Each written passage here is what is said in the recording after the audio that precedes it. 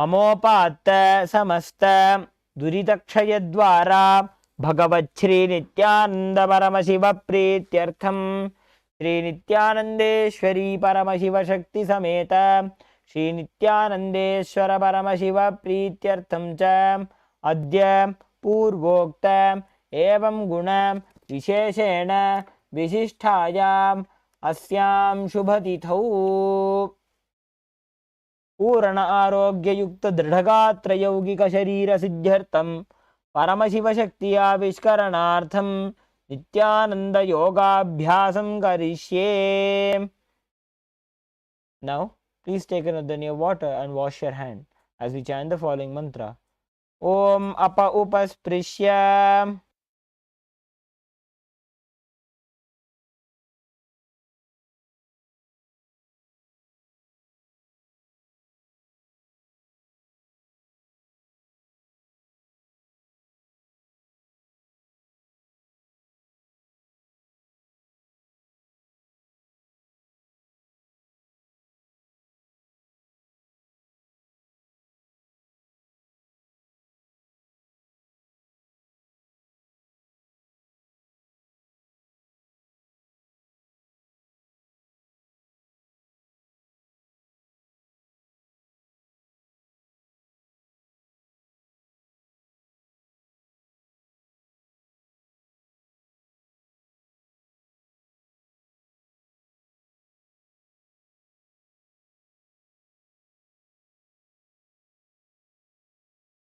We are now going to briefly cover the 12 components of Nithyananda Yoga. Yoga is the ritual of the divine union, of the divine entering into man. For that, you have to prepare yourself and your physical body as well as your mind. Align your body to Paramashiva through the asana.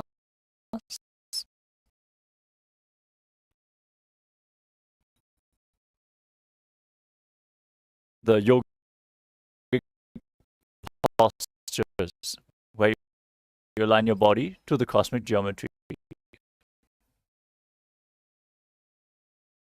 Align your breath to Paramashiva through the pranayama, the various breathing techniques, which pump the prana, the vital air, through your system and clean your nervous system. The immense neck is the energy locks, which you perform by contracting various muscles and diaphragm, literally forcing the Kundalini Shakti up along the spine and aligning your internal self. The next component is mudra, the energy circuits, which you perform with your fingers,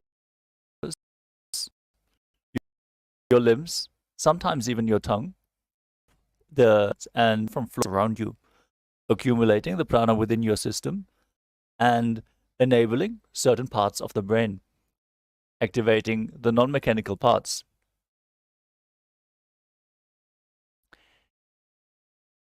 Next is the japa, the internal repetition of mantras. Throughout the Nithyananda Yoga practice, we are going to ask you to chant certain mantras internally. Visualizing the japa rotating around, it will activate and clean, activating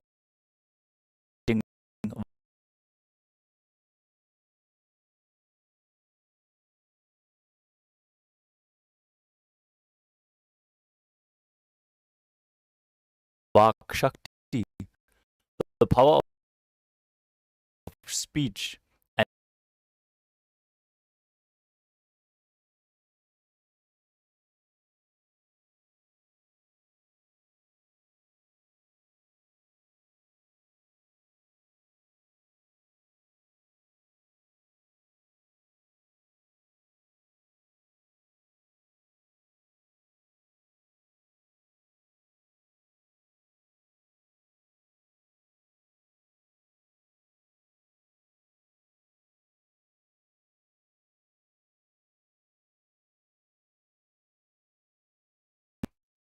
That's why during Nityananda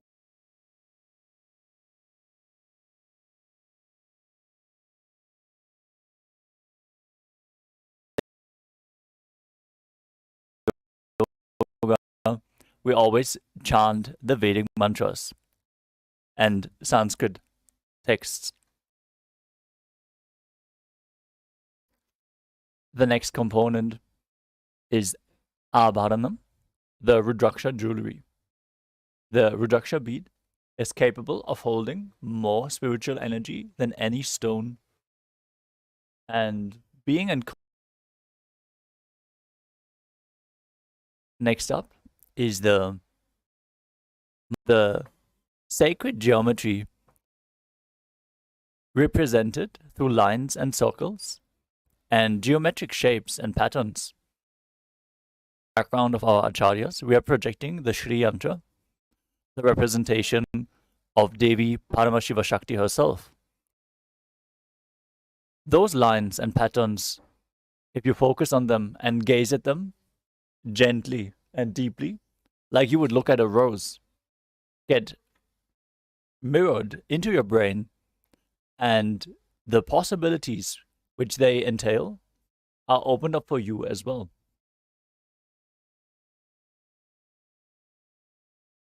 The next component are the weights. Bodybuilding itself is a spiritual exercise, a spiritual practice as per the Supreme Pontiff of Hinduism. And it is nothing new to include weights into the practice of yoga to activate the Kundalini Shakti and intensify the practice of some of the asanas, strengthening the muscles and nervous system, and bringing the sweat, which is detoxifying the system.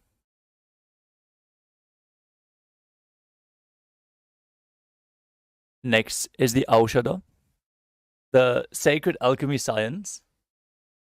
Aushada is the herbal medicine which can be ingested or applied externally to infuse the system and heal various ailments. During Nityananda Yoga, we advise you to apply the Vibhuti and the Kumkum. For the male bodies, the Vibhuti is applied on 16 various places over the body as they are removing your upper cloth. And one more Aushada is the sandalwood paste. If you have sandalwood powder available, you can mix it with some water and apply it on your temples. The kumkum should always be worn on the third eye in the space between the eyebrows.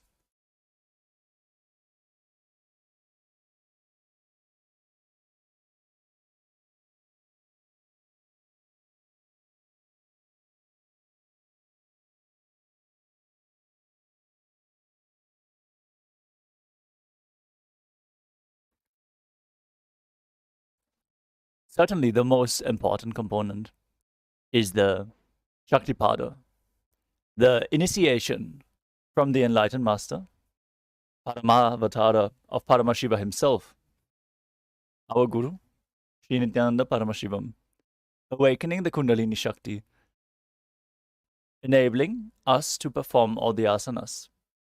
In fact, no asana is impossible or needs practice if you are aligned and in Shaktipada. The flow of energy within your system simply happens if you drop everything at the feet of the Guru and let him perform the ritual of yoga through you. The final component is the visualization. The context is everything when you want to manifest. So where you start is where you are going to end up. This is the same in yoga. So it is important to have the right context for all of the asanas. Aligning your thoughts to Paramashiva by visualizing various deities or animals which are represented through the asana postures makes one experience the asana in a much deeper way and actually embody the asana. That's why we are projecting a visualization for each of the asanas. As we are going through the sequence, we're going to point out whenever there's a difficult visualization You can see it on the screen. With all the components covered, let us move to the first asana of the sequence, which is Sukhasana. As you sit in a comfortable cross-legged position with your head, neck, and spine in a straight line, keep your hands in the Bindu Mudra with index fingers and thumbs together. Place your hands on top of the knees and engage all three bandhas. The energy locks, which are the Mula Bandha, the root lock, contracting your perineal region and pulling it up. The Uddiyana Bandha, the abdominal lock, contracting your stomach muscles above and below the navel and pulling your navel in and up by contracting the abdomen. And finally, the Jalandhara Bandha, the throat lock, tucking your chin to the chest and internally contracting your throat muscles. As you lock the throat, the prana is being pumped up along your spine and held up, prevented from falling down again.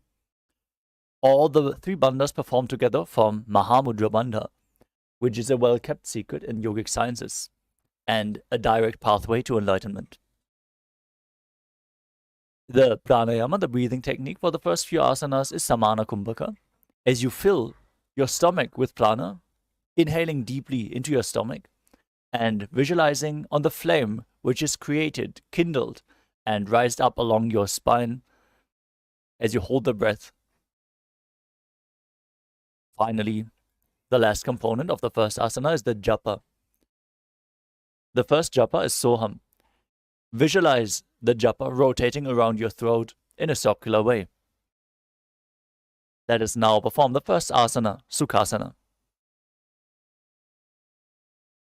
तत्सुखासनमित्युक्तम् अशक्तस्तत्समाचरेत् आसनं विजितं येन जितं तेन जगत्त्रयम्. The next asana is Parvatasana. Now bring your legs into Padmasana by placing the feet on top of the opposite thighs. Bring your palms together and raise them up above your head in Anjali Mudra. Keep your elbows straight. Engage all three bandhas as you visualize yourself as Mount Kailash. अथ वक्षे Mahadev पर्वतासनमङ्गलम्. The next asana is Halipavasana. Now bring the soles of your feet together in front of your body and hold the left hand by the right behind your back. As you lean forward and place your forehead on the ground behind your heels. Lean down as much as you can. Gaze to the tip of your nose, Swamiji in your inner space. पूर्वविधियाहु मे जानो उभयपगतली संपुटठानो. The next asana is Nagipavasana. Now keep the soles of the feet together and place your forehead on the ground behind your heels as you extend your arms out to the front, placing them down to the ground in a cupped manner. As you gaze to the nose and perform Mahamudra Bandha, all three bandhas engaged. Visualize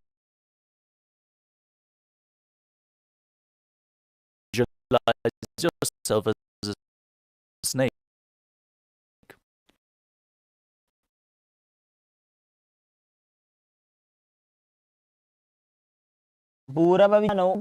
Asana, hold the big toes in Prana Mudra with the index and middle fingers. Extend your legs up and forward as you then keep your legs in Padmasana. Lean forward and down, placing your elbows on the ground as you engage all three bandhas and visualize yourself as a bird. अथान्यदाख्यासनेन च.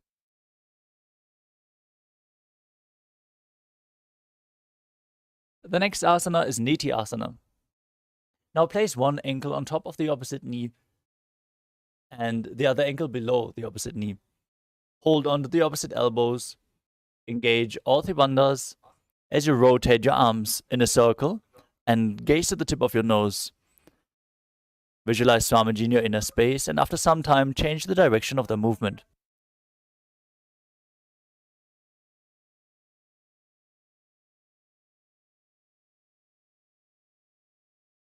गोड़ा बावा पाद की आशमाहिली सोजे दस चरण गोबार लोता परिगुल्फ समोज. The next asana is Gajasana, the elephant posture. Now press your hands into the ground, lifting your hips up high. As you lower your head, then your chest, scooping the body forward and down again and again. Visualize yourself as an elephant as you perform Uddiyana Bandha, the abdominal lock, contracting your throat, your stomach, and the Mula Bandha, the root lock, contracting your perineal region. निब्जं पादाग्रे भूमौ कृत्वा लम्बी भुजा मस्तकाग्रे निधाय. The next asana is Rikshasana. Now keep your hands pressed into the ground and your hips up high. Alternate, pressing the heel of one foot down to the ground while lifting the other heel up. Visualize yourself as a bear and perform Uddiyana Bandha and Mula Bandha. एकैकं पादमाकुञ्च्य गजासनं कुर्यात् वृक्षासनं भवति. The next asana is Vaishyasana. Now stand tall on the tips of the big toes with all other toes raised off the ground if you can. Keep your head, neck and spine in a straight line. Bring the middle, index and ring fingers to the heart center in Hridaya Mudra as you visualize Swamiji in your inner space and keep engaging Uddiyana Bandha and Mula Bandha. केशेन पादयुगलं बद्ध्वा तिष्ठेत् अधोमुखः. The first karana is Urdhva Janu Karana. Now stand with your heels touching, toes pointing outwards at a 45-degree angle and the knees bend. Keep both hands at the chest level with the elbows parallel to the ground as you twist one knee upwards towards the center of your body and follow along with the respective hand. Move arms and legs in a circular motion again and again on both sides.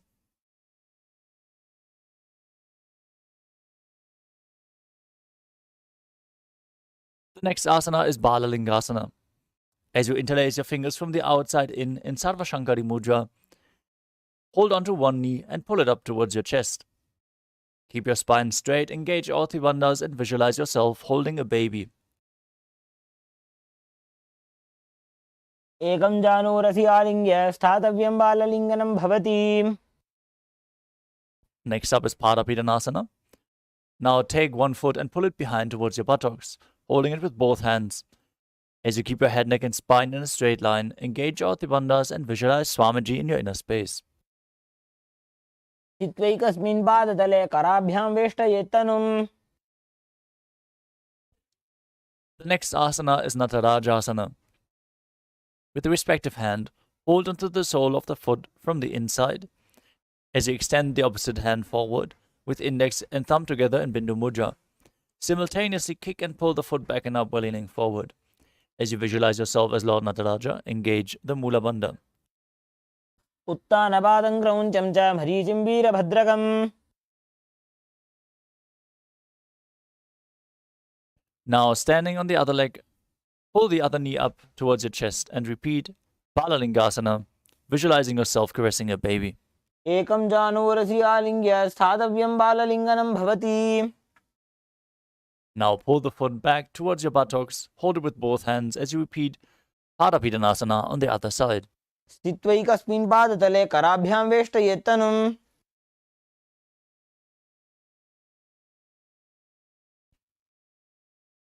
Now hold the sole of the foot from the inside, lean forward, hand extended in Bindu Mudra. Repeat Natarajasana on the other side. उत्तानपादं क्रौञ्चं च मरीचिं वीरभद्रकम्. Next up is the Ardha Rechita Karana. From Arimandi position, with the heels together, toes pointing outwards and the knees bent, bring the right foot behind the left with the toes down, heel up. Keep your left hand at the chest and swing the right arm back and forth like a pendulum. Move the fingers gracefully one by one, and after some time, place the hand over the nose and uncross your ankles as you repeat the movement on the other side.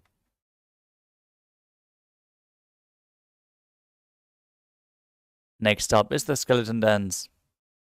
Now visualize yourself as a skeleton as you shake your body intensely. Hold the visualization of your bone structure and dance wildly without patterns. This will build integrity into your very bone marrow.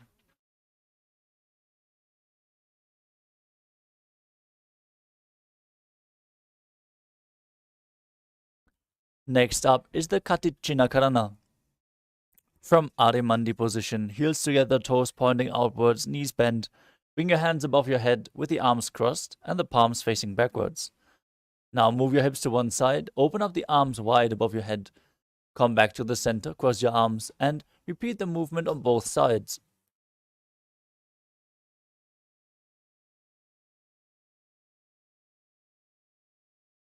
The next asana is Tadasana. Now stand tall on the tips of the big toes as you raise your arms up above your head. Engage all three bandhas and visualize yourself as a palm tree as you internally start chanting the new japa, Shivoham. महामुद्राबद्ध कोनो ताड़ासन विभेदकान. The next asana is Uttanasana. From a standing position, lean forward and down and bring your hands flat to the ground. Engage all three bandhas as you bring your forehead towards the knees and visualize Swamiji in your inner space. महामुद्राबद्ध कोनो ताड़ासन विभेदकान. Next up is Talakshvasana. As you keep your hands flat on the ground, step your feet back into a tall plank position. Now contract the perineal region, tuck your chin to the chest, and start rotating your head from side to side. Visualize Swamiji in your inner space as you do so. गजासनवस्थित्वा मस्तकं वारं वारं दक्षिणकुक्षिं सव्यकुक्षिं नजेत् तरक्श्वासनं भवति. The next asana is Bhujangasana. Now lower your body down to the mat. Lay on your belly with the hands close to your chest. Keep your feet pointing backward as you raise your chest up using the strength of your lower back. Visualize yourself as a cobra as you open your mouth wide in Bhujangani Mudra and breathe through the hollow of your throat as you engage the Mula Bandha. गोष्ठनाभिपर्यन्तम् अधो भूमो विनिन्यसेत् कराभ्यां च धरां धृत्वा ऊर्ध्वशीर्षफणीवशीम्. Next up is Shashasana. Now push your body back up into the plank position and alternate bringing one knee in towards your chest back and forth. Visualize Swamiji in your inner space as you breathe calmly through your nose in Sahajra Kumbhaka, leading the prana along your spine, holding the breath on and off. You are in control of the breath. गजासनसंस्थितौ जानुद्वयमागुञ्च वारं वारं कर्तव्यं शशासनं भवति. The next asana is Rathasana. From the same plank position, step one foot in between the two hands. Now jump the foot back and bring the other foot in between the hands. Again and again as you visualize yourself as a chariot. गजासनसंस्थितौ एकैकं पादं पुरोमार्गेण भ्रामयित्वा कर्तव्यं रथासनं भवति. The next asana is Virabhadrasana. As you keep one foot flat on the ground with the toes pointing forwards and the knee bent at a 90-degree angle, extend the other leg back with the knee straight, toes pointing outwards. Now raise your arms up parallel, pull the stomach in and up, gaze to your third eye, visualize yourself as Lord Virabhadra, and perform Uddiyana Bandha and Mula Bandha. वासिष्ठमथ कौण्डिन्यमूर्ध्वकुक्कुटमेव च.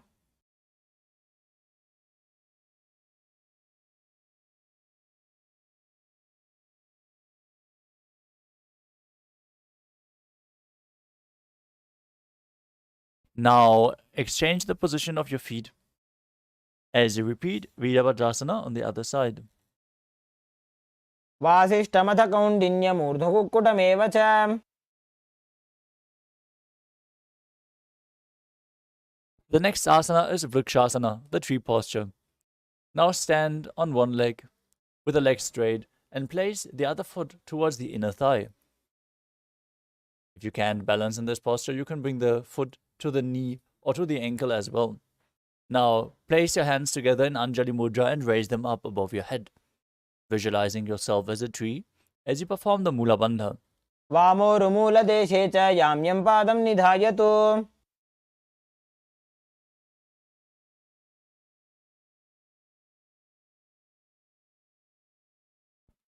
The next asana is Garudasana. Now bring one foot over top of the opposite thigh. As you keep the standing leg straight as a rod, place your hands in Namaskara Mudra in front of your heart center.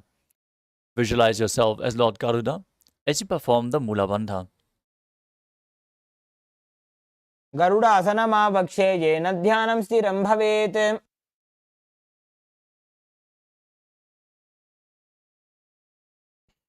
Now stand on the other leg and repeat Vrikshasana, the tree posture, on the other side.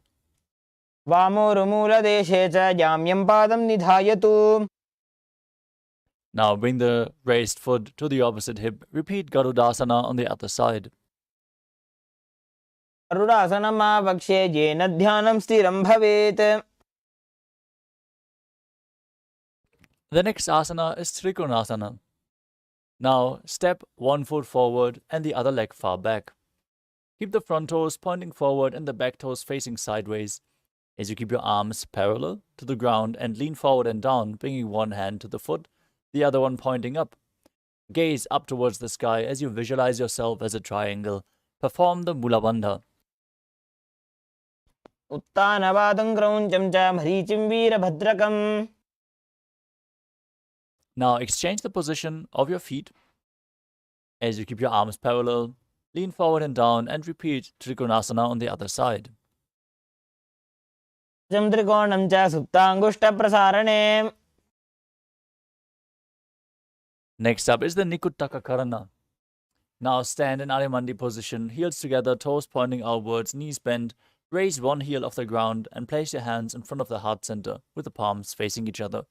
Now stomp the raised heel to the ground, lift the other heel up as you exchange the position of your hands again and again.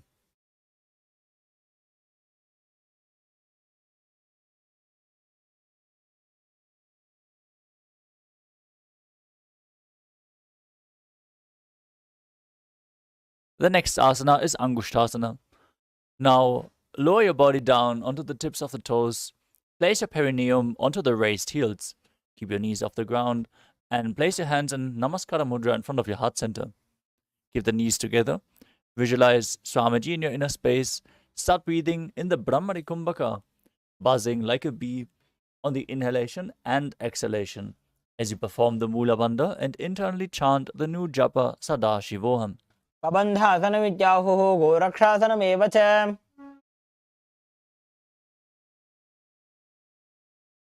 The next asana is Saurasana. From Angushtasana, extend one leg forward. Keep the heel down, toes pointing up, and the fingertips just touching the ground at the sides of your body, with the palms facing forward in Vara Mudra. Visualize Swamiji in your inner space as you perform the Mula Bandha. प्रसार्य एकं पादतलं संस्थाप्य त्वेकपादकम्. The next asana is Vidhunanasana. From Saurasana, now lean forward and hold onto the big toe of the front foot in Prana Mudra with index and middle fingers. Hold the back heel if you can, balancing in this posture as you visualize Swamiji in your inner space.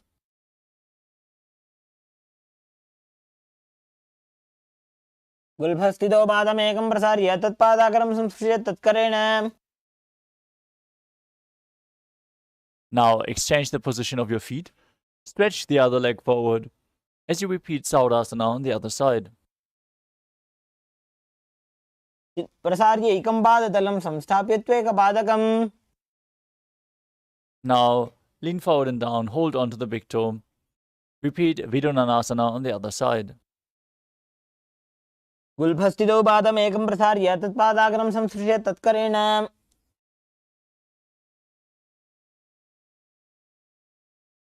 The next asana is Brahmadra Kushasana. As you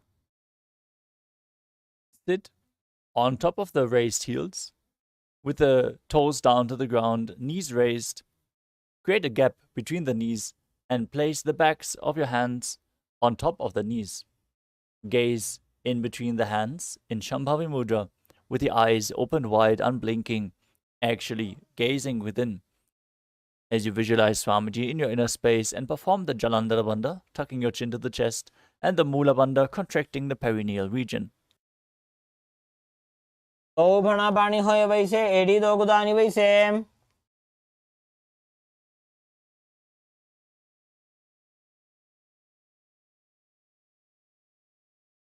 The next asana is Kapilasana. Now place your knees on the ground and your hands on top of the thighs. Sit on the raised heels with your perineum as you visualize yourself as sage Kapila Muni. Gaze to the nose and perform Uddiyana Bandha and Mula Bandha. उभय पगदली समठहरावे तिनकी माहिली core मिलावे. Next up is Bhadra Godakasana. Maintaining the same position, shift your gaze towards your third eye, your visualization to Swamiji, and the Bandha to the Mula Bandha. दोवु भगदली संपुट करे कौरवारली भूपरि धरे.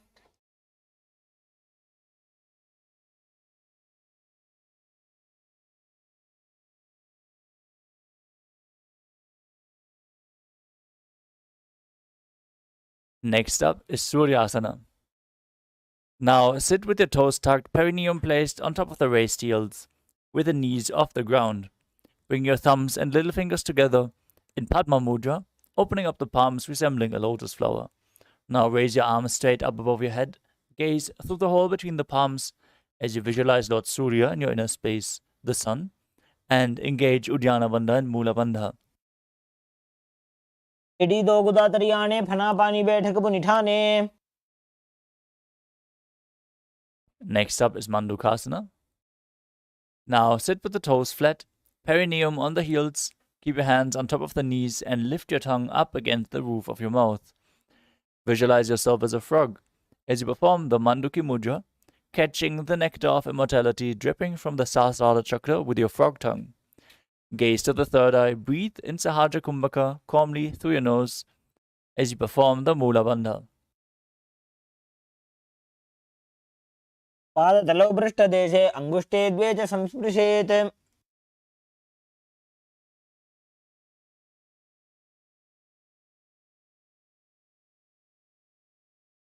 Next up is Uttana Mandukasana.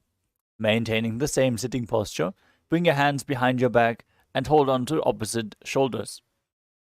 Gaze towards your third eye, keep visualizing yourself as a frog and perform the Manduki Mudra with your tongue as you perform Uddiyana Bandha and Mula Bandha. अंडुकासन मध्यस्थं कूर्पराभ्यां धृतं शिरः.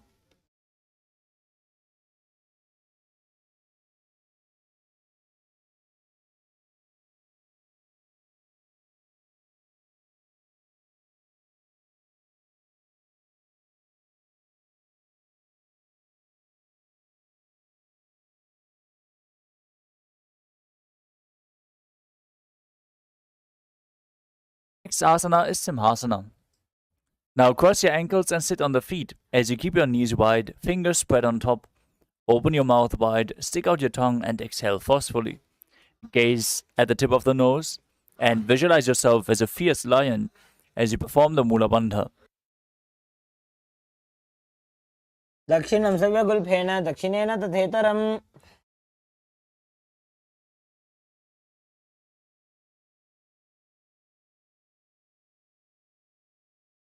Prana Mudra with index and middle fingers as you apply Jalandhara Bandha.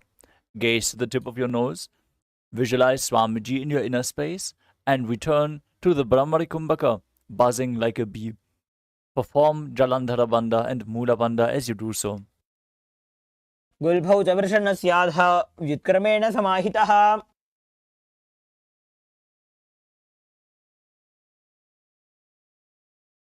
The next asana is Kakabhushandi Asana.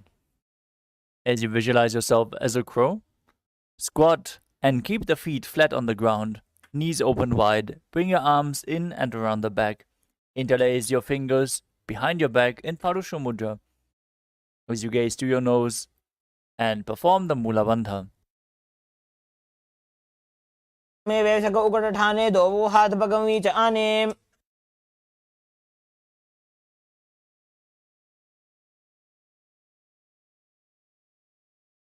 The next asana is Kanipavasana.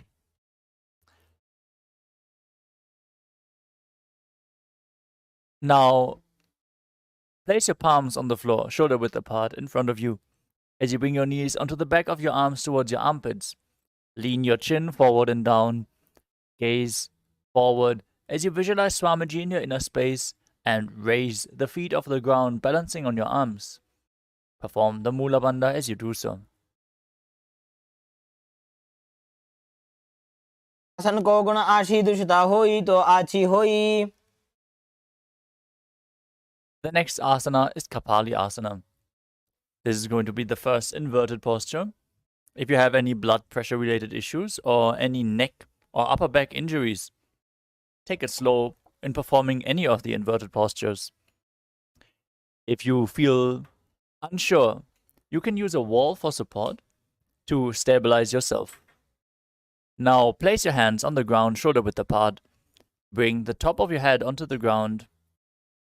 As you form a triangle between your hands and your head, bring your knees onto your elbows, then align your hips with the shoulders and straighten your legs up.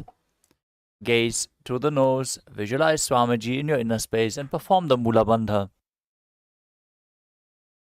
ईशी शीशा धरती टेगी पगदो वो मिलिबा ऊंचा को करे.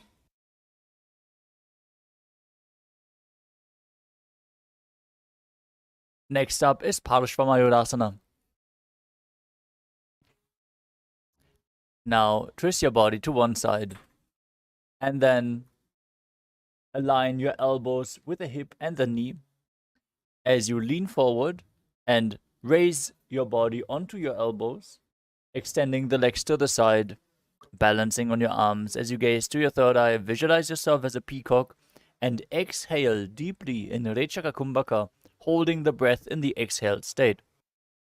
मयूरम दंडवत कुर्यान मायूरम दंड नामकम. Now twist your body in the other direction. Repeat Parshvamayurasana on the other side. मयूरम दंडवत कुर्यान मायूरम दंड नामकम.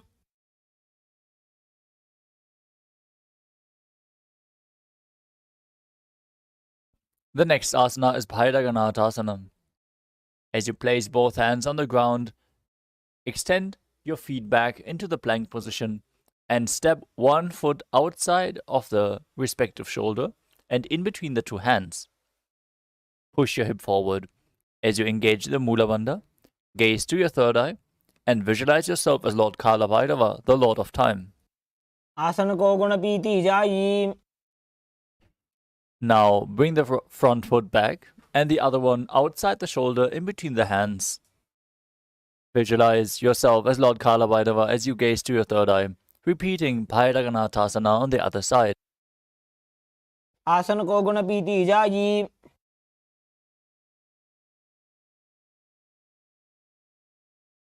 Step your feet back into the plank position and bring your forearms to the ground as you walk your feet forward and raise your hips. Lift your chest and head up.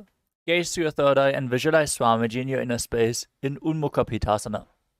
भून्यस्तौ जानुनी हस्तौ चतुष्पदम वाङ्मुखम.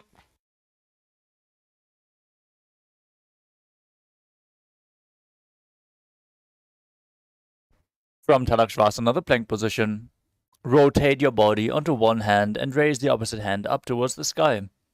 Keep the balancing hand directly beneath the shoulder. Raise your hips and gaze up as you visualize yourself as Sage Vashishta in Vashishtasana.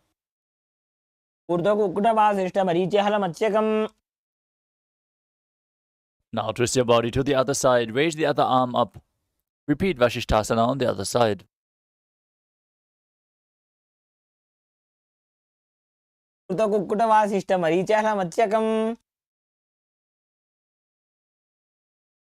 Now come to a seated posture with your legs extended forward, heels down, toes pointing up. Bring your hands beneath the buttocks with the palms facing up. Keep your spine straight, elbows close to your body. As you tuck your chin to the chest, contract the perineal region, gaze to the nose, visualize yourself as Lord Hanuman, and internally chant the new japa Mahasadashivoham.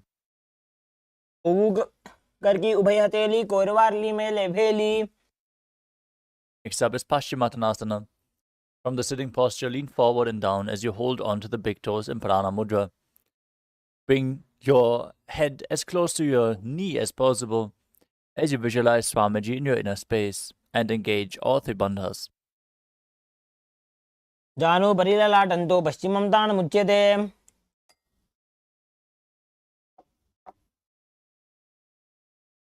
The next asana is Ugrasana. With your legs straight, clasp your hands behind your head in Parashumudra. Lean your chest forward and down and bring your head to the knees by the strength of your core. Engage all three bandhas as you visualize Kali in your inner space. पाणिभ्यां दृढं धृत्वा जानो परिशिरोऽन्यसेत्.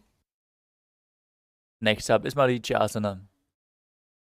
Now visualize yourself SH Marichi, as you sit with the legs extended and bring one heel to the groin, raising the knee. Reach your arm in and around the raised knee, clasp your hands behind your back. Bring the chest to the thigh, head to the knee, and perform the Mula Bandha. उत्तानपादं क्रौञ्चं च मरीचिं वीरभद्रकम्. The next asana is Mahamudrasana. From Marichi Asana, let the knee fall to the side onto the ground as you reach and hold the front foot, keeping the legs straight. Bring the chest forward and down. Engage all three bandhas as you gaze to the tip of your nose and visualize Swamiji in your inner space. महामुद्रां प्रवक्ष्यामि तन्त्रेऽस्मिन् मम वल्लभे. Next up is Marichi Asana. Now sit with your legs extended. Bring the other heel to the groin. Raise the other knee and lean forward and down, repeating Marichi Asana on the other side. उत्तानपादं क्रौञ्चं च मरीचिं वीरभद्रकम्. Drop the knee down, lean forward, hold onto the front foot. Visualize Swamiji and engage Mahamudra Bandha as you repeat Mahamudrasana on the other side. महामुद्रां प्रवक्ष्यामि तन्त्रेऽस्मिन् मम वल्लभे. The next asana is Bhadrasana too. Now sit and bring the soles of the feet together with the heels close to the perineum. Keep your knees open wide, hold the feet firmly with both hands, maintain a straight spine, and gaze to your third eye as you visualize Swamiji in your inner space. उल्फौ तु वृषणस्यादः सीवन्त्याः पार्श्वयोः क्षिपेत्. Next up is Gvalipavasana.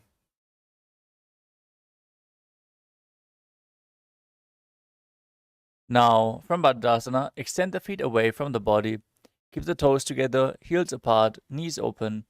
Place your hands on the respective knees and tuck the chin to the chest. Gaze to the nose, visualize Swamiji in your inner space, and perform Jalandhara Bandha and Mula Bandha. पूर्व चरपट चौक कख्यो सोजी वाही विधि जोगी जे sooji. The next asana is Joni Asana. Now sit and keep the soles of the feet together, heels close to your perineum. Visualize the Yoni Mandala, which is projected on the screen, the visual representation of Devi Paramashiva Shakti herself. Gaze to the tip of your nose. Perform the Mula Bandha as you hold the soles of the feet and lean forward and down, bringing your forehead to the feet. Keep breathing in Rechaka Kumbhaka as you do so. दोबू बकतली संपुट करे AD made के ढिंग धरे.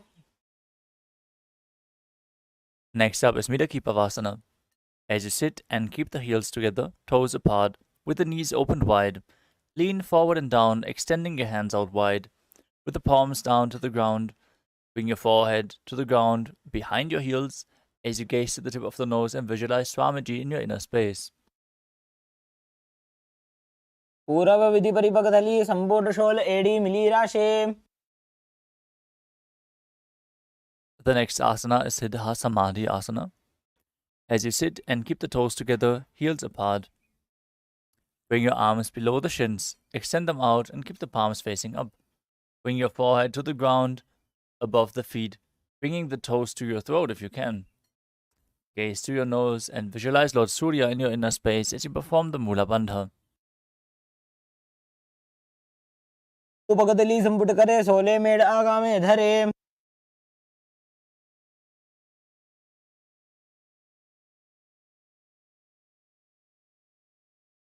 The next asana is Chinakipavasana. As you sit and keep the heels together, toes apart, hold the feet and open them up like a book. Bring the back of your hands onto the ground and push your elbows onto the thighs, pressing the knees towards the ground as you gaze to the nose and visualize Swamiji in your inner space. दो बगा की AD धरती मगिवा मेढ़ लगावे. Next up is Charapata As you sit and bring the soles of the feet together with the heels at your perineum, bring your knees to the ground and place the hands on the knees to gently press them down. As you pull your stomach in and up, gaze to your third eye and perform Uddiyana Bandha and Mula Bandha while visualizing Swamiji in your inner space. दोवूपकदली संपुटधारे आगाने करजारे पसारे।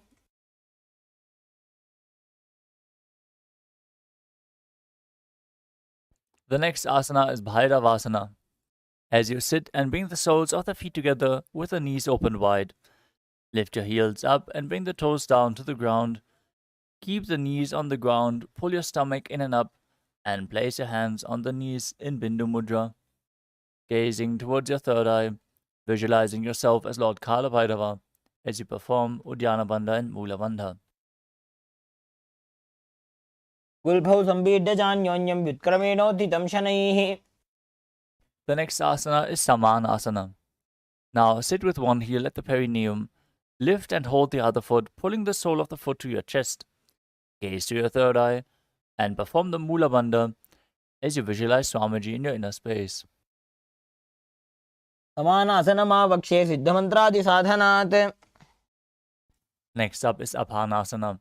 Now sit and place one leg on top of the respective shoulder. Raise the other foot upwards and straight as you keep your hands on the ground to the sides for balance. Gaze to your third eye and visualize Swamiji. केवलं पादमेकं च स्कन्धे चारोप्य यत्नतः।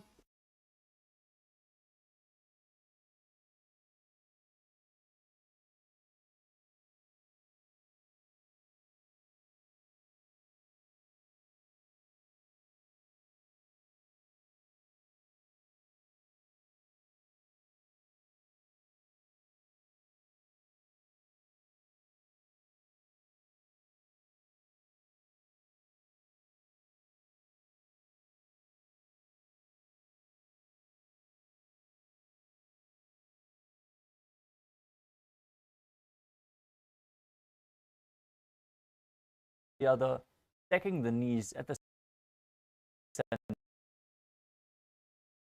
of your body. Keep the heels outside of the hip.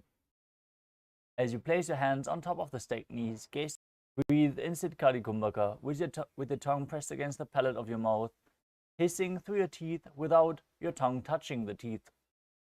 Perform the Mula Bandha and internally chant the new japa Om Nithyanandoham. सव्ये दक्षिणगुल्फं तु पृष्ठपार्श्वे नियोजयेत्। Next up is Anasuyasana. From Gomukhasana position, hold the big toes with index and middle fingers. Relax your shoulders, pull your stomach in and up, contract the nose and visualize Anasuya. नीचे उठाने बाबों ताके ऊपर आने। Now, interlace your fingers behind your back and lean forward and down, bringing your chin over the knee and the nose to the ground if you can. Visualize yourself as Rishika Anasuya as you gaze to the nose in Anasuyasana too. जीमणा गोदा की संधि उपरिडावा गोड़ा की संधि। Next up is Garudasana too. Now sit on the ground with one heel pressed against the perineum. Keep the opposite foot flat on the ground in front. As you keep your spine tall, chest out, hands on the respective knees, gaze to the nose and visualize yourself as Lord Garuda. डावो बगमोड़ी माहिलो गुल्भमूलद्वारणी चैदे। Perineum on top of the heel. Interlace your fingers behind your neck. Twist your body outside of the raised knee as you gaze to your third eye and visualize yourself as Sage Narada in Naradasana. पिष्टि जो आम पकदली केरी भूपरिता ही लगावे फेरी।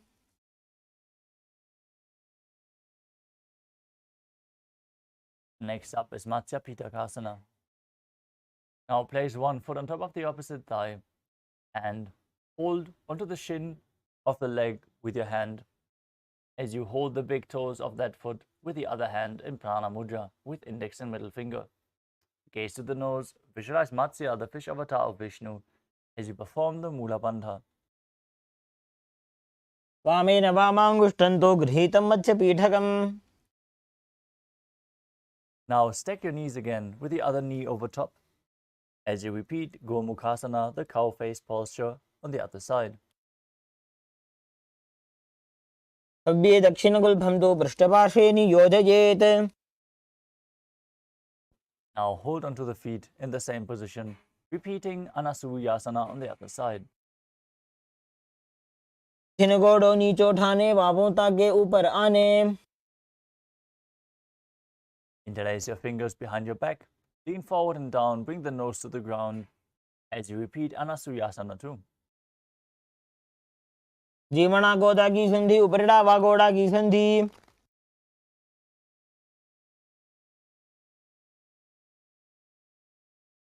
Now repeat Garudasana too on the other side, pressing your perineum with the other heel, foot to the foot, flat on the ground. Visualize yourself as Lord Garuda. डाबो बगमोडी एडी माहिलो गुल्भमो लद्वारिनी चाहिए.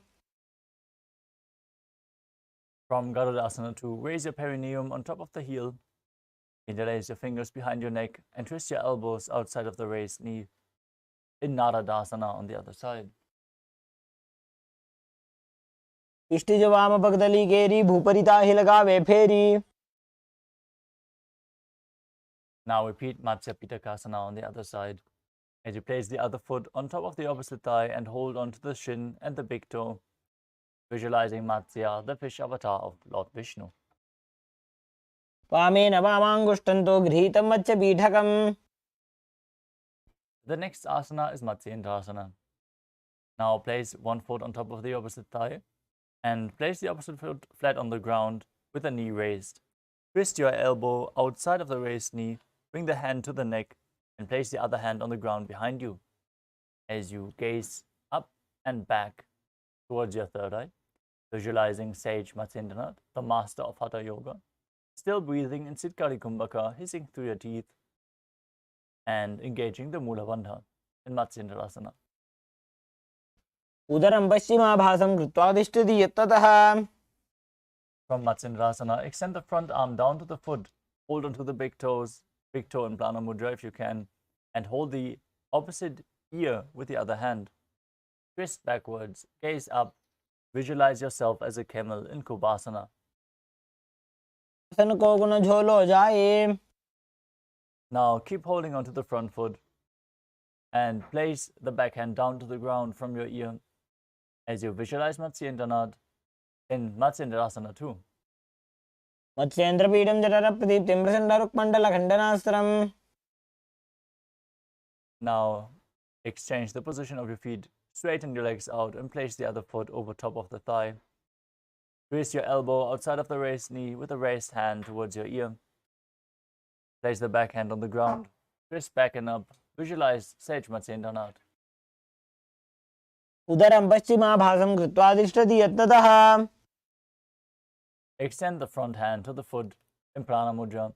Place the other hand on your ear as you twist backward, gaze up and visualize yourself as a camel in Kubasana on the other side. आसन को गुण झोलो जाए. Place the back hand down to the ground. Gaze up to your third eye. Visualize Sage Matsyendranath. Repeat Matsyendrasana too. मत्स्येन्द्रपीडं जठरप्रदीप्तिं प्रचण्डरुक्मण्डलखण्डनास्त्रम्. The next asana is Padmasana. As you sit and place your feet on top of the opposite thighs, place your palms on top of the respective knees. Engage all the bandhas, gaze through your nose and visualize yourself as Lord Shiva. As you start breathing in Sitali Kumbhaka, this time pressing your tongue against the back of the teeth while hissing through the teeth while inhaling. Engage all the bandhas and internally chant the new japa Om Nithyananda Paramashivam. आसनं द्विविधं प्रोक्तं पद्मं वज्रासनं तथा. Next up is Padmasana 2. Now, remain seated in Padmasana, cross your arms in front of the body and hold on to the big toes in Prana Mudra. Gaze to the tip of the nose as you visualize yourself as Goddess Parvati, the consort of Lord Shiva, and perform the Mula Bandha. तानौ चरणौ कृत्वा ऊरु संस्थो प्रयत्नतः. Next up is Kukutasana. As you sit in Padmasana, place your palms on the ground in between the two thighs and then lift your body up off the ground, balancing on your arms. Visualize yourself as a rooster as you breathe through your nose in Sahadra Kumbhaka and perform the Mula Bandha.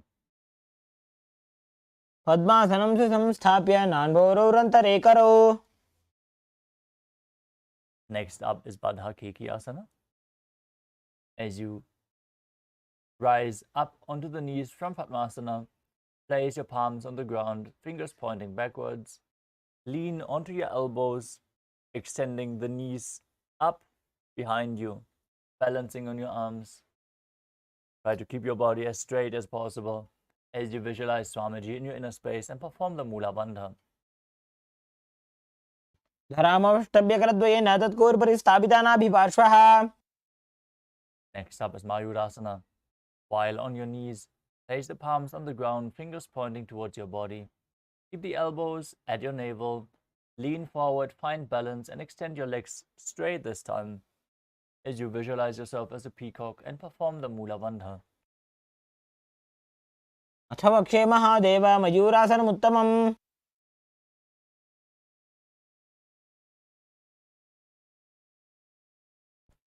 Next up is Makarasana. Now lay down on your stomach with the feet pointing outwards and the forehead on the mat. Interlace your fingers behind your neck in Parashamudra as you visualize yourself as a crocodile and perform the Mula Bandha in Makarasana. अध्यासशेते हृदयं निधाय भूमौ च पादौ च प्रसार्यमानौ. Next up is Shalabhasana. As you lay on your stomach, keep your hands on the ground beside you. Raise your legs up, including the thighs.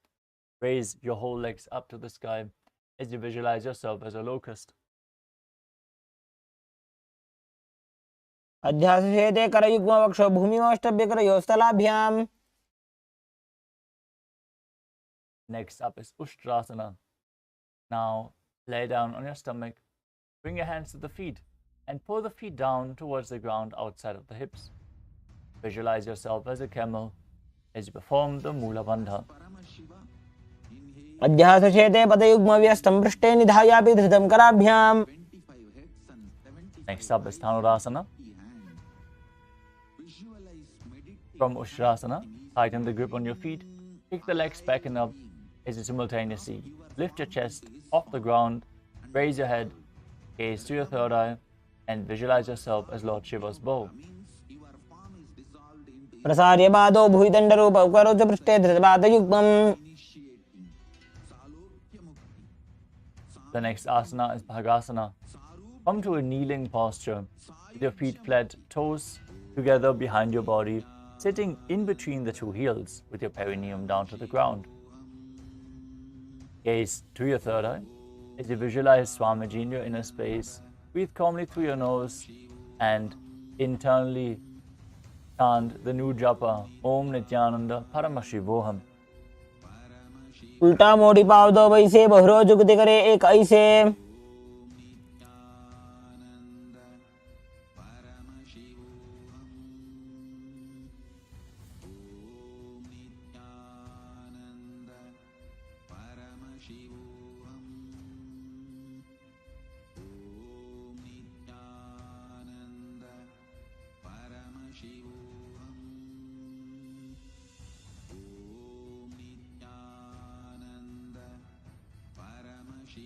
The next asana is Gohya Asana. We are leading up to another inverted posture. So you can prepare yourself to place yourself in front of a wall. Now, from the knees, place your forearms on the ground with the elbows shoulder width apart. Interlock your fingers and place the top of your head onto the ground, holding onto the back of your head with the hands. Walk your toes forward until your hips align with your shoulders. Lift your feet up, keeping the knees bent together against your chest. Try to touch your knee towards the chest as you roll your body up. Gaze to the nose, visualize Swamiji in your inner space and perform the Mula Bandha in Gohya Asana. दो हाथ की कवरी दोई पुण्य कलाई जाने दोई.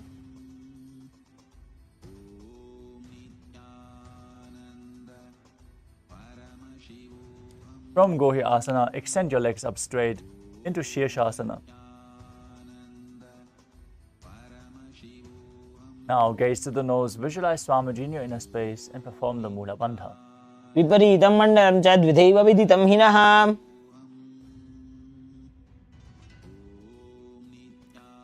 Slowly lower your body back down and come to a seated posture as we are entering a sequence of rapid exhalations in Bastrika Kumbhaka. As you contract the diaphragm and force the air out again and again, let the air flow back into your lungs automatically. As you sit with the hands behind the calves, stretch your legs up, bring your forehead to the knees and come to a vertical position with your legs. Visualize Swamiji in your inner space as you perform the Mula Bandha in Podiasana. दो हाथ पग बाहर आने, गोड़ा तरे का कसी ठाने.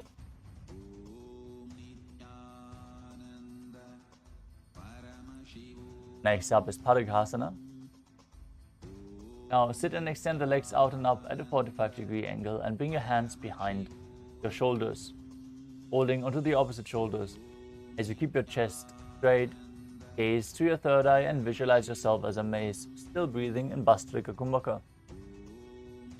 उत्तानशयनं कृत्वा पादौ मिलित्वा प्रसार्य. Next up is Naukasana. With the legs extended up, bring your arms parallel to the floor. Keep your chest straight, gaze to your third eye and visualize yourself as a boat. उत्तानशयनं कुर्पराभ्यां भूमिमष्टभ्याम्.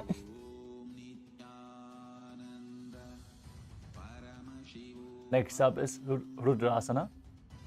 As you sit and lift the feet up, scoop your hands under the heels and pull your feet towards your chest.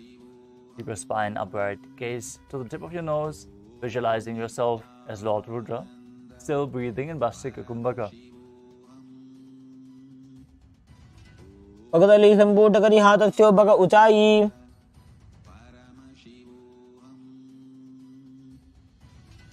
The next asana is Unmukha Pitasana too.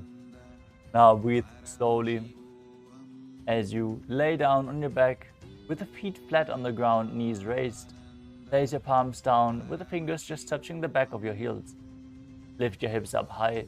Press the feet into the ground as you tuck your chin to the chest, gaze to the nose. Visualize Swamiji in your inner space and perform the Murcha Kumbhaka, which is holding the Jalandhar under the throat lock as you exhale through your nose. Engage the Mula Bandha as you do so. ऊर्ध्वे च जानुनी कृत्वा शवित्वोर्ध्वमुखं तथा उत्थाप्य हस्तौ तिष्ठेत्तु पीठ उन्मुख नामके. Now lay down flat on your back. Place the hands at the side of your hips with the palms facing up. Contract the perineal region and pull the Kundalini Shakti up along your spine from Muladhara to Brahmarandra. Relax. Now visualize that your body is dead and Swamiji, Supreme Pontiff of Hinduism, is liberating you. Internally chant the Mahavakya. Om Nithyananda Paramashivoham. उत्तानं शववद्भूमौ सजनं तु शवासनं. शवासनं श्रान्तिहरं चित्तविश्रान्तिकारकम्.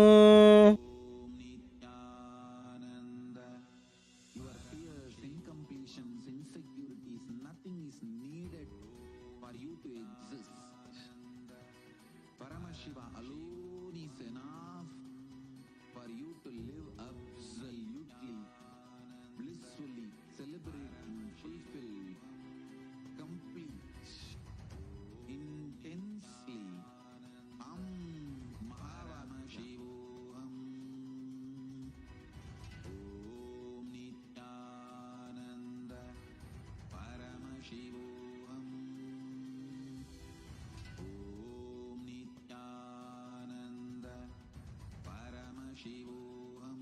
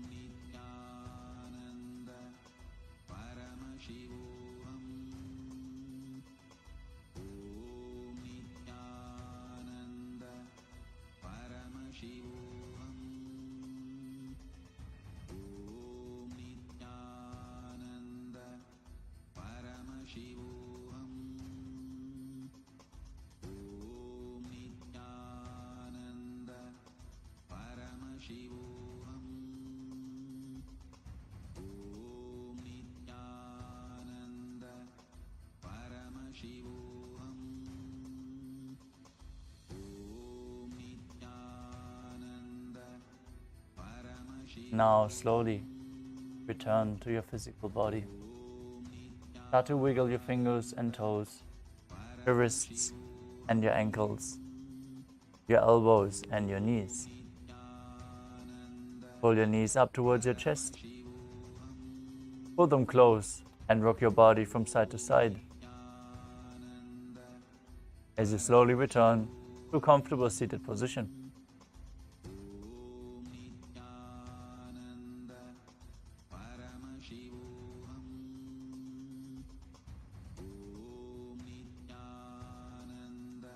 Congratulations!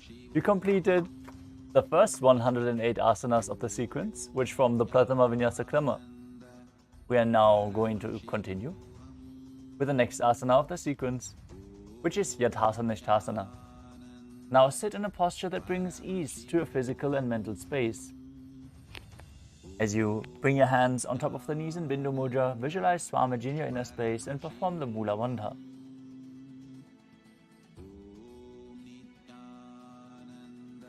पर्यङ्कं तत्समाख्यातं यथासंस्थं यथा स्थितिः. We want to take this opportunity to thank all the participants for joining early today. But we would like to request everyone to please switch on your camera and make sure your room is well lit.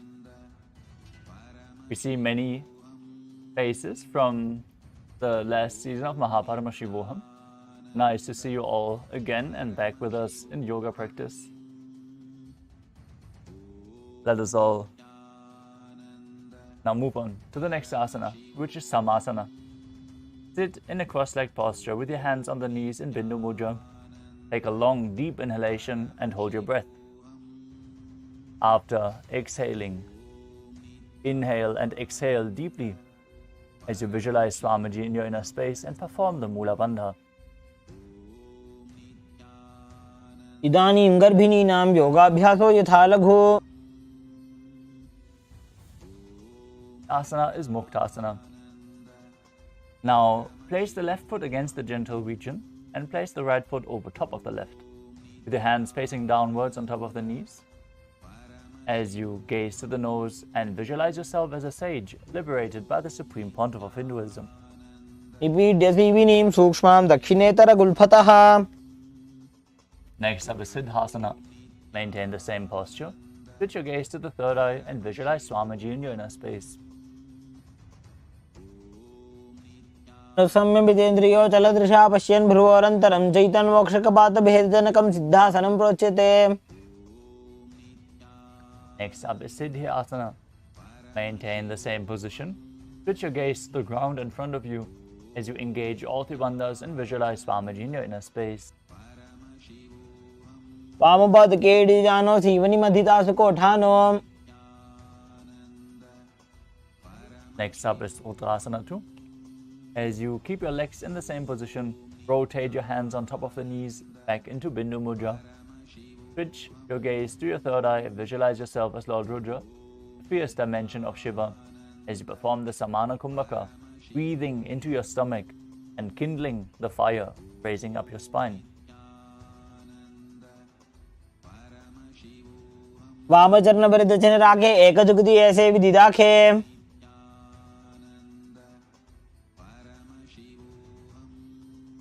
The next asana is Santadhunasana. Now maintain the same position. Switch your gaze to the nose and embody tranquility and an unshakable nature. आसन की गुण मन की चन चलता meet. Paramashiva's biology. Let The next asana is Siddhasana too. Now place one heel on top of the other as you bring your hands to the navel, cupping the palm of one hand over the other, resembling a lotus flower in Samputa Mudra.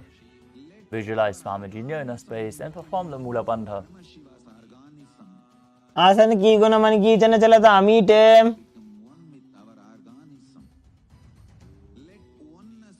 Next up is Bandha Yoni Asana. Now maintain the same position and set the sankalpa of manifesting through the womb of creation as we are going to enter the Shanmukhi Mudra. If you have any blood pressure related issues, please take it slow with this asana and feel how far you can go because it can raise your blood pressure. Now contract the perineal region in the Mula Bandha and exhale fully as we enter the Shanmukhi Mudra. Now place the little fingers beneath the bottom lip, ring fingers above the upper lip, little fingers closing the nostrils, index fingers closing the eyes, and the thumbs closing the ears, blocking all the five senses. यत्र मध्ये महादेव बन्धयोन्यासने शृणु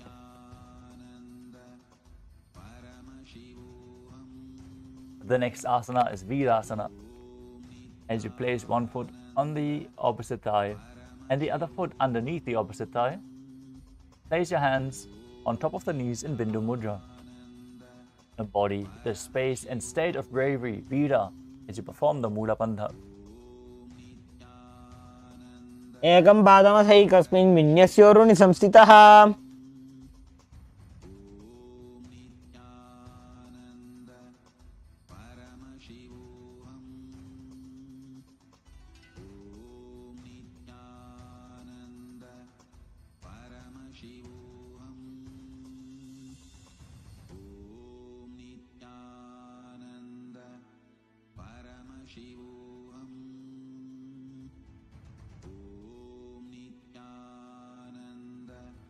The next asana is Valmikasana.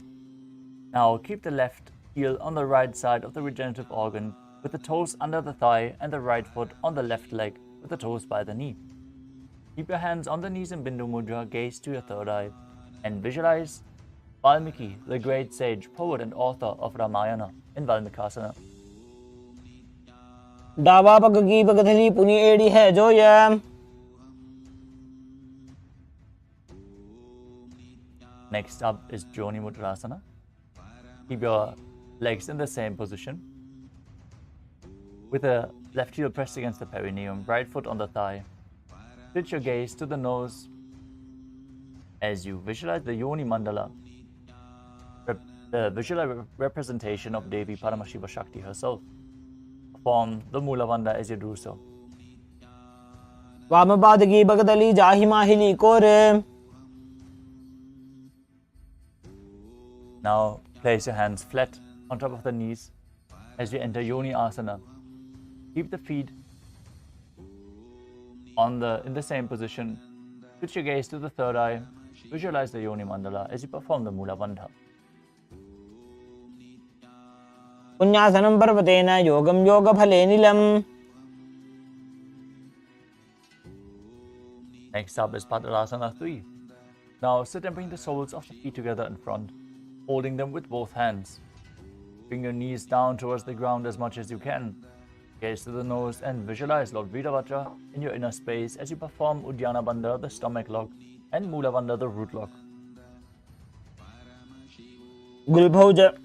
गुल्फौ च वृषणस्याधो सीवन्त्याः पार्श्वयोः क्षिपेत्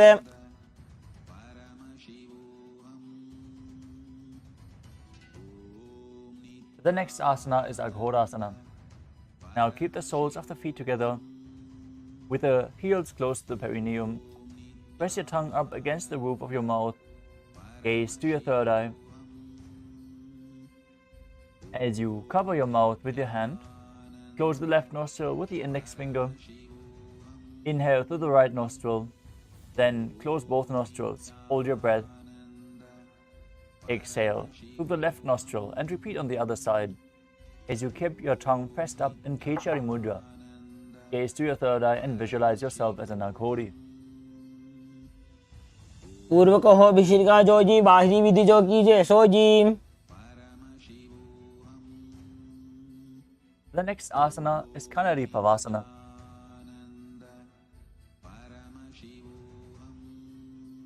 Now bring the feet together in front, with the toes together, the heels apart.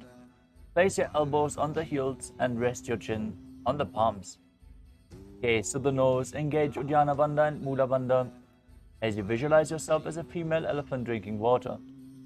Perform Uddiyana Bandha and Mula Bandha and breathe in Rechaka Kumbhaka, exhaling fully.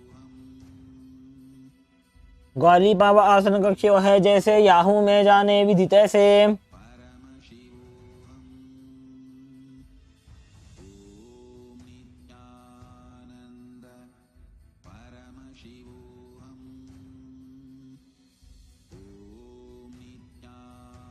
The next asana is Parasana.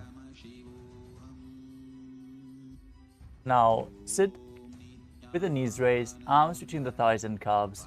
Interlace your fingers and raise your feet off the mat. Visualize Swamiji in your inner space as you gaze the nose and perform the Mula Bandha. ततोर्ध्वम्रे च येत् वायुं मृदुनिश्वास संयुतम्।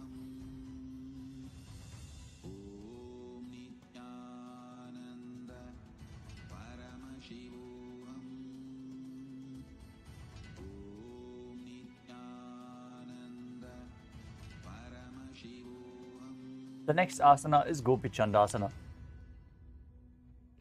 Now interlace your fingers around the feet with the soles together, toes at the groove of your throat, with the heels touching your chest.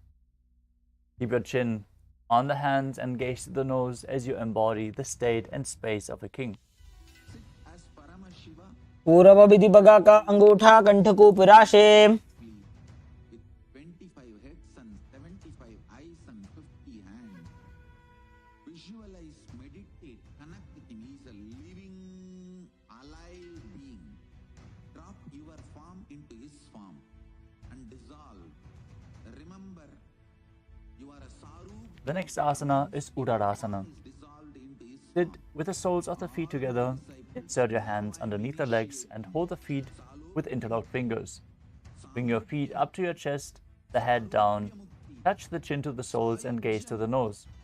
Visualize your body free from any defects as you perform the Mula Bandha. दोवो पगदली संपुटाने उभय हस्त करी उरद हिताने।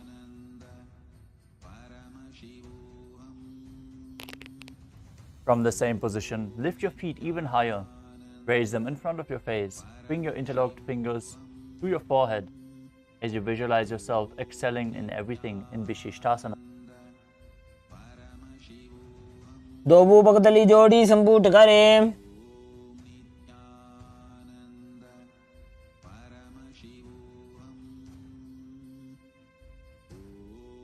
The next asana is Bhujasana. From a seated position, lift both legs over top of the respective shoulders. Bring your arms underneath the legs and interlace your fingers around the back of your neck. Visualize yourself as a cobra as you perform the Rechaka Kumbhaka. Exhaling fully, perform the Mula Bandha. शिरासनं तु विज्ञेयं कक्षासनमतः परम्।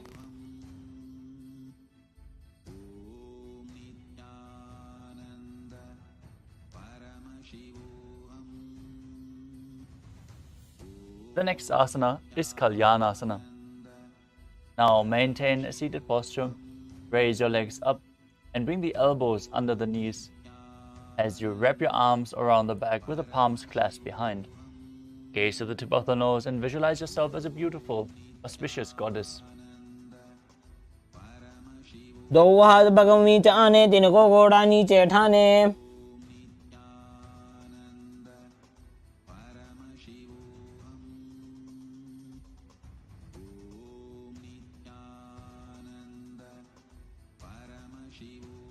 The next asana is Sankatasana. Now, with the left knee on the mat, place the left foot flat and your perineum onto the left heel. Raise your right leg over top of the left. Bring the right heel to the left hip and your hands on top of the opposite knees.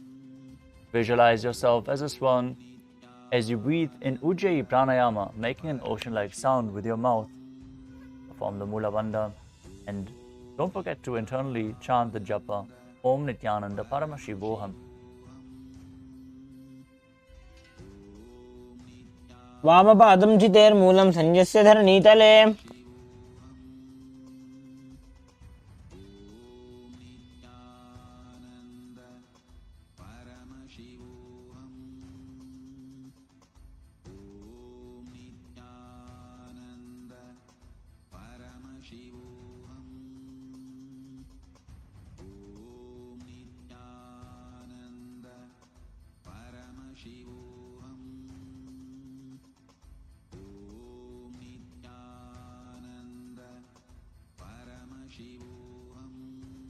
The next asana is Dhenukasana. Now slide the left heel outside of the hip. Place both hands on top of the staked knees on the thighs as you visualize a cow in your inner space and perform Uddiyana Bandha and Mula Bandha. अनुषागी Nagar पंचडं वृषिलिन्दगल्यम्नि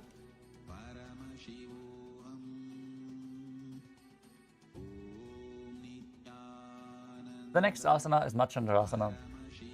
Now place the right foot on the left thigh and the left foot on the right knee.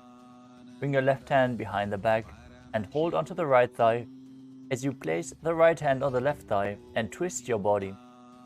Gaze to your third eye, visualize Swamiji in your inner space and perform the Mula Bandha. वामजङ्घभृतचिनटाने वामहस्तभिष्टिदिशाने From Machandrasana, untwist your body, hold onto the feet as you lean forward and down and bring your forehead to the ground in front of you. In Machandrasana too, visualizing Swamiji in your inner space. प्रथमजी मनो चरणजोजी वामजङ्घपरिराखे सोयी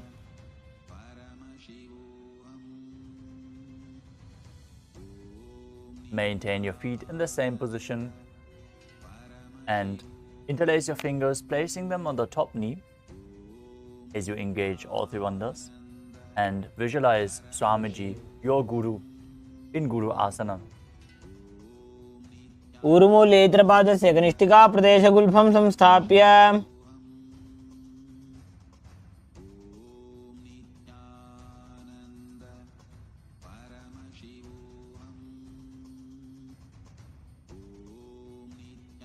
Now, free your legs from the position as we take the knees again, sitting on top of the opposite heel with the right foot flat on the ground as we repeat Sankatasana on the other side. Visualize yourself as an elegant swan. वामपादं चितेर्मूलं संयस्य धरणीतले Now slide the right foot outside of the hip. Place both hands on top of the thigh as you visualize a cow in your inner space, performing Uddiyana Bandha and Mula Bandha in Dhenukasana on the other side. अनुषागी Nagar पंचडं वृषिलिन्दगल्यम्नि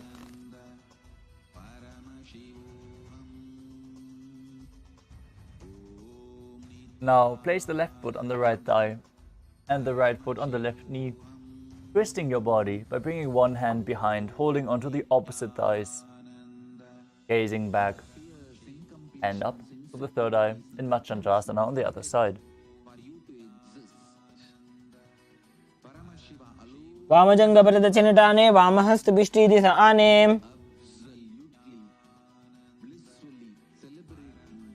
Now untwist your body and hold on to the feet as you lean forward and down, bring the forehead to the ground in Machandrasana too on the other side. प्रथमजी मनो चरणजोजी वामजङ्घपरिराखे सोयी Now interlace your fingers and place the hands on the top thigh, on the top knee, as you engage your bandhas and visualize Swamiji, your Guru, in Guru Asana. ऊर्मूलेत्रपादस्य कनिष्ठिका प्रदेशगुल्फं संस्थाप्य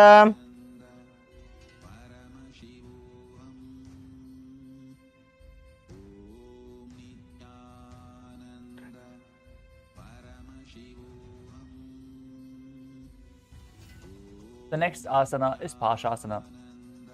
As you sit with the feet flat on the ground, knees against your chest, hands holding onto the opposite knees. Keep your thighs together, spine straight, and press your tongue against the roof of your mouth. As you visualize Swamiji in your inner space, gaze to your third eye and perform the Mula Bandha. पादतले भूमो निधाय जानु निवृत्ति निधाय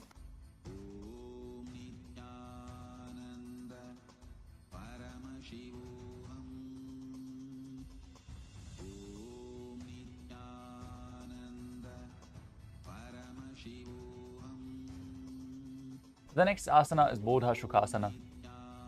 As you keep your feet flat on the mat, wrap your arms around the legs and hold on to the opposite wrists. Place your chin onto the knees, gaze to the nose as you visualize Swamiji in your inner space in Bodha Shukasana.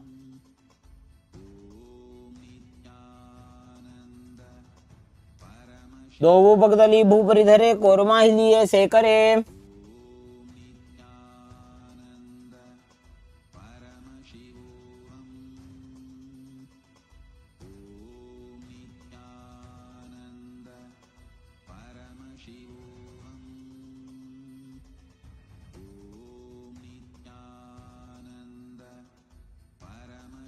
Now maintain the same hold between the knees.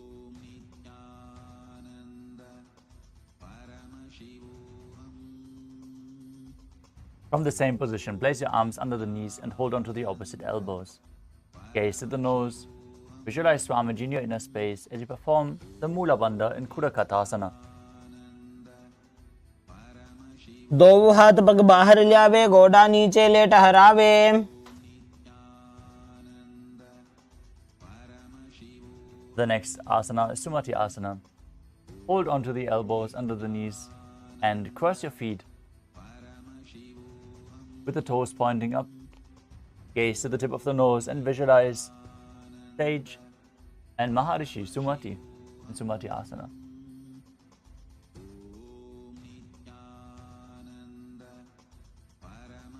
मूलद्वारी धरती परिठाने डावा पग परिदश बदाने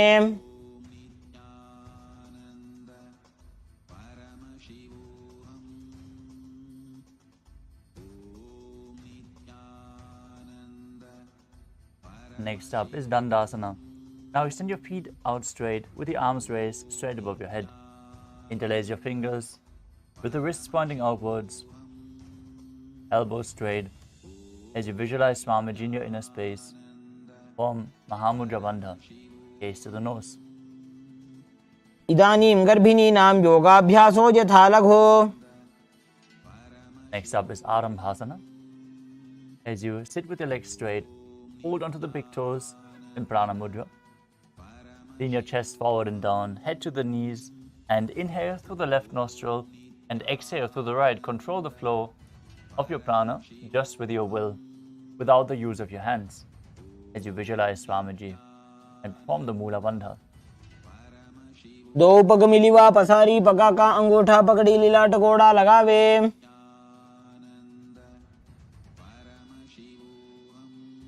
Next up is Bhidokasana. As you sit with your legs straight, extend your knees slightly up. Bring one hand distance between the heels. Bring your shoulders down. Wrap your hands in and around the legs. As you hold the soles of the feet, gaze to your third eye and visualize Swamiji in your inner space. प्रथम बेसी दो पा पसारी कचक ऊर्ध को कुरड उडारे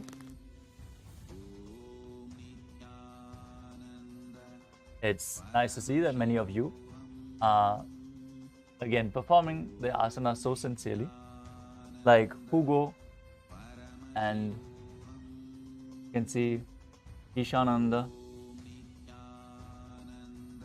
Many of you have your camera switched off. We request you to switch them on and make sure your room is properly lit, or it is a security measure. So please follow along.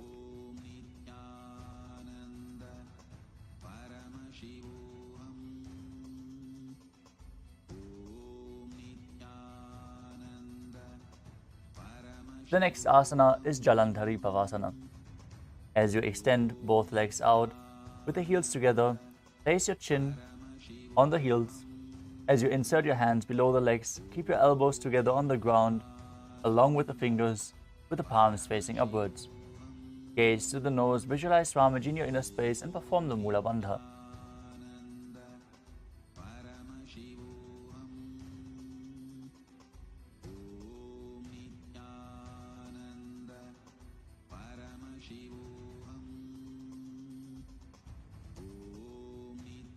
दो एड़ी में लिखे दीजिए हाथ पसारी।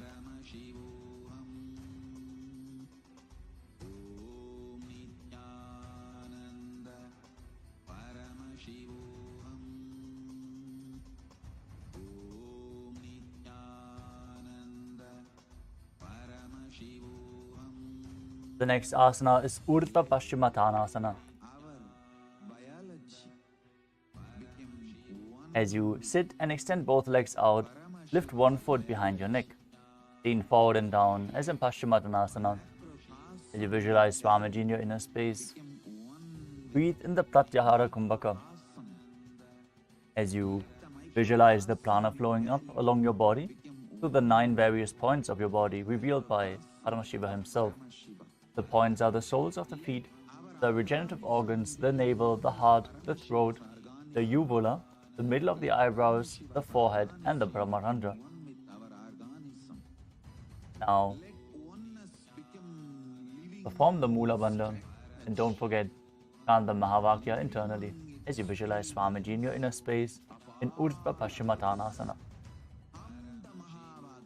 पश्चिमतानवत् संस्थितिं कृत्वा एकं पादं ग्रीवायां धृत्वा तिष्ठेत्। With your legs still behind your neck, lean backwards and straight. Keep the opposite leg extended down. Hold onto the foot with the other hand. As you gaze to the nose, visualize yourself as being infinite, endless, eternal, Ananta in Anantasana.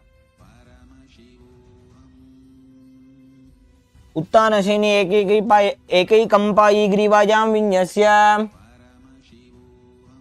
From Anantasana, rest on the elbow of the hand holding the foot. Roll to the side. As you gaze to the nose and feel in complete control in Ankushasana. उत्तानसहित एकैकं पादं ग्रीवायां कुर्वन्। The next asana is Durushasana. As you lay down on your back, bring the knees to your chest and encircle the thighs and calves with your arms. Roll to the left and right as you visualize Swamiji in your inner space. उत्तानशयनं जानुनी हृदयेऽवष्टम्भ।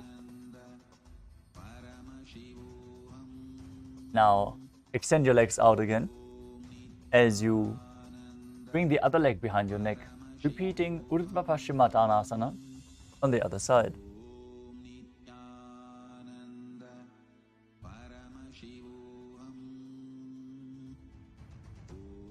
पश्चिमतानवत् संस्थितिं कृत्वा एकं पादं ग्रीवायां धृत्वा तिष्ठेत्। Now lay back, straighten your body, hold onto the foot with the other hand, repeat Anantasana on the other side. उत्तानशयनि एकैकं पायी ग्रीवायां विन्यस्य। Now roll onto the side of the elbow holding onto the foot as you feel in complete control in Ankushasana on the other side. उत्तानशयित एकैकं पादं ग्रीवायां कुर्वन्। Next up is Yoga Nidrasana. As you lie on your back, lift your legs one by one up behind your head. Hold your hands behind your back as you gaze to the nose and visualize Swamiji in your inner space. पादाभ्यां वेष्टयेत् कण्ठं हस्ताभ्यां पृष्ठबन्धनम्।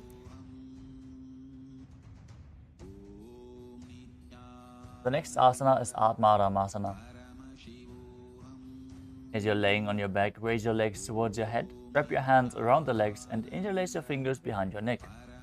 Gaze to the nose as you visualize Lord Vishnu blessing you from within and perform the Mula Bandha. Atmaram आसन प्रथम सुधोसो वे। Next up is Kochikasana. Lay on your back with your knees to the chest, the soles facing up. Extend your arms sideways. Gaze to your third eye. as you visualize Swamiji in your inner space.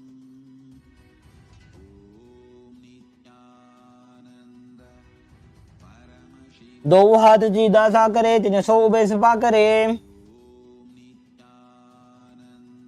Next up is Jatara Parivriti. This asana consists of 3 steps. First, we are going to enter a neutral position. So, lay on your back with the knees to the chest, the arms extended out to the side at shoulder level. The first step is placing one knee to the ground on the side while extending the other leg down. The second step is placing both knees bent to one side. In the third step, you extend both legs to the side, hold onto the feet, and gaze in the opposite direction.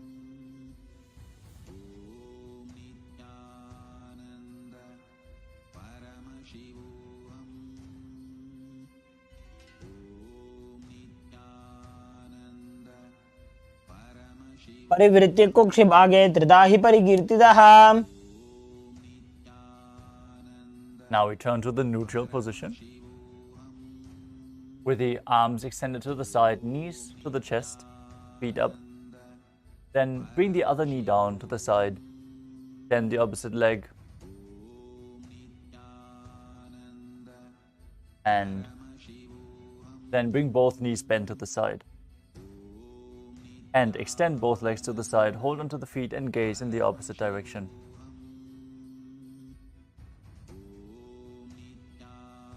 परिवृत्ति कुक्षि भागे त्रिधा हि परिकीर्तितः.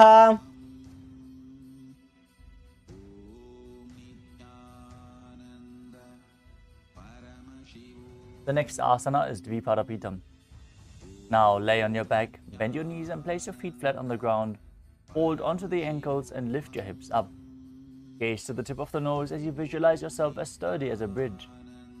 Form the Murcha Kumbhaka, which is keeping the Jalandhara Bandha engaged while exhaling through your throat. Perform the Mula Bandha and internally chant the Mahavakya. प्रतिक्रियायुतं द्वन्द्वपीठ सर्वबलप्रदम्.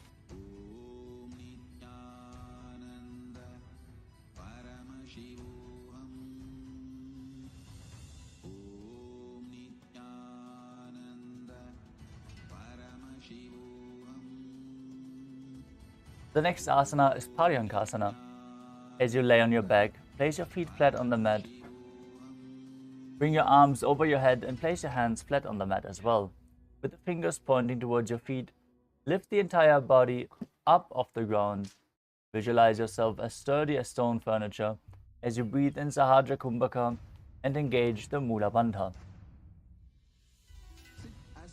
उत्तानशयनं हस्तदलाभ्यां भूमिं वष्टभ्याम्.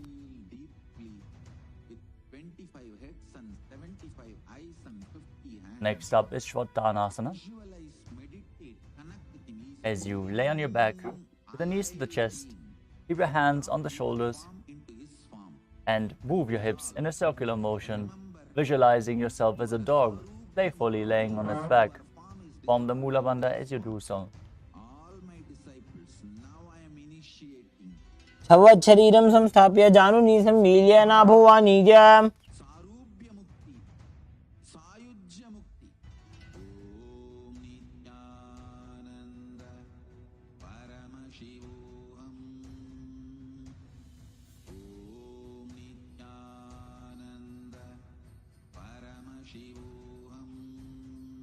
Next up is the Viparita Karani.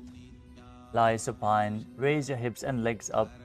Bring your hands to the lower back for support if needed.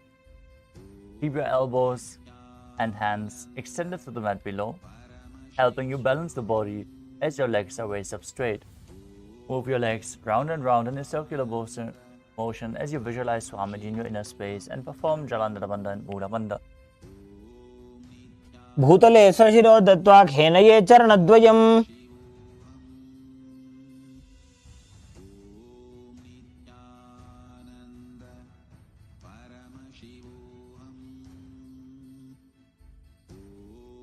Next up is Viparita Karani 2. From the same position, stop the movement of your legs. Be straight and stable, visualizing Swamiji in your inner space.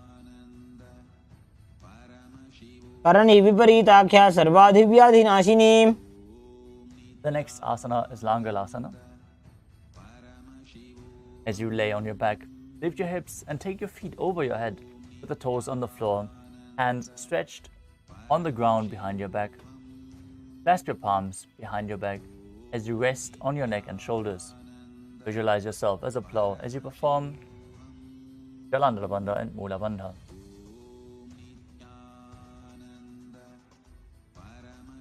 नरकासने स्थित्वा नासिका प्रदेशे भूमौ पादपृष्ठे स्थाप्य.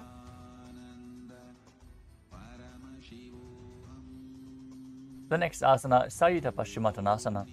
From the same position, with your feet over top of your head, hold onto the feet. Keep your arms and legs straight.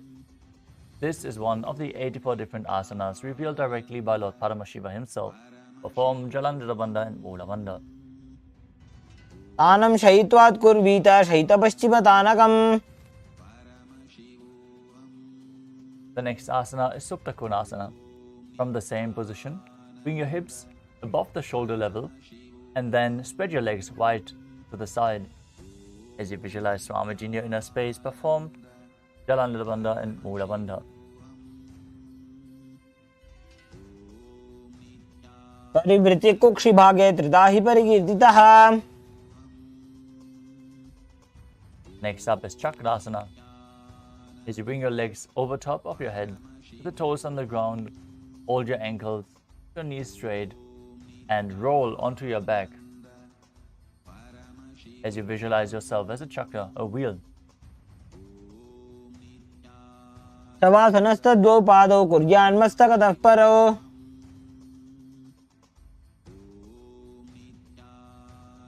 The next asana is Supta Prasarita Parangushtasana.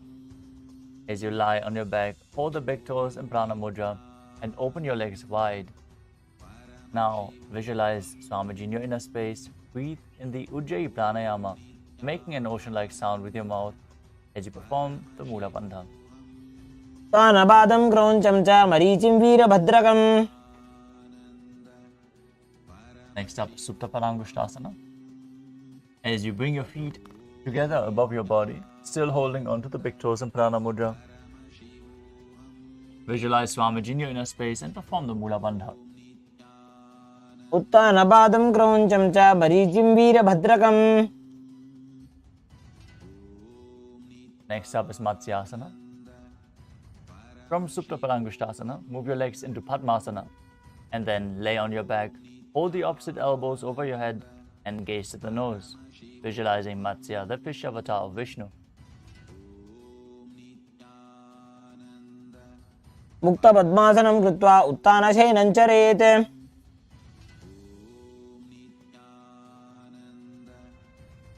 The next asana is Parasharamasana. Laying on your back, with the legs in Padmasana, place the backside of the right hand onto the left palm. Gaze to the nose and visualize Lord Rama in your inner space. प्रथम करे पद्मासन आचे सूधो सोवे भूपरिपाछे. The next asana is Sarvangasana. While laying on your back with the legs in Padmasana, lift your hips and legs up.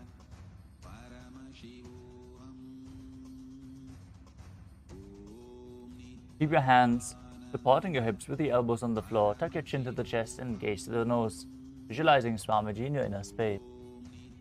अथवा क्षेत्र संक्षेपात् सर्वांगासनम् उत्तमम्. Next up is Vrishchikasana. As you lay on your back, one foot on the opposite thigh, lift the other knee towards your head and extend both arms up above your head. Poke your fingers forward and gaze to your third eye as you visualize yourself as a scorpion. प्रथमशयन सूधो शीशिकेशिकी सन्धि सुदाखे. Now place the other foot over top of the opposite thigh as you repeat Vrishchikasana on the other side. प्रथमशयन सूधो शीशिकेशिकी सन्धि सुदाखे. The next asana is the Vrishaparakshipasana. As you lay on your back, interlace your fingers around the neck, lift both feet off the ground, extending one leg straight and the other knee towards the chest. Alternate extending and raising the knee again and again as you visualize Swamiji in your inner space and breathe calmly through your nose in Sahadra Kumbhaka. उत्तानशयनं कृत्वा अङ्गुलिभ्यः कन्दरां बद्ध्वा Next up is Maruttanasana. As you lay on your back, lift the legs one by one, touching your knees to the ears. Visualize Swamiji perform the Mula Bandha. उत्तानवत् संस्थितीकृत्वा जानुद्वयं पर्यायेन कर्णयोः संस्पृशेत्. Next up is Prakasana. While laying on your back, place the soles of the feet flat on the ground. Stand up and then sit back down as you visualize yourself as a wolf. अथ उत्तानशयनं कृत्वा पादतलाभ्यां भूमिं धृत्वा. Next up is Lutasana. As you lay on your back, quickly throw your legs above your head and completely roll over, finishing in a prone position. Repeat this again and again as you visualize Swamiji in your inner space. उत्तानशयनं पादौ शिर उल्लङ्घ्य भूमौ स्थापयित्वा. Now lay down flat on your belly. As you keep the hands on the ground by the shoulders, contract your lips and make the sound of a flute whistling while inhaling. In Sarathasana, visualize yourself as a chariot carrying warriors into a battle for Dharma on your chariot back. निब्जशयनं कृत्वा नाभिं भूमौ निधाय. Next up is Dehal Ulanganasana. Now place your palms on the mat and push your body up into a plank position. Jump your legs forward and back in between the arms and feel yourself go beyond the body and mind.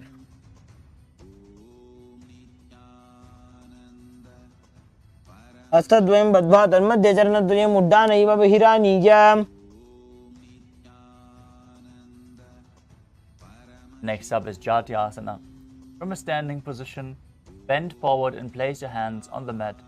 Walk back and forth, visualizing yourself as a wise 60-year-old elephant. अथ जात्यासनं वक्ष्ये येन जातिस्मरो भवेत्.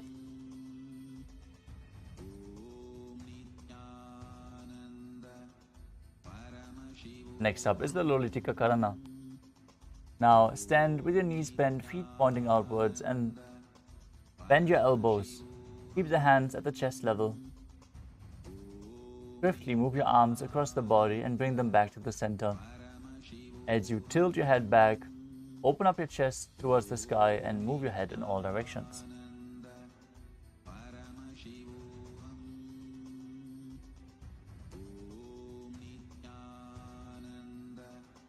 The next asana is Sarapasana. Now tie your feet with a rope if you have one available, and then stand erect like a rod. Your arms at the side of your body, the hands touching your thighs. Visualize your Kundalini Devi raising and curling upward around your body. Breathe through your nose in Sahadra Kumbhaka. Form the Mula Bandha. सर्पासनं वक्ष्ये वायुपाणाय केवलम्. Next up is Ushra Sadhanasana. While standing, place all fingers on the mat and stand on your hands. Hold the toes from the front as you walk back and forth on the mat while visualizing yourself as a camel. मुष्टिकनिष्ठिका प्रदेशेन भूमौ निधाय.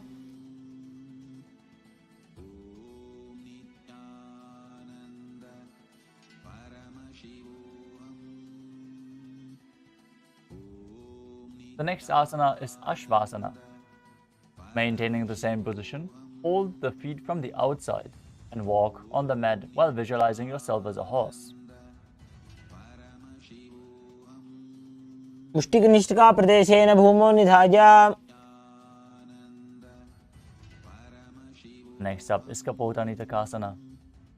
As you stand straight with the feet together, interlace your hands behind your back and pull them down towards your calves. Open up your chest while visualizing yourself as a soaring bird diving. Breathe in Sahadra Kumbhaka through your nose.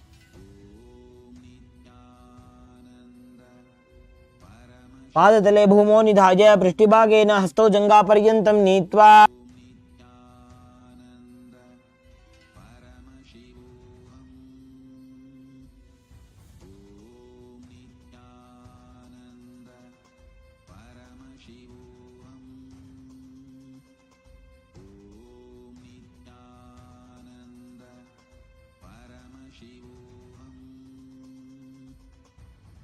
Next up is Tala Pushpa Putam Karana.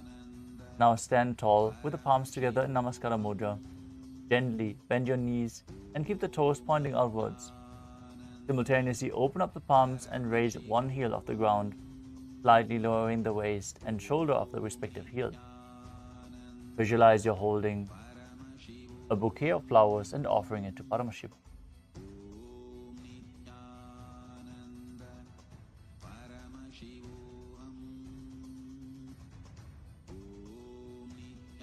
Next up is Khadgasana. As you lay on your stomach, visualize yourself as a rhinoceros.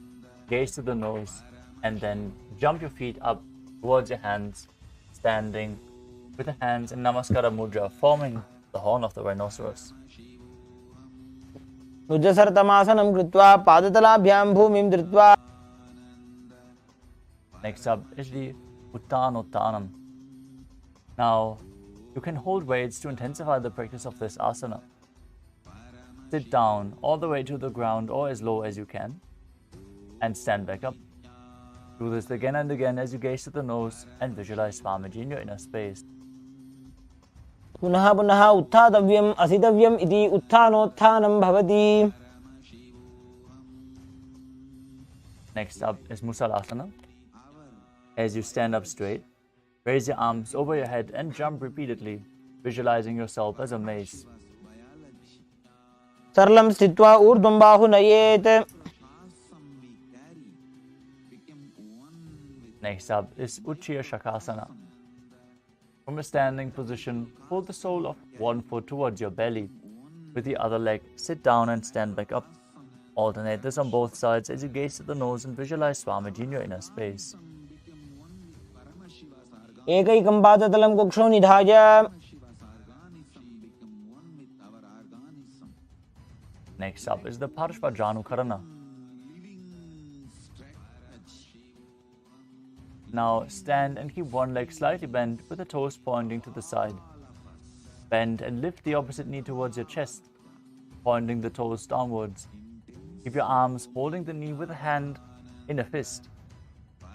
As you let the opposite hand hang down on top of the thigh with the wrists twisted and the fingers pointing towards the center of your body.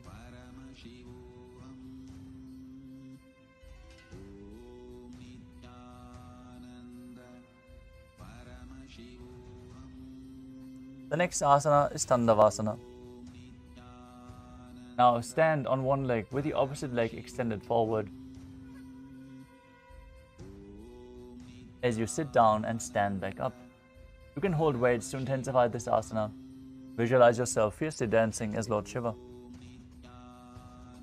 एकेन पादेन स्थातव्यं ताण्डवासनं भवति.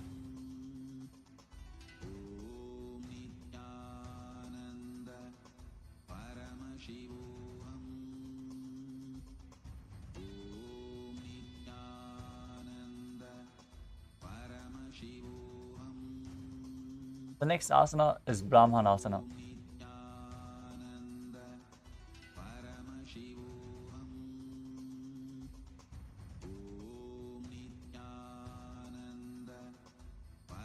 Now place the left foot on the opposite thigh and stand erect on the mat like a rod. Visualize yourself being blessed by Lord Brahma as you perform the Mula Bandha.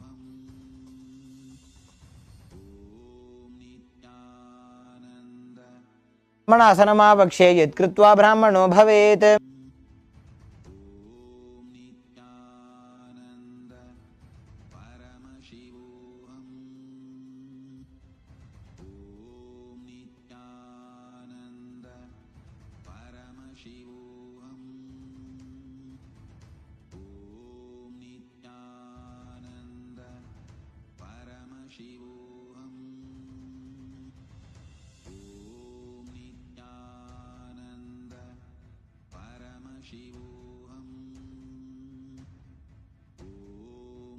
The next asana is Garudasana 3.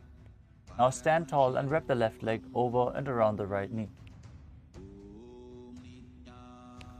Park the left toes on the other side of the right calf as you simultaneously cross the left arm below the right and bring the palms together in Namaskara Mudra.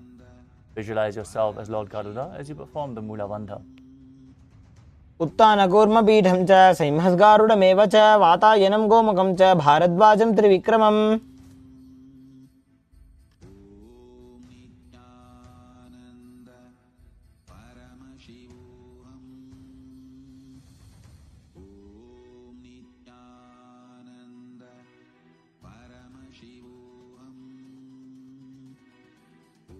Next up is Ekapadasana.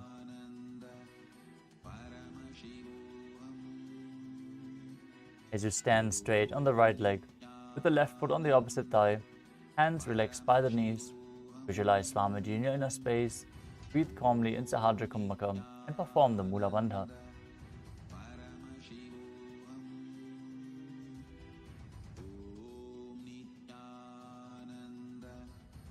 दक्षाङ्घ्रिं वामपादस्य जङ्घोपरि निधाय च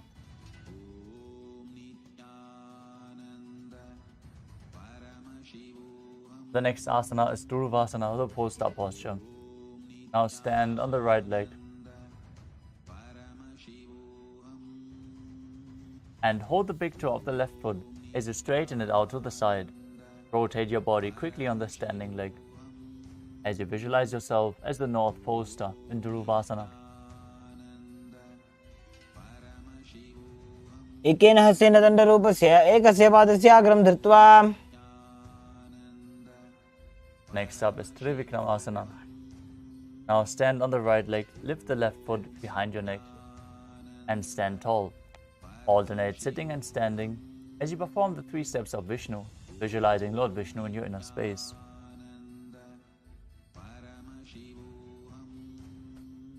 ग्रीवायां पादं संस्थाप्य स्थातव्यमुत्थातव्यं त्रिविक्रमासनं भवति Next up is the Parshva Janukarana on the other side. Stand with the knee raised, holding it with your arm with the hand in a fist. Keep the other hand on the opposite thigh, fingers pointing inward.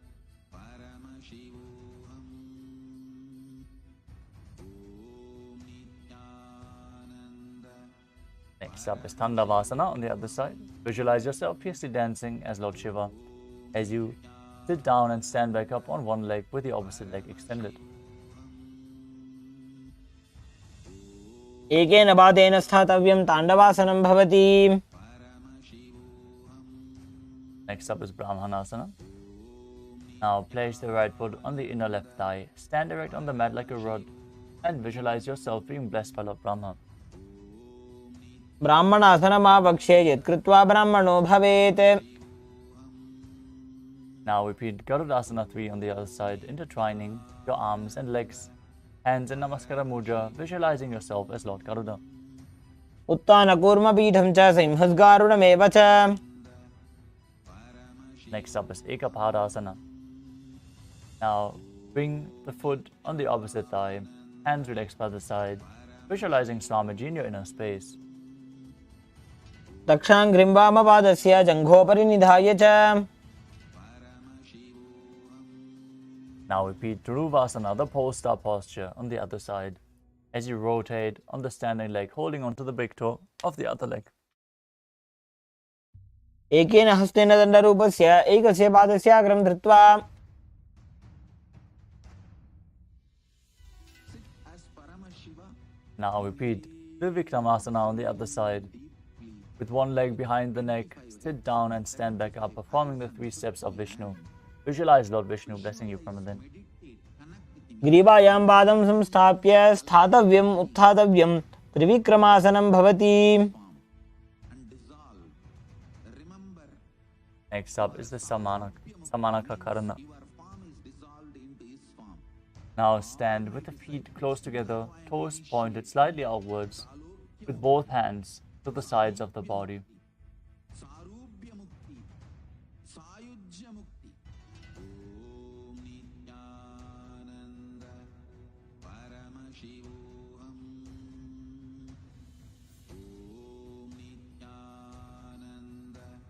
This we are entering the final 100 asanas of the sequence. Nice to see that for this season also, Hyderabad is joining again and attending the yoga. It's nice to see Sudong Wang is joining us again. Ashish Rana, James Michael, and Prem also from the last season. Nice to see you all again. We request all the other participants to please switch on your cameras and make sure the rooms are well lit. And let us now enter into the final sprint of the final 100 asanas, starting with Gorak Anjali Asana. Now, stand erect and then bend forward. Bring both hands underneath the knees and interlock them in Parusha Mudra.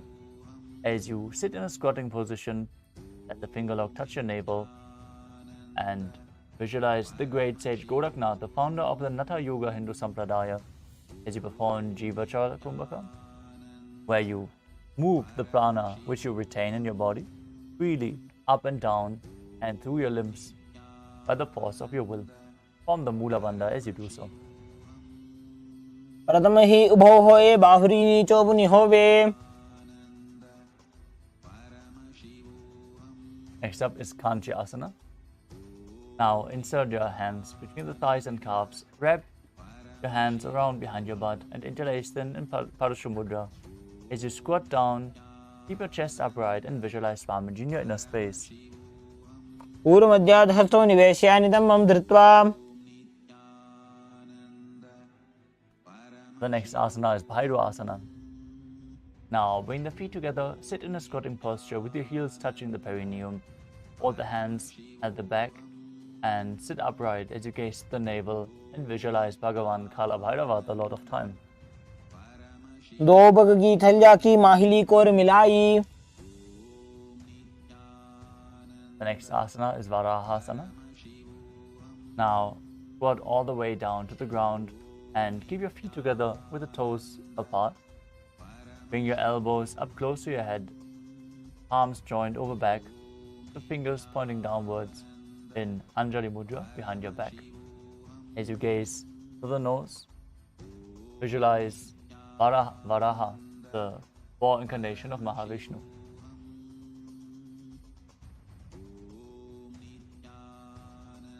पागदली की माहिली core मिलाई फना पानी उकड़वई से. Next up is Prapitasana. With the heels touching, bring your hips to the same level as your knees. Let your hands hang down, fingertips touching or holding the big toes in Prana Mudra. As you visualize Swamiji in your inner space, perform the Mula Bandha.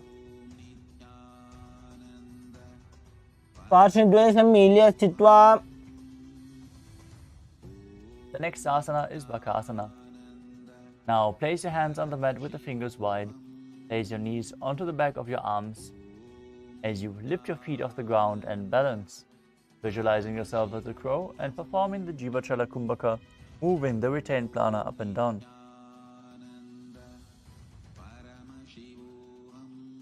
हस्ताभ्याम अवनिमवष्टभ्याम.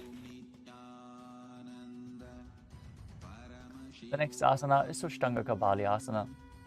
As you kneel down with your head on the ground, the palms spread for support, raise your body onto your head and bring your legs into Padmasana. Gaze to the nose. Visualize Swamiji in your inner space as you perform the Mula Bandha. आसन को गुण कपाल आछो होई. Next up is Guptasana. As you keep the toes flat, touching the opposite feet. Sit down between the feet with the toes touching behind. Keep your hands on the knees, sit straight, gaze to the nose, and visualize you're sitting in the secret seat with Paramashiva and Guru in Guptasana. जानो रोरंतरे पादौ कृत्वा पादौ च गोपजेत.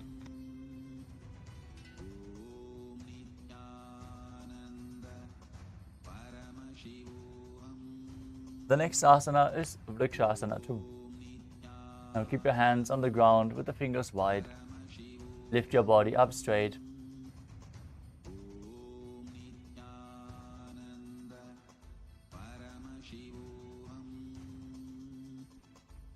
If you have a partner available, they can aid you in performing the handstand as you lift your body up.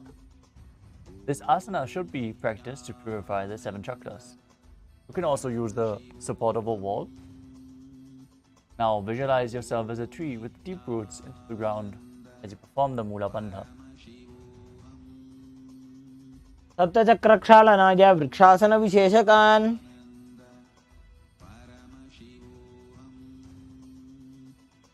The next asana is Shiva Asana.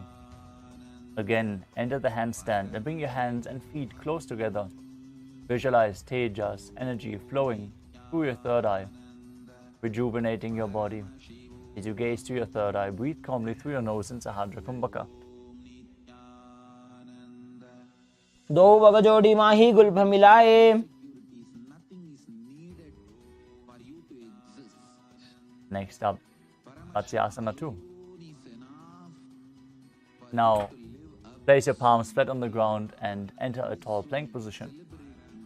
Then, lower your body down and push it back up again and again as you visualize yourself as a fish. निब्जशयनं कूर्परो पार्श्वभागाय मूर्धकृत्य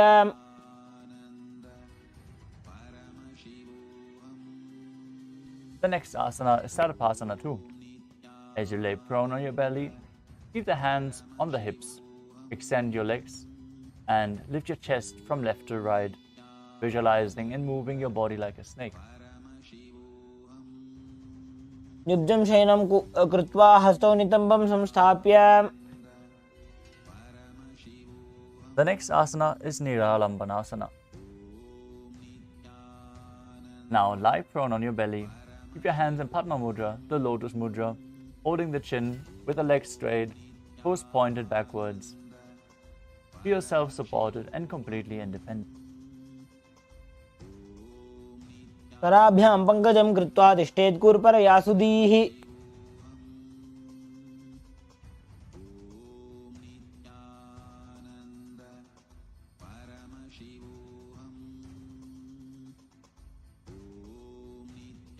The next asana is Chaturasana.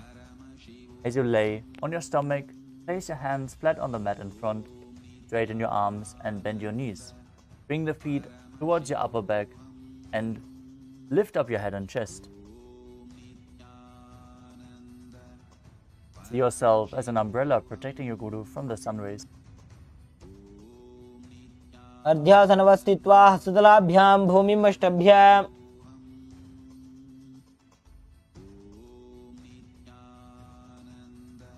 Next up is Vajrasana.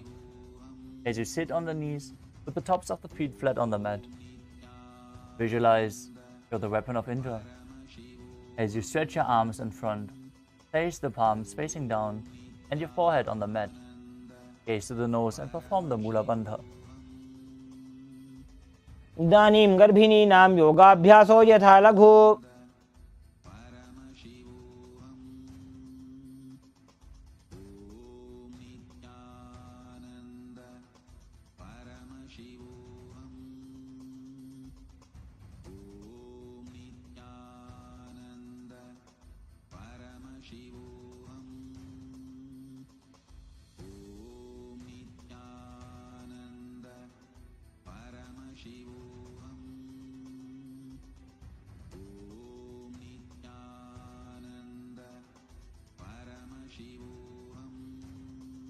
The next asana is Meshasana. Now place your hands flat on the ground in front and push your hips up high into Gajasana. Now alternate striking the ground with your hands as you experience yourself as powerful as a ram.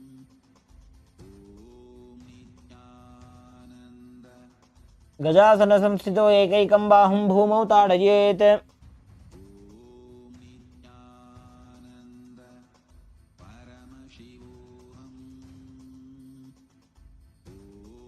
The next asana is Ajasana.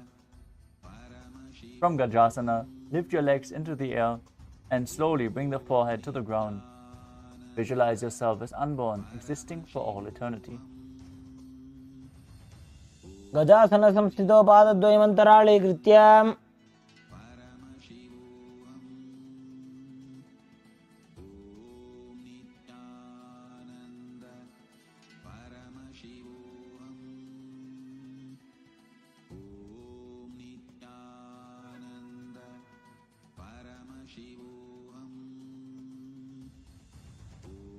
The next asana is Dhanantarasana. As you sit on the heels with the legs together, interlace your fingers around the toes and pull the feet towards your perineum. Then place your hands on the respective knees. Keep your spine straight and gaze to the nose. Visualize Swamiji in your inner space and perform the Mula Bandha as you breathe in Ujjayi Pranayama, making an ocean-like sound with your mouth. पूर्व विधि परिहाता की काकसीस्यो फणा शरा मोड़ी. Next up is the Angamotanam. Interlace your fingers in front and then behind you, stretching your arms forward to the sides and backwards, giving massage to various different joints and muscles of your body as you visualize Swamiji in your inner space. हस्तयोः अङ्गुलीर्बद्ध्वा हस्तयोर्मध्यात् सर्वमङ्गं निष्कासयित्वा. Next up is Garudasana form. Now sit on the heels in Vajrasana. Turn your feet to the sides as you keep your thighs and knees resting on the ground. Spine straight, hands on the knees. Visualize yourself as Lord Garuda, flying Lord Vishnu and Lakshmi on his back. जङ्घोरुभ्यां जरां पीड्य स्थिरकायो द्विजानुना. The next asana is Ananda Mandirasana. As you sit with the legs folded back, the toes pointing backwards, knees wide, hold onto the ankles, and keep the front of your buttocks on the ground.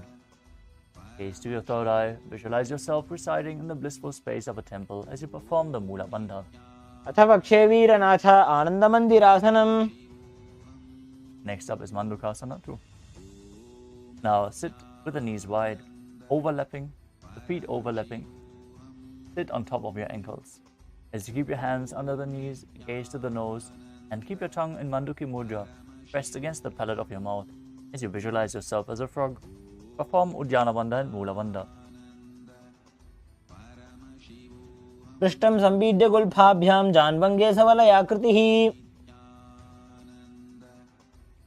Next up is Narasimhasana. As you keep your toes on the mat, heels up and together, place your perineum on the heels. Place your palms on the ground with the fingers wide, thumbs touching and the base of the hand touching your toes. Gaze to your nose, stick out your tongue and exhale forcefully, visualizing Narasimha, one of the 10 avatars of Lord Vishnu. दो फणा पानी होय वैसे AD mail रघुदानी वैसे. Let the microcosm we carry become one with macrocosm of Paramashiva.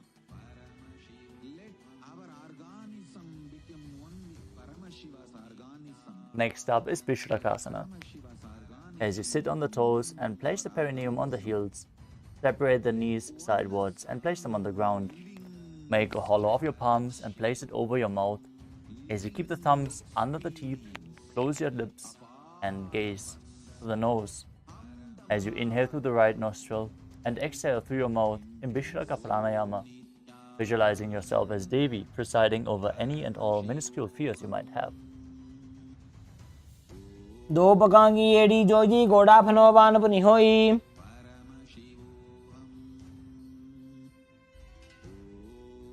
The next asana is Makadasana. As you keep the soles of the feet together, the top of the feet on the ground, sit on your heels and bend your elbows, bringing your fingers towards your armpits. As you imitate as if you were a monkey scratching itself. Visualize yourself as a playful monkey as you gaze to your third eye and perform the Mula Bandha.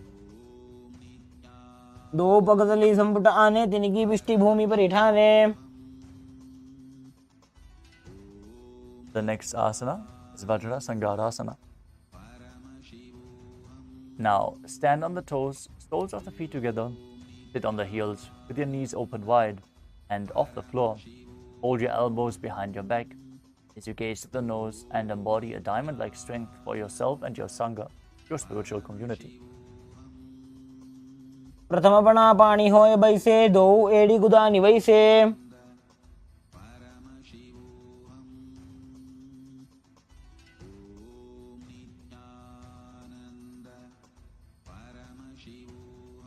The next asana is Kanjanasana. Now keep the toes down, ankles crossed behind. Sit on the heels as you place your palms on the mat to the sides. Gaze to the nose and visualize perfect health beyond any and all physical or mental ailments. Form Uddiyana Bandha and Mula Bandha as you do so. अंजनासनमावक्षे यत्कृत्वा सुस्थिरो भवेत्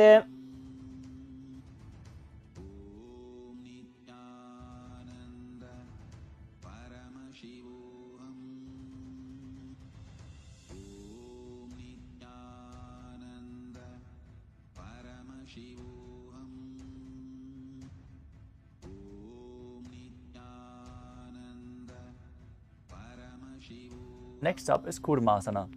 As you sit with your toes flat, cross your feet and place your perineum onto the back of the heels. Keep your knees wide.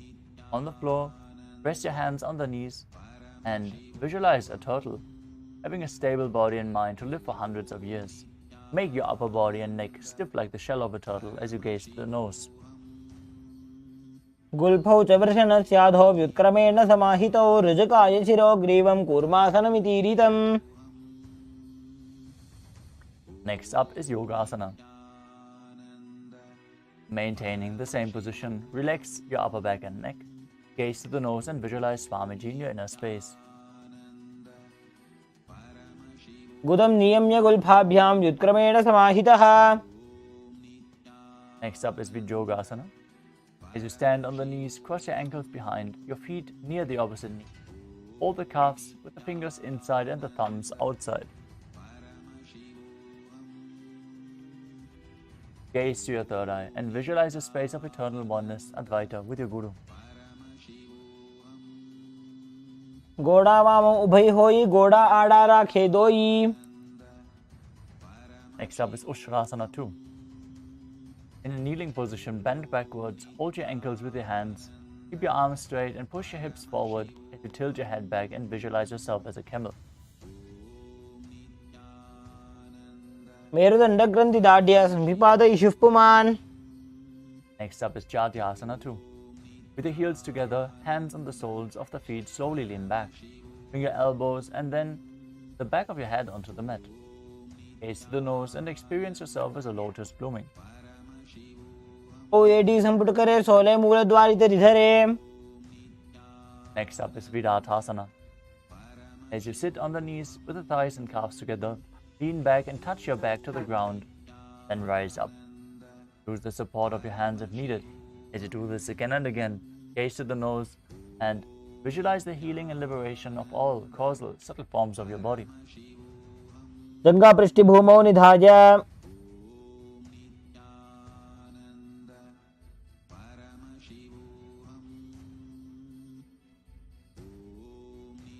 Next up is Kapotasana. From Vidatasana, raise your hips higher.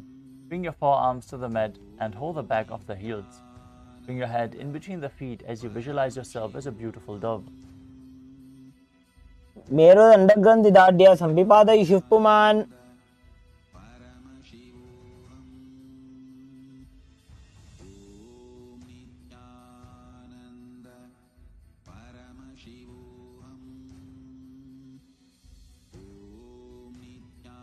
Next up is Varasana. As you stand upright on your knees with the toes tucked, hold your arms with opposite hands. Gaze to the nose. This is a boon fulfilling posture. Receive your boon from Paramashiva. जानुनी भूमौ संस्थाप्य हस्ताभ्यां बाहौ परस्परं धृत्वा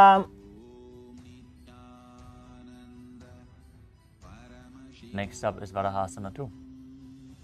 Keep your knees together, toes tucked, lean forward and bring your elbows to the mat.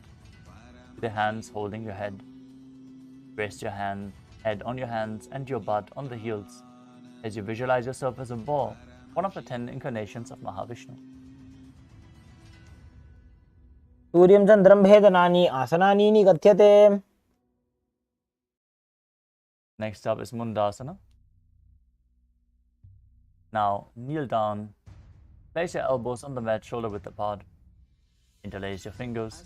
Place your head on the mat, supported with your hands, as you walk your feet forward until your hips align, and then raise your legs up into an inverted posture, straightening your legs. As you gaze to the nose, visualize yourself as a lob tree. Perform the Mula Bandha. अधो मुण्डासनं वक्षे सर्वेषां प्राणिनां सुखम्. Next up is Andhasana. As you kneel down, head between the knees, the elbows adjacent to the knees. Hold your head with your hands and exhale through your mouth as you gaze to the nose and visualize Swamiji in your inner space. प्रथम पगदली समहटारावे कोरमाहिली उभय मिलावे.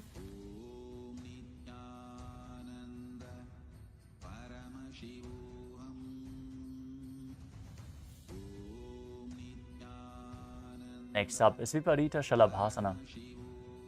You can hold weights to intensify the practice of this asana. Lie on your belly with your arms extended straight out. Lift your thighs, arms, and chest off the ground while visualizing yourself as a locust.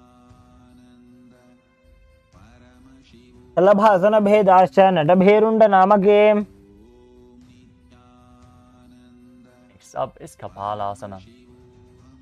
As you lie on your belly, keep the arms at the side with the palms facing down. Raise the legs up with the legs together. Visualize yourself as a skull, which is representing the mind with purified thoughts and the strong will to attain enlightenment. कपालं भूमौ निधाय ऊर्ध्वं पादौ नयेत्. Next up is Akasha Kapotasana. As you lie on your stomach with the hands by the sides, lift your legs up over your head and slowly place your feet on the mat in front of your head. Visualize yourself as a free and open dove as you perform the Mula Bandha. उष्ट्रासने स्थित्वा चरणौ भूमेरुत्थाप्य.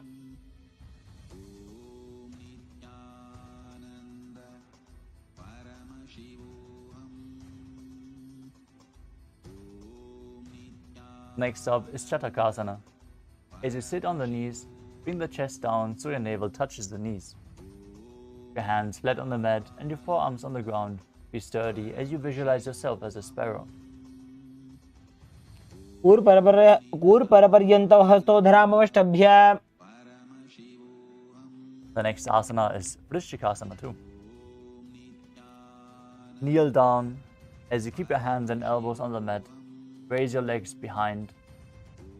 As you bend your back to touch the feet onto your head, lift your chin and hold as you visualize yourself as a scorpion. छेवपुच्छप्रतिमाङ्घ्रिपार्श्वे धृत्वा स्वशीर्षे चिबुकं विधार्यकौ. The next asana is Vrishasana. Now place your perineum down onto the right heel as you keep the left foot outside of the hip, the toes pointing outwards. Keep your hands on the mat in front of you while visualizing yourself as a bull. As you start breathing, forcefully inhaling through your nose in Antaranga Kumbhaka, holding the breath for a short while, and then slowly exhaling through the nose. याम्य गुल्फे पादमूले वामभागे पदेतरम्. Next asana is Lolasana. From the kneeling position, place your hands flat on the mat and lift your knees off the ground. Cross your toes of the left foot over top of the right as you balance above the mat while visualizing Swamiji in your inner space. लोलासनं सदा कुर्यात् वायुलोलापघातनात्. From Lolasana, straight, place your perineum onto the left heel as you repeat Vrishasana on the other side. याम्य गुल्फे पादमूले वामभागे पदेतरम्. Next up is Balagunasana. Keep the left toes on the ground as you sit on the heel of the left foot Place the right foot flat, hands on the knees, while visualizing Balagunahai, one of the 84 siddhas. आसन को गुण जल विकार जाई. Next up is Grahasana. Squat with the feet flat on the mat. Bring your elbows under the thighs and wrap your hands around the shins. Hold onto the ankles from the outside as you visualize yourself as the entire planet. पादतले भूमौ संस्थाप्य जानुमध्ये कूर्परौ स्थाप्य.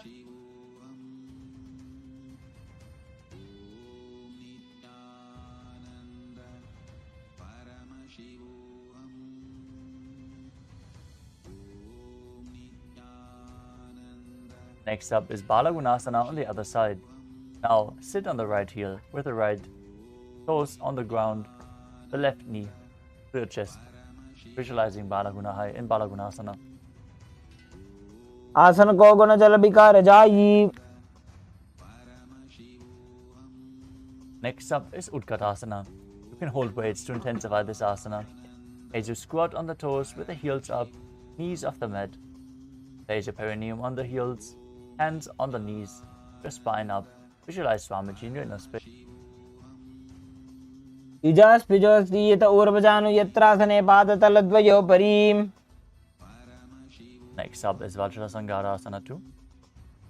Now sit on the toes with the perineum on the heels, toes together, knees wide. Hold onto your elbows behind your back. Visualize Swamiji in your inner space and perform the Mula Bandha. प्रथम प्रणापाणी होए जैसे दो एड़ी गुदानी वैसे.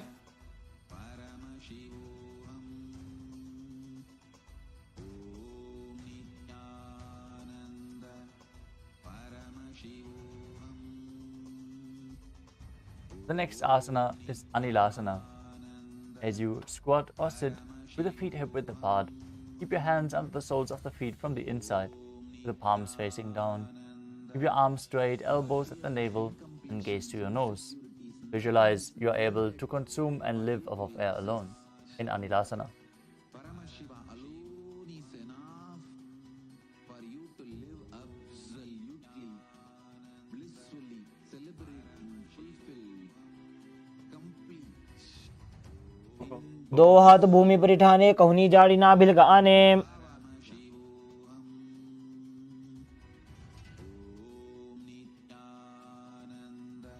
The next asana is Padukasana. Now place the back of your hands on the mat with the fingers facing towards your body. Step your feet on top of your hands. Wrap your hands around the feet like a shoe and walk around. Visualize you're wearing padukas and walking across India. हस्ततलयोः पादतले कृत्वा.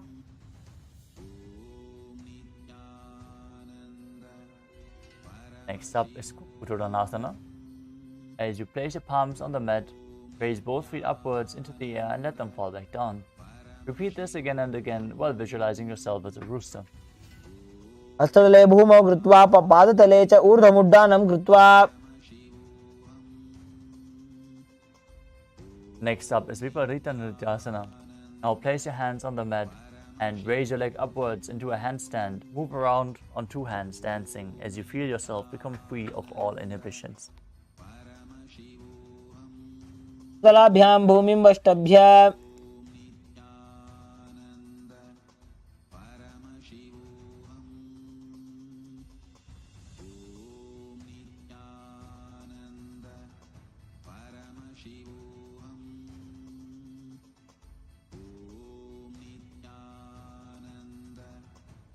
Next up is Kunjarasana. As you separate your feet and place one palm down on the mat with the arms straight, bring the opposite hand to your head. Be stable.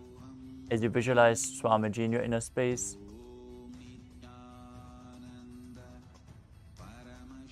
perform the Mula Bandha. अथ पक्षे Mahadev कुञ्जरासनमुत्तमम्.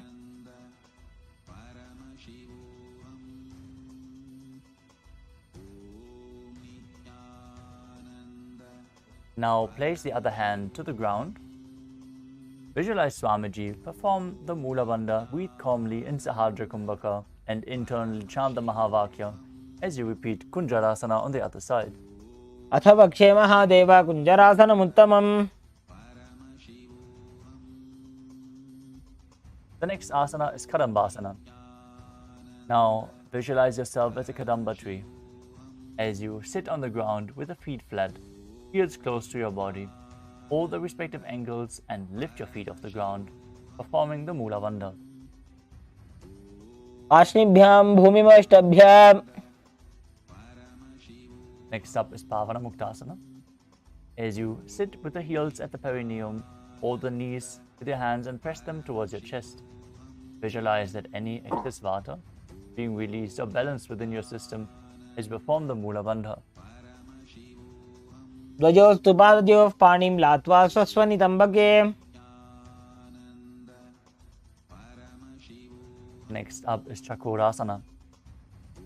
As you sit and lift one leg behind the head, place both hands flat on the mat, extending the opposite leg up with the knee straight. Lift your entire body off the ground and keep your chin up as you gaze to your third eye and visualize yourself as a powerful source of energy. पूर्वतानं चतुष्पादपीठं वज्रासनं तथा.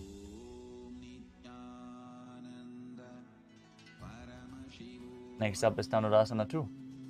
As you sit on the ground,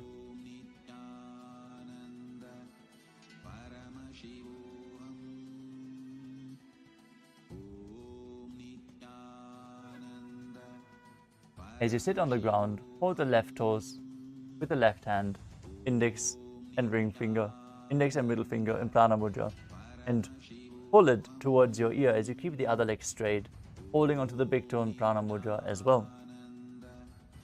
Visualize yourself as a bow as you perform the Mula Bandha. Breathe calmly through your nose in Sahadra Kumbhaka in Dhanurasana 2. पादाङ्गुष्ठौ तु पाणिभ्यां गृहीत्वा श्रवणावधि.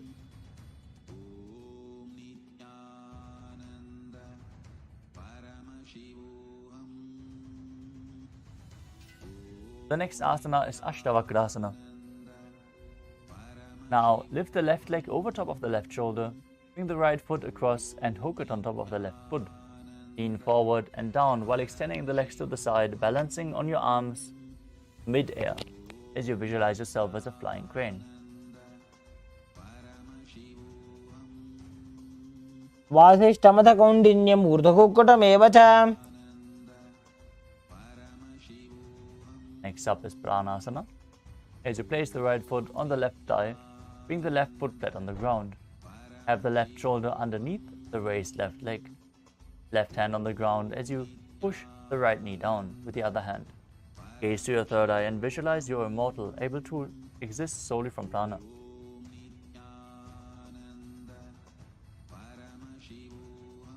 यामि करोति यस्य चामरः.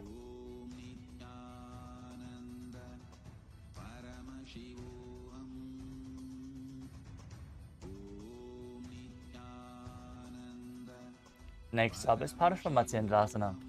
As you place the right foot at the root of, keep the left foot over top of the knee, foot flat down. Twist your elbow around the raised knee as you bring the hand underneath the knee behind your back. Gaze to the third eye and visualize Matsyendranath in Paramashivoham. पार्श्वाभ्यां धृतते यास्तु पार्श्वमत्स्येन्द्रमुत्तमम्. Now repeat Chakorasana on the other side as you lift the other leg behind your neck, opposite leg extended, lifting your body off the ground while visualizing yourself as a powerful source of energy. पूर्वतानं चतुष्पादपीठं वज्रासनं तथा.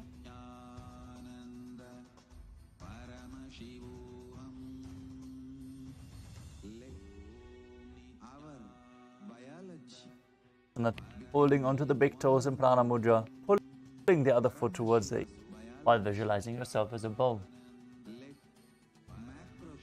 पादाङ्गुष्ठौ तु पाणिभ्यां गृहीत्वा श्रवणावधि. Now repeat Ashtavakrasana on the other side, lifting the right foot over top of the right shoulder and hooking the left foot over cross, extending the legs to the side, lifting your body off the ground while visualizing yourself as a flying crane. वासिष्ठमथ कौण्डिन्यम् ऊर्ध्वकुक्कुटमेव च. Now repeat Pranasana on the other side. With the other foot on top of the opposite leg, pushing the knee down, bring the shoulder underneath the raised knee. Visualizing you're immortal and able to exist solely from prana. एतत् प्रभेदं वक्ष्यामि करोति यस्य चामरः. Now repeat Paramashivoham on the other side as you bring one heel towards the opposite hip and the other foot stacked over top with the knee raised. Bring the hands underneath the knee and hold your hands behind your back as you visualize Sage Matsyendra, the master of Hatha Yoga. पार्श्वाभ्यां धृत्यते यास्तु पार्श्वमत्स्येन्द्रमुत्तमम्.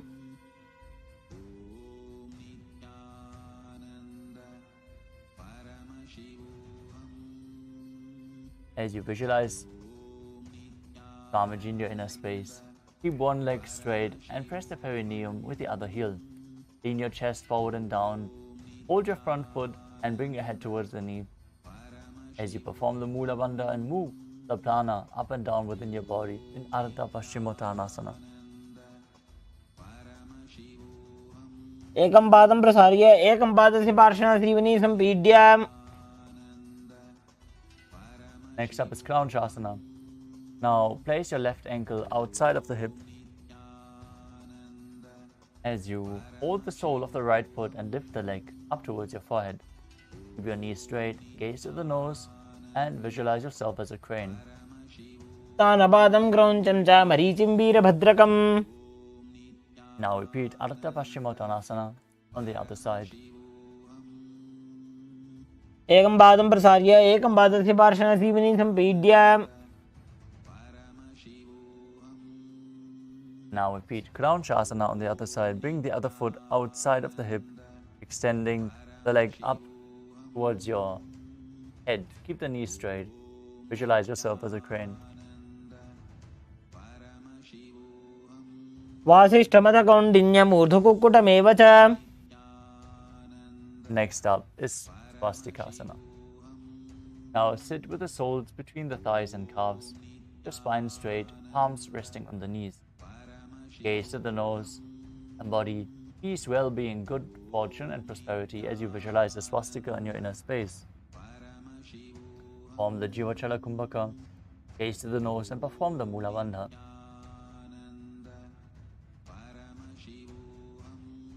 जानुर्वोरन्तरे सम्यक् कृत्वा पादतले उभे.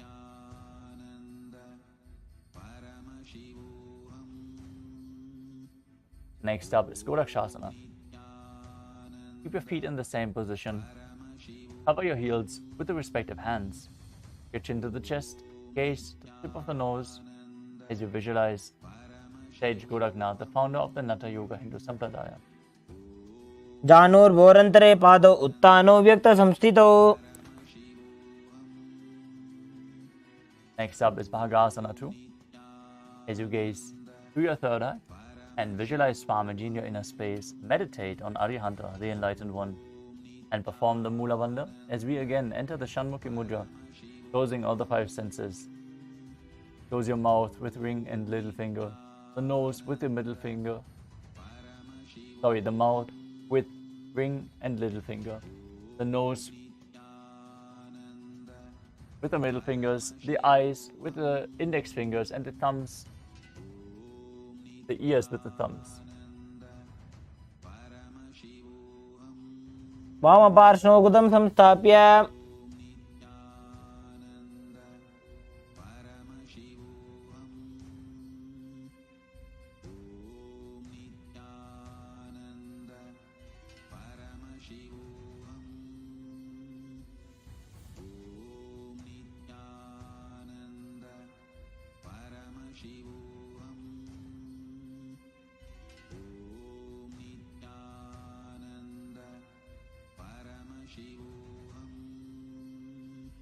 The next asana is Yogasana 2. Now place your feet on top of the opposite knees. Keep your hands on the ground beside your body with the palms facing up. Spine straight, gaze to the nose, visualize Swamiji as you breathe in Kakachanchuru Kumbhaka, inhaling through the rolled up tongue with your mouth in the shape of the beak of a crow. उत्तानो चरणो कृत्वा संस्थाप्योपरि जानुनोः. Next up is Urdhva Kukutasana. From Padmasana, place your palms flat on the ground beside you and lift your body off the ground, balancing while visualizing yourself as a rooster. वासिष्ठमथ कौण्डिन्यमूर्धकुक्कुटमेव च. Next up is Siddhaharatali Asana. From Padmasana, insert both hands to the knees and place them on the mat. Avoid lifting your body up, stay seated on the mat. Gaze at the nose and visualize Swamiji in your inner space. प्रथम पद्मासन को करे हस्तदो भूगोड़ासन दिधरे. Now push your body off the mat in Hamsasana while visualizing yourself as an elegant swan. Kukkutasana स्थित्वा स्कन्धपर्यन्तं ऊरोनि नीत्वा. Next up is Karmukasana. From Padmasana, place your hands between the thighs and calves. Lean forward, push your hands behind you and interlace your fingers in Parusha Mudra as you visualize yourself as Lord Shiva's bow Pinaka. प्रथम पद्मासन को करे घोड़ासन दिमाही कर इधरे. Next up is Kurmasana 2. From Padmasana, insert both hands through the thighs and calves and hold onto your neck. Visualize yourself as a turtle, having a stable body and mind to live for hundreds of years. बाएं जंग पर दक्षिण बाबा, दाएं जंग पर बाएं ल्यावा. From the same position, tuck your chin down to the chest and gaze to the nose as you rejoice knowing you're in Shiva's secret knot posture. 25 heads and 70. अथ वक्षे नीलकण्ठ ग्रन्थिभेदासनं शुभम्. Visualize, meditate, connect with him. He is a Next up is Uttana Kurmasana. From Padmasana, insert both hands to the thighs and calves and roll onto your back You are a sarupya mukta. as you're holding your neck with your hands, visualizing Now I am yourself as a turtle laying on its back. Salopya mukti, samipya mukti, sarupya mukti, sayujya mukti. कुटासन बन्धस्तं कराभ्यां धृतकन्धरम्. Paramashivoham. Next up is Pangukukutasana. From Padmasana, sitting up, place both hands through the gap of the thighs and calves. Now place one hand flat on the mat, hold its wrist with the other hand and lift your body, balancing on one arm as you visualize yourself as a rooster. Kukkutasana स्थित्वा एकेन हस्तेन अन्यस्य परिबन्धं धृत्वा.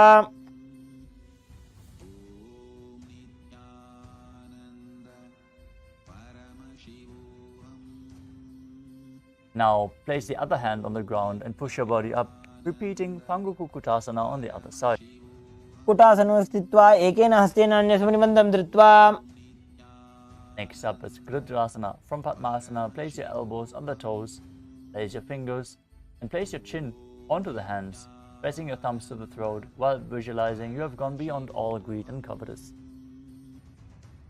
जानोर्वोरन्तरे पादौ उत्तानोव्यक्तसंस्थितौ. Next up is Padmasana 3. Now sit in Padmasana and hold one hand with the palms facing other up.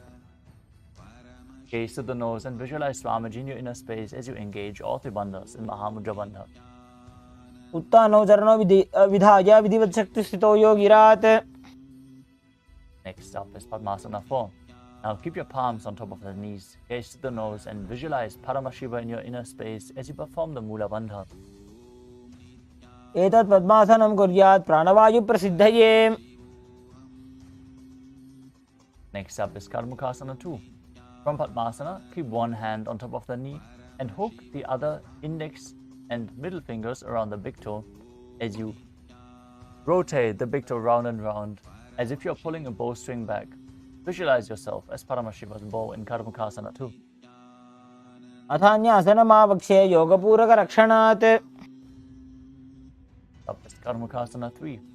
From Padmasana, cross your arms behind your back, hold onto the big toes in Prana Mudra. As you inhale through your tongue in Kakachantra Kumbhaka, gaze to the nose, engage all three bandhas and visualize yourself as Paramashiva's bow. कार्मुकासनमाक्षित्य उदरे पूरयेत् सुखम्.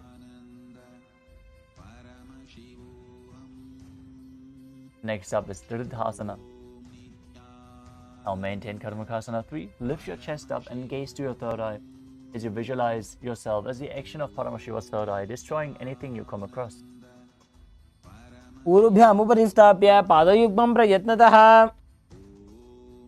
Next up is Nagrasana. Roll onto your back while holding onto the big toes, if you can. Otherwise, lay on your crossed arms with the legs in Padmasana. Gaze to the nose, visualize yourself as a snake. Breathe calmly through your nose in Sahadra Kumbhaka and perform the Mula Bandha. प्रथम पद्मासन कोठाने दोवु हाथ पाछाने आने.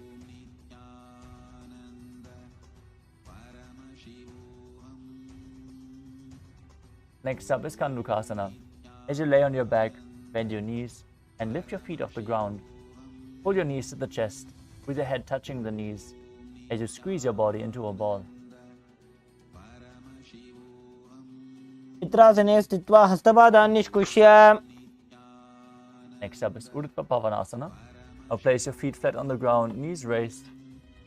Keep your hands interlocked underneath your head. Gaze to the nose and visualize Swamiji in your inner space. प्रथमे सूधो San करावे घोड़ा उभा राशि मिलावे.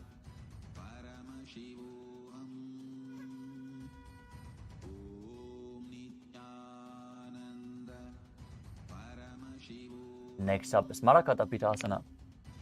As you lay on your back with the knees raised, bring the upturned palms underneath the heels and lift your hips up, visualizing yourself as a powerful alpha ape as you perform Mucha Kumbhaka with Jalandhara and Mula Bandha engaged. उत्तानसेनं पादतले उत्तानहस्तयोः स्थापयेत्. Next up is Uttana Shikhi Pitakasana. Lie supine, raise your hips up, support your hips with the hands placed at the waist, elbows bearing the weight of your body.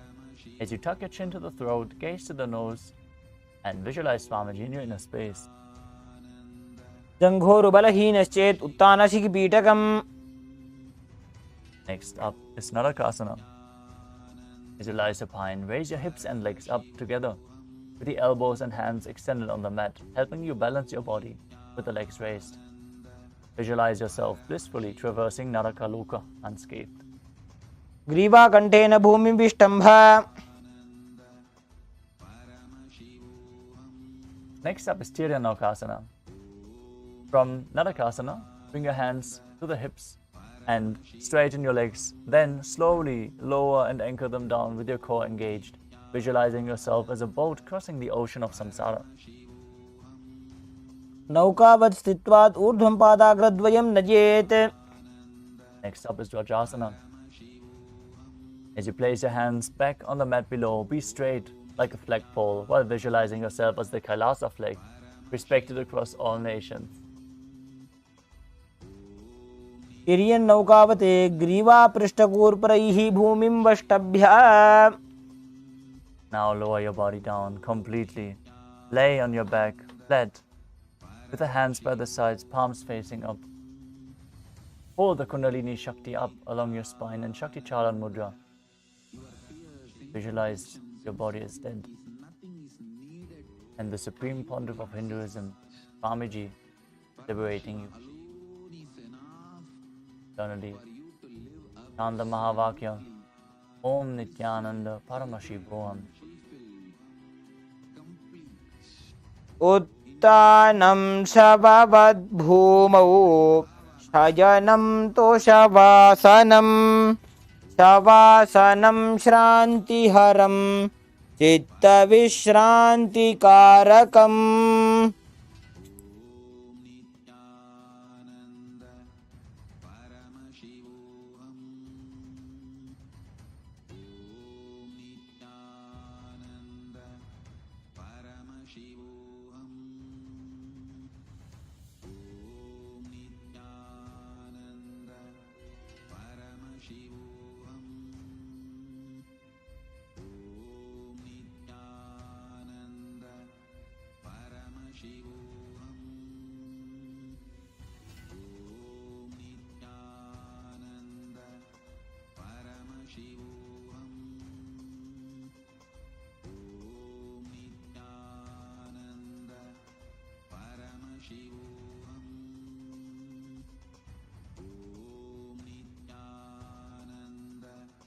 Paramashivoham.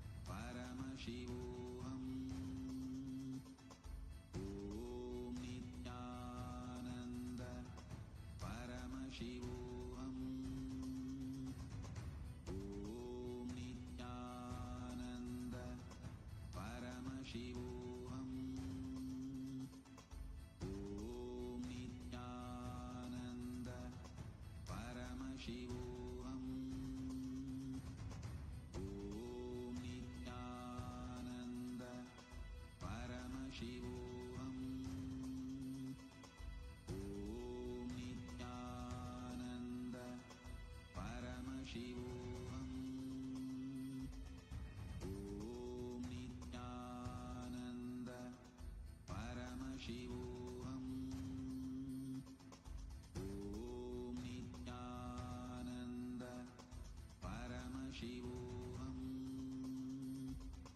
Om Nithyananda Paramashivoham. Om Nithyananda Paramashivoham. Om Nithyananda Paramashivoham. Om Nithyananda Paramashivoham. Now slowly return to your physical body. Start to wiggle your fingers and toes, your wrists and your ankles, your elbows and your knees. Pull the knees up to your chest. Rock your body from side to side. As you slowly return to a comfortable seated position.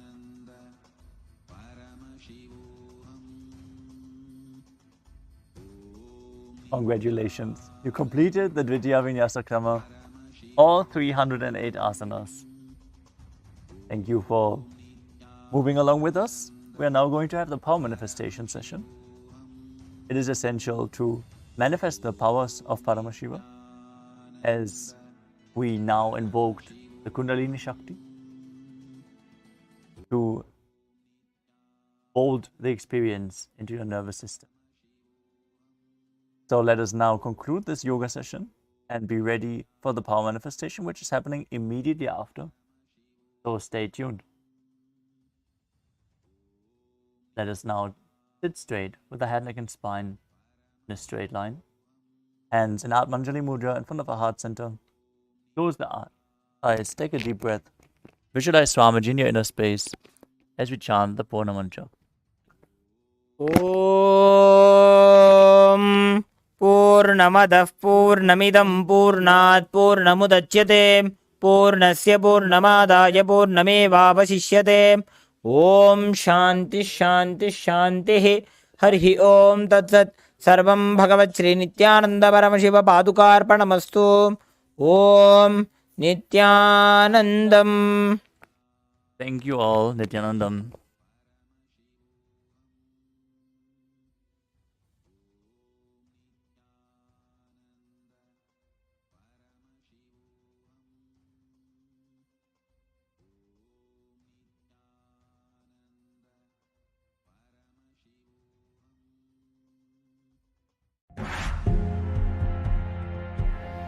First thing I want to tell you, third eye can be opened. Second thing I want to tell you, for the sake of God, please open it. Third thing I want to tell you, do not believe the fellows who say it cannot be opened or it should not be opened. Third eye has a capacity to make anything you want as reality. Taste the first breakthrough, conscious breakthrough guaranteed. It is all about opening your third eye, giving you first conscious breakthrough. Any human being can go through these initiations and have this superconscious breakthrough, manifest these possibilities and powers.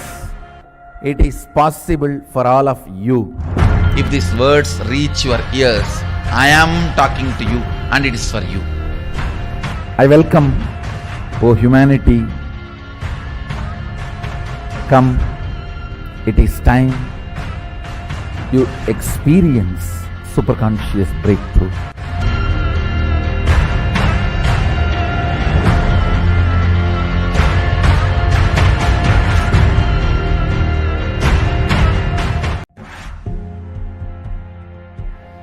First thing I want to tell you, third eye can be opened.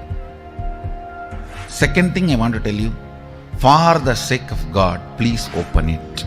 Third thing I want to tell you, do not believe the fellows who say it cannot be opened or it should not be opened.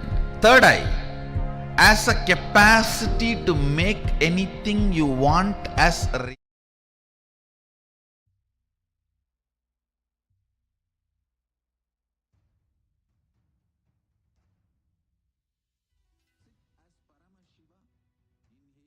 नित्यानन्दं परमसुगदं केवलं ज्ञानमूर्तिं द्वन्द्वातीतं गहनसदृशं तत्त्वमस्याधिलक्ष्यम् एकं नित्यं विमलमचलं सर्वदी साक्षिभूतं भावातीतं त्रिगुणरहितं सद्गुरुं तं Namami.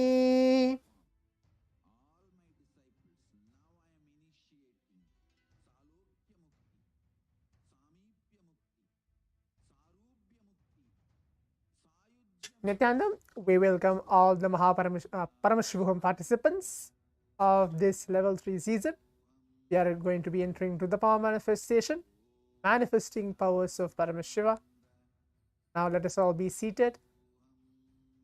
Get back to a comfortable seated position onto our Paramashivoham sessions.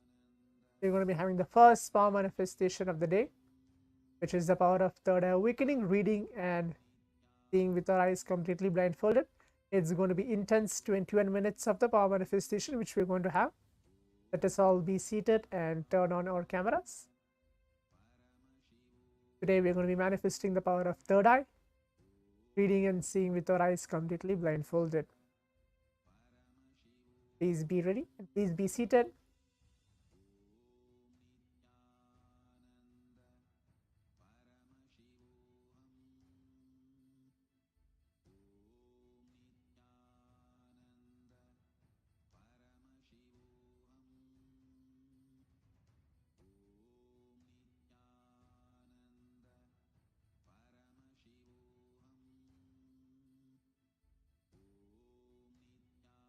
Let us all now please be seated. We're going to be manifesting the power of third eye, reading and seeing with our eyes completely blindfolded. It will be the first power manifestation of the day. Throughout the sessions of this Paramashivoham, we'll be manifesting multiple power manifestations. It can be power of third eye, body scanning, remote vision, etc. The first power of this Paramashivoham, which we're going to manifest, is the power of seeing through the third eye. Please be seated.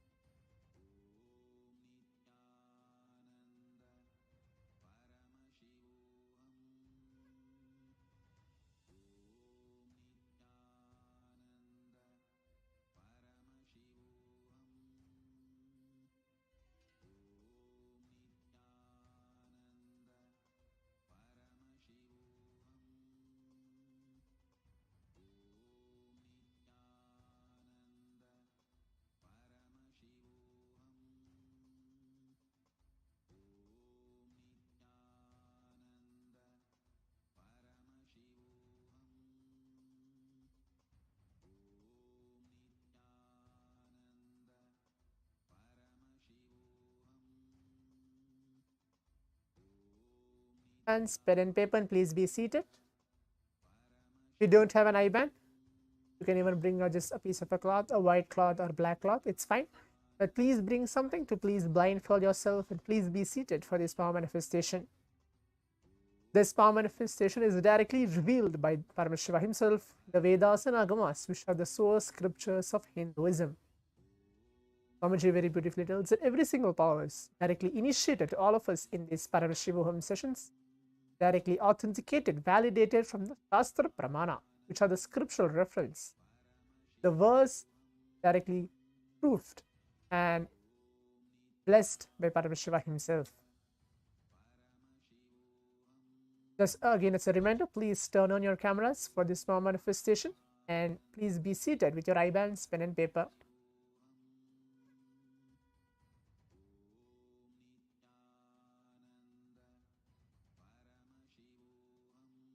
Please be seated. As I was mentioning, every single power manifestation, including this power manifestation, which is the power of third eye awakening, we're going to be manifesting this power, is directly revealed by Bhagavan Paramashiva. We're going to be looking good and going through the Shastra Pramana, the verse from Vijnana Bhairava Tantra, where Bhagavan Paramashiva himself tells.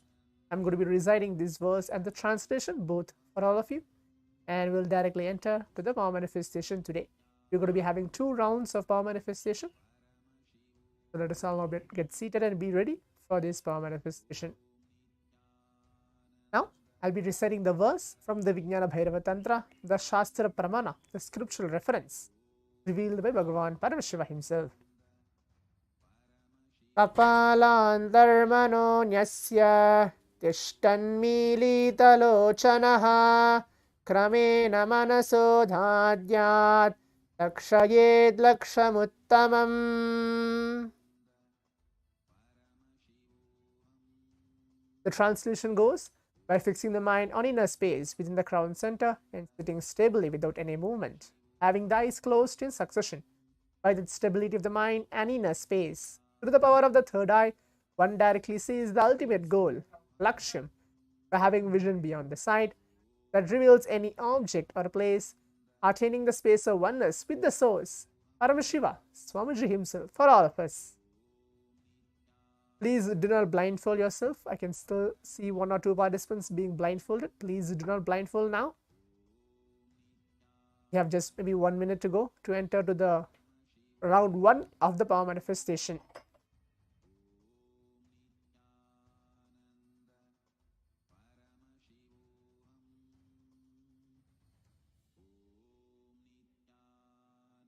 Today, now as we've gone through from the Vijnana Bhairava Tantra, the verse and the translation, we are going to be manifesting colors blindfolded today with closing our eyes. This is a level 1, the most easiest, simple, primary level of the power manifestation, seeing colors blindfolded, closing our eyes, and we are going to be requesting Swamiji to see colors blindfolded. That's going to be today's round. I'll be choosing any colors and projecting it to all of you once we are ready for the round 1 of the power manifestation. So again, just a gentle reminder, making sure that you have IBAN, pen and paper. Please be seated.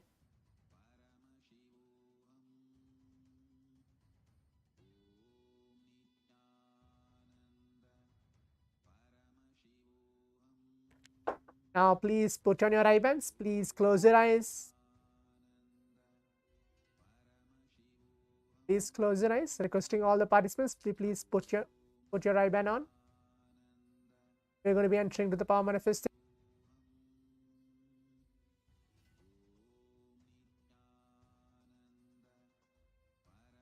Please close your eyes.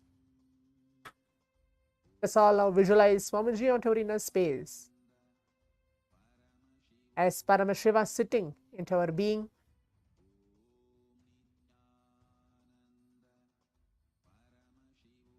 Please keep your eyes closed.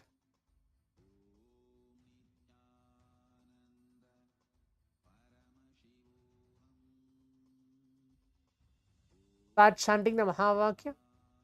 Om Nithyananda Paramashivoham.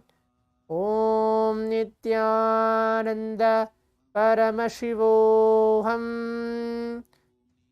Om Nithyananda Paramashivoham. Keep your eyes closed.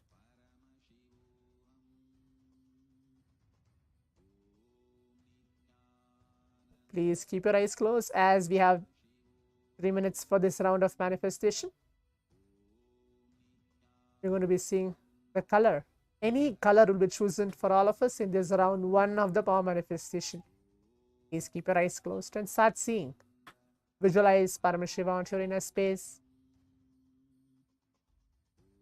And requesting Swamiji to show what is the color which is chosen for all of us in this round 1 of the power manifestation.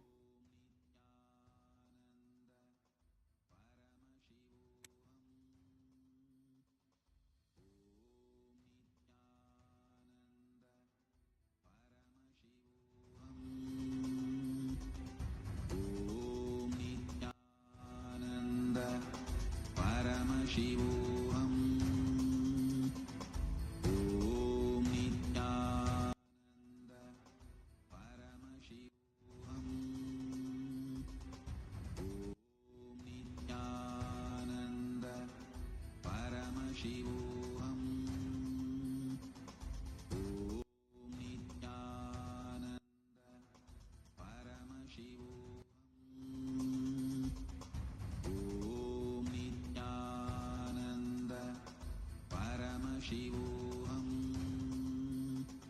Please keep your eyes closed as we have a few more seconds. Keep your eyes closed and keep seeing what is being projected, what is being revealed to all of us through our third eye. What is the color? Is getting revealed through the third eye.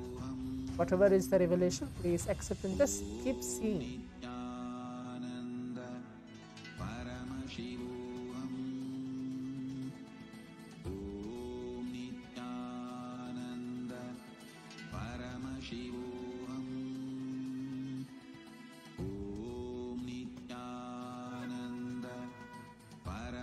Now requesting all the participants, you can relax, remove your eye bands, open your eyes.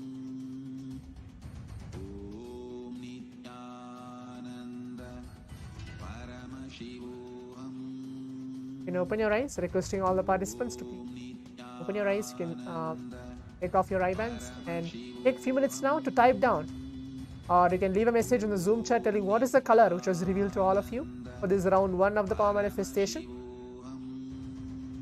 Whatever it can be, any color. You don't even see a color, but anything which is being revealed to all of you for this round 1 of the power manifestation. You can leave a message telling this is what was revealed to you for this round 1 of the power manifestation. So that will be the next step. Please pen down, or you can leave a message in the Zoom chat telling what is the color was revealed to all of you for this round 1 of the power manifestation.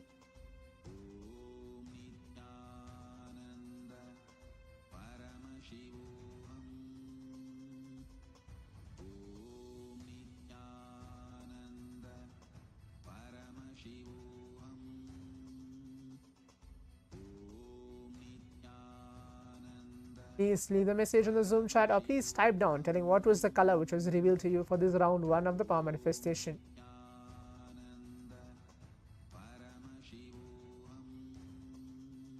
Okay, I can see the participant named as Srinivas had put a color black. Okay, that's great. Continue to leave a message. We have a few more seconds to go on to the next step of the power manifestation of actually verifying what was revealed to all of us.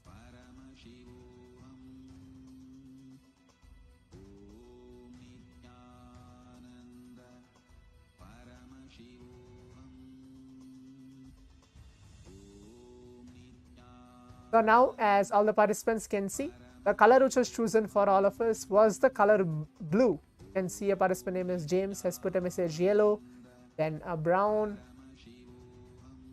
and a participant named as Chandrasekhar Brown. Okay, it's fine. But the color also chosen for all of us was the color blue.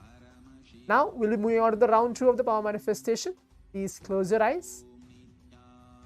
Put on your eye bands.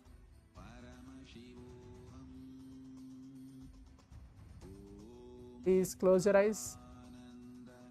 We're going to be having the round 2 of the power manifestation of manifesting the powers of Paramashivam. Again, it's going to be the same colors. Please close your eyes. Start chanting the Mahavakya Om Nithyananda Paramashivoham. We're going to be having 1 minute for this round of power manifestation.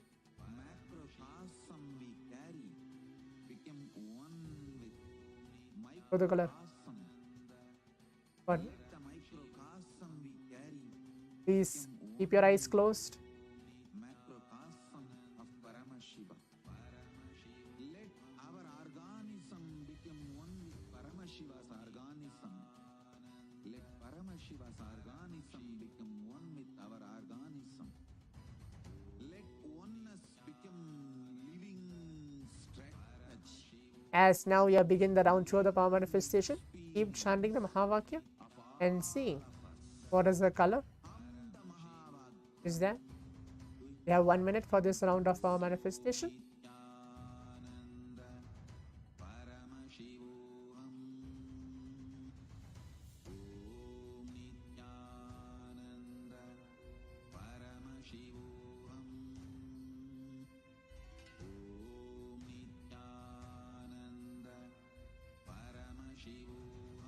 We have a few more seconds left.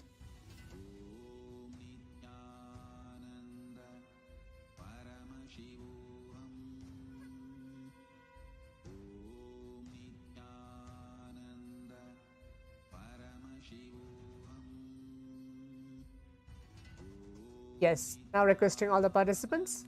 The round 2 has been finished. You can Now take few minutes. Remove your eye bands. Open your eyes. You can open your eyes, requesting all the participants to please open your eyes and take few minutes now to type down what was revealed to you for this round 2 of the power manifestation. What color which was revealed to you for this round 2 of the power manifestation.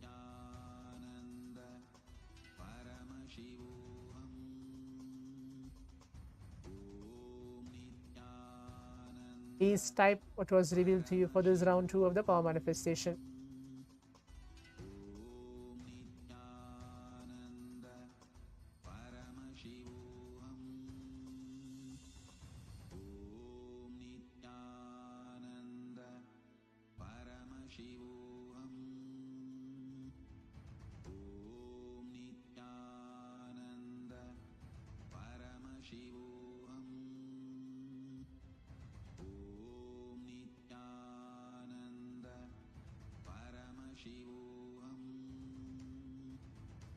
Yes, now as all the participants can see, the color which was chosen for all of us was the color yellow for this round of power manifestation.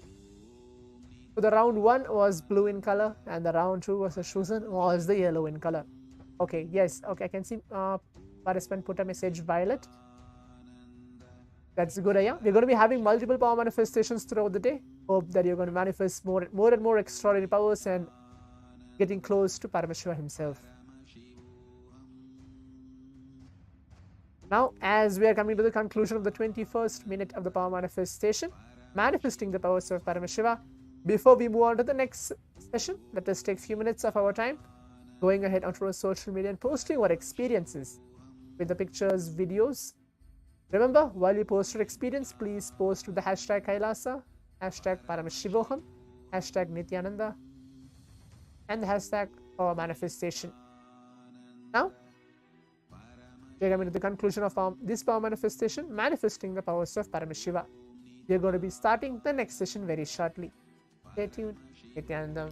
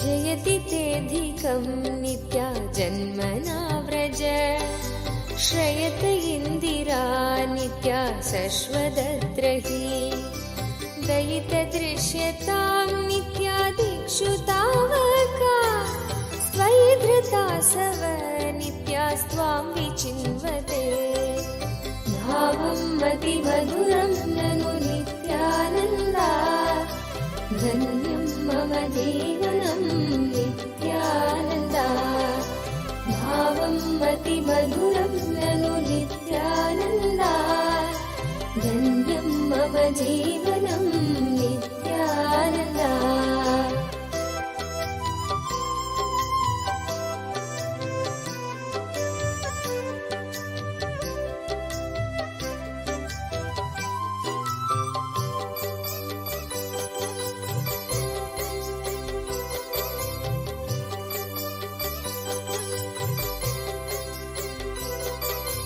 शरदुदाश्रये Nitya Sadhu जातसे सरसिचिदर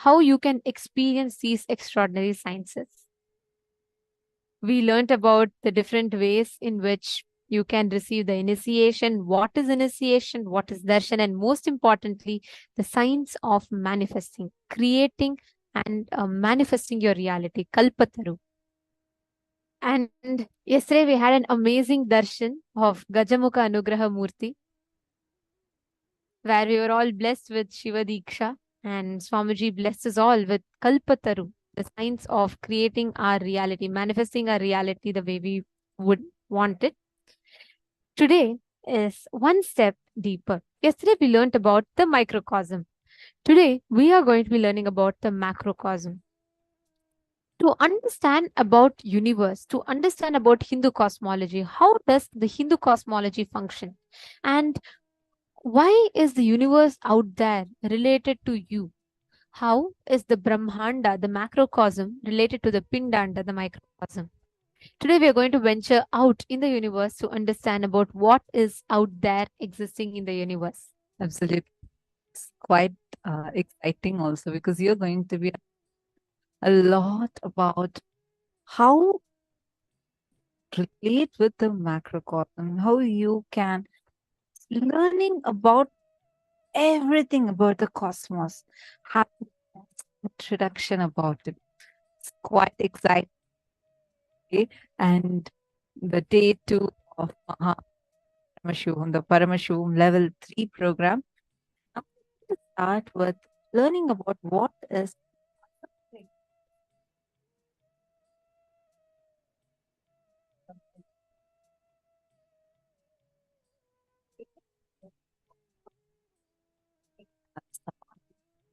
so let's all get and listen to Swamiji's revelation on this. And I also just wanted to announce all the program participants that are there with us live right now, sitting on the two-way video conference.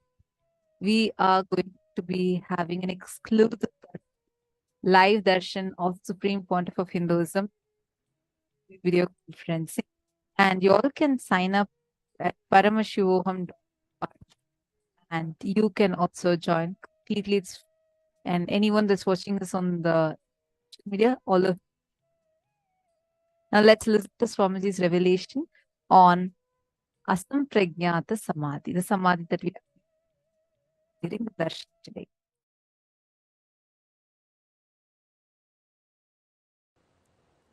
Paramashiva's direct message from Kailasa.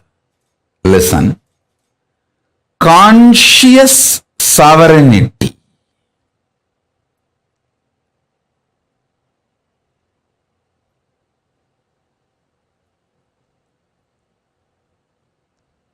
The very purpose of all beings, not just human beings, all beings, is to experience conscious sovereignty. The very purpose why Paramashiva manifesting as this incarnation and manifesting Kailasa is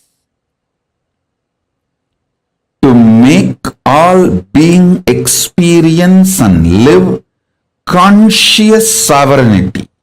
Now,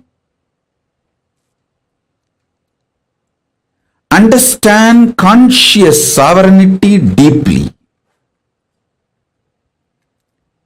Conscious sovereignty means realizing and manifesting the truth. You are consciousness. You may have intelligence, mind, body, various layers, but you are consciousness. Your layers are not you. You are. consciousness, the core substance out of which you are made, or the core existence of you, the core unit of you is consciousness.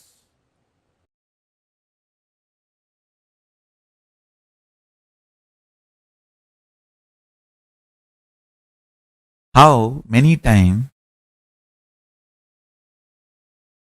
you get into the car and start the car and drive almost 1 hour, you reach from home to the home to the office. Only after reaching the office and you park the car, you will realize, oh God, office has come. Means that full 1 hour, you only had chronological time, not psychological time. You are caught in your patterns, you are grinding, you are chewing your pet. Your inner space had only chronological time. It did not have psychological time or conscious time. You were not consciously living, alive.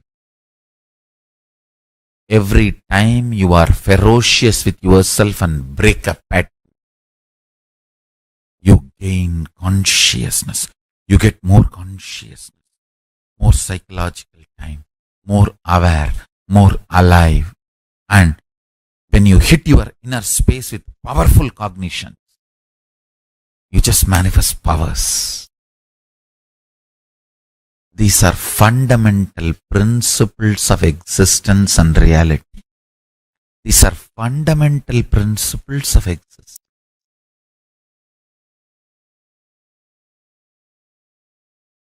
I heard this directly from Arunagiri Yogeshwara.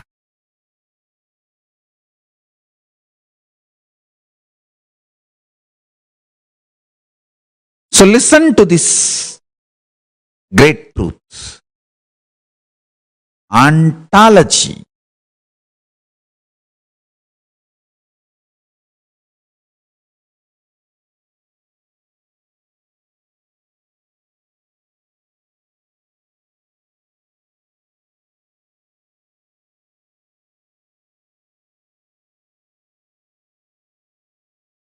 It's like a metaphysics of existence, beings. Eschatology is like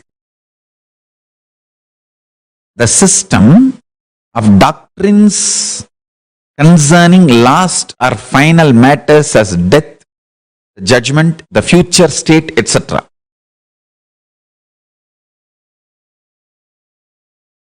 Epistemology is branch of philosophy that investigates the origin, nature, methods and limits of human knowledge. Axiology, the branch of philosophy dealing with values of those ethics, aesthetics or religion. Now, one by one I'll map. The ontology of Paramashivam Jnana. Listen carefully, intensely.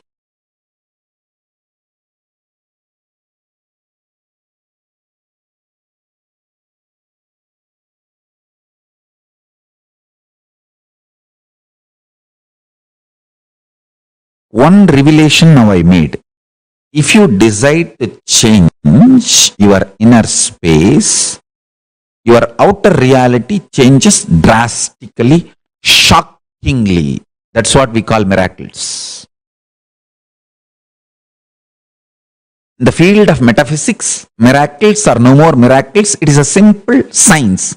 You can cause it. When you can cause it, it is effect of the cause. When you don't know the cause, only effect is there, you call it as miracles. Or sometimes accidents.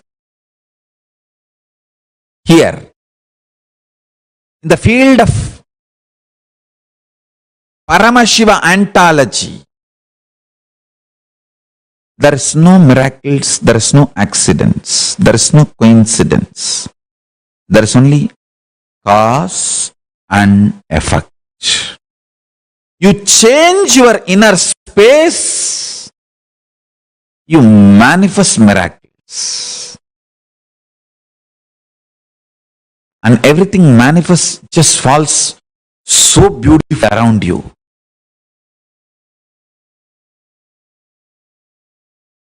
Everyone perceives your life as miracle. And you continue to be in the space of Paramashivananda, Paramashanta Swarupa, Paramashiva Sugabodha, the supernal effulgence of Paramashiva. I tell you, start tasting the sweetness and beauty and qualities of Paramashiva. Anybody who gets the taste of qualities of Paramashiva is liberated. Because when you start tasting, you will start naturally parking yourself there. Even in your free time, you will always be Paramashivoham, Nithyananda Paramashivam. The eternal love, Paramashanta Swarupa, and real Ananda, extremely alive.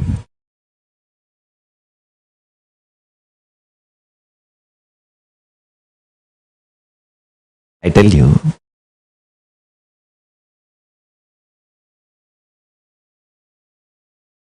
the supernal effulgence, bliss of Paramashiva is like a gold pouring. Take that gold and make your logic for yourself. Your logic means you always think, oh, if I do this, I get bad. If I do this, I get good. If I am like this, this thing happens. If I am having this mood, this is what will be today's result. If I am having this mood, this is what will be my life. That logic which goes on connecting your internal, external happenings and keeps it as your memory. That logic which gives you the push to wake up from the morning and do things, that logic which goes on advising you to do things this way or that way, that intuition which you respect every day, to make decisions this way or that way, that part of you made out Paramashiva's bliss means always remember, when you remember your core as Paramashiva and Paramashiva's bliss oozing in you as the action and reaction of your existence, best things are happening in your life. Best things happen in your life.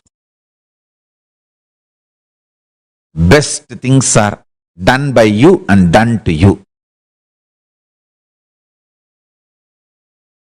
Understand? Nothing can shake the existence of Paramashiva in you. That's a reality, whether you remember or not. But by remembering it, making your logic out of that gold, making Paramashiva logic in you, your actions and reactions become so beautiful inside and outside.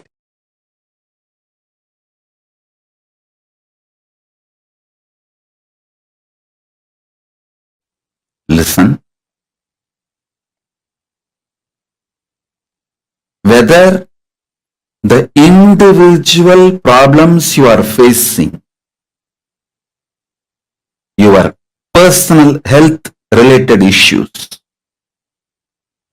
or the whole world health related issues,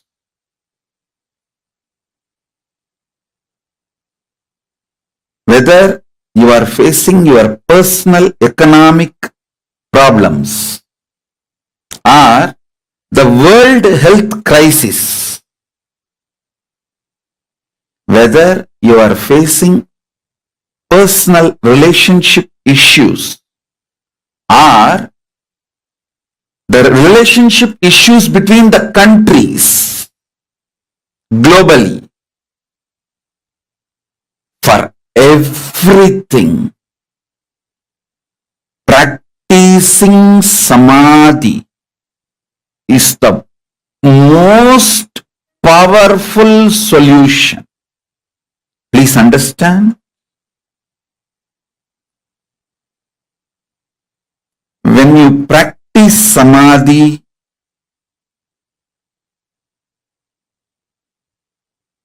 everything in your control becomes conscious, powerful, right and best for you and for the world.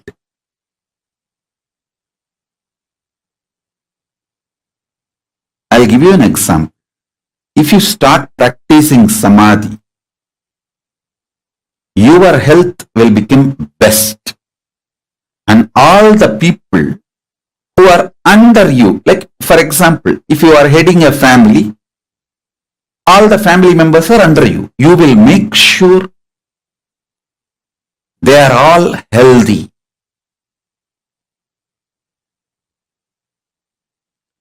If you practice samadhi, you will keep your relationship with you best, and everyone who is under you, around you, all their relationships best.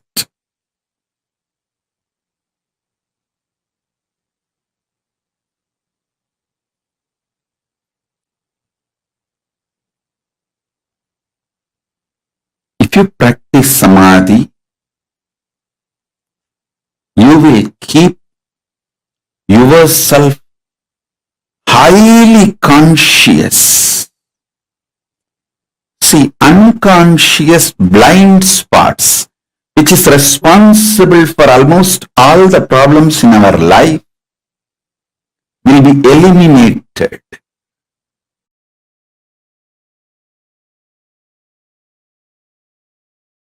Understand?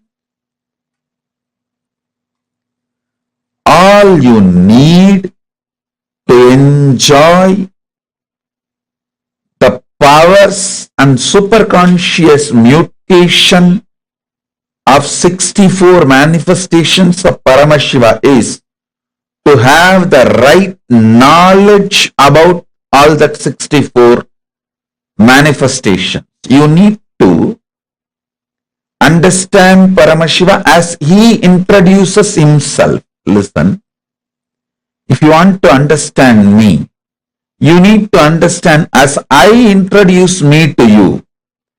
You can't understand me with your own independent investigation. Neither your mind is capable nor your consciousness is powerful to grasp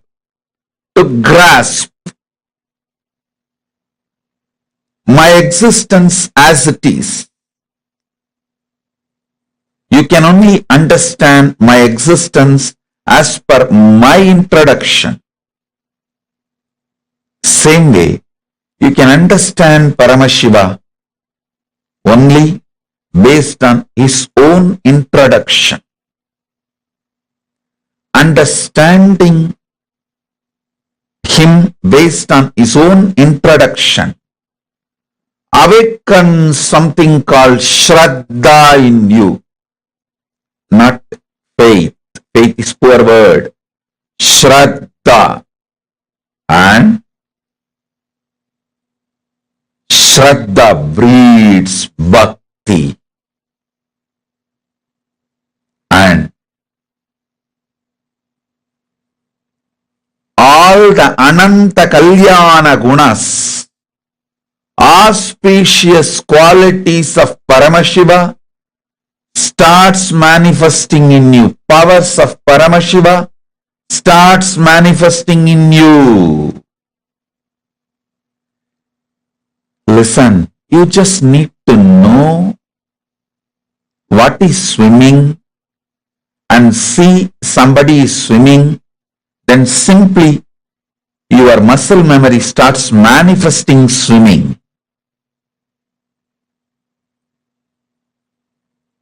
Same way, you just need to know about the superconscious mutations of Paramashiva and see someone manifesting it. Your muscle memory, biomemory, bioenergy, all will just pick up. And simply you will enjoy superconscious mutation of Paramashiva.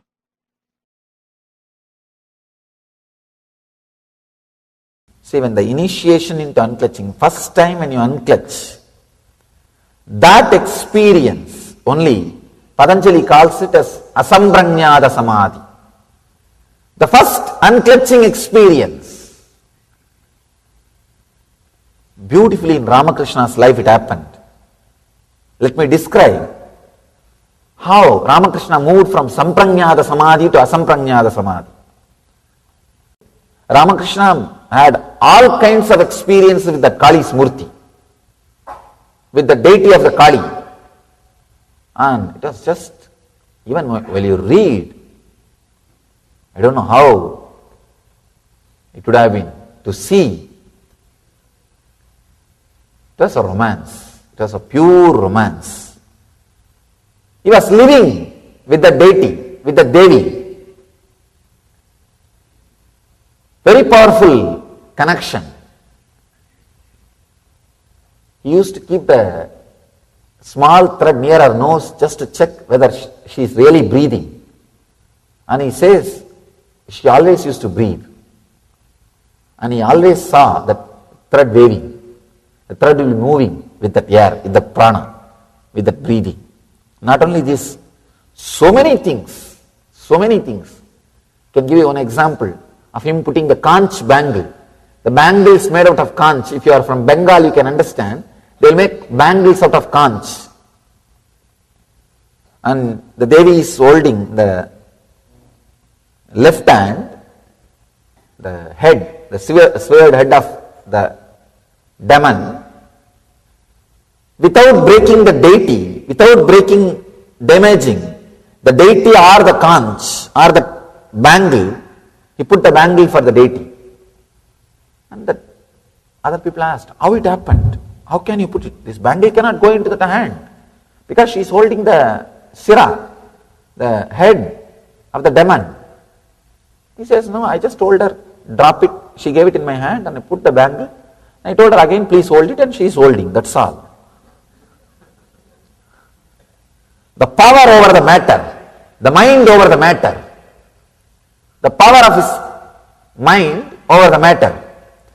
He was connected to Kali that deeply. He was living in sampranyada samadhi. He was constantly living in sampranyada samadhi.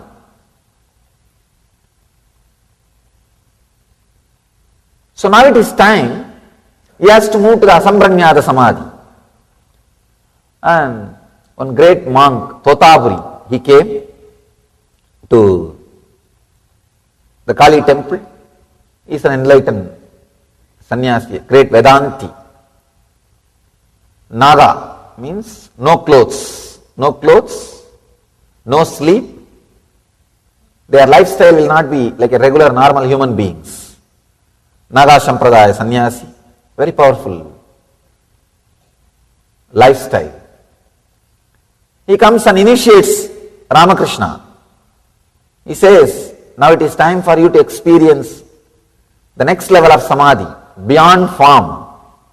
Come on, you need to have that unclutching, the cessation of the mind. What here Patanjali says, pratyayabhyasa purvaha virama, means all the mental function of clutching with the thoughts has to end. See, even if you are clutched with a Kali, it is a mental function. Please understand. Maybe highest level of function, high frequency level of function, but it is a mental function. You can experience in your life sometime, early morning when you are out of dream state, but you are not completely fully awake. That those few seconds you can see, you want to possess your body, but you can't move your body.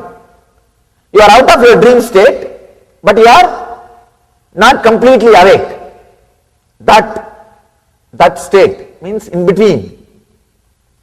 You can see those few moments only, suddenly you will try to move your body with force. You will try to jump out and fall out of the bed. Even though it is the high frequency or almost actions ending, it is an action.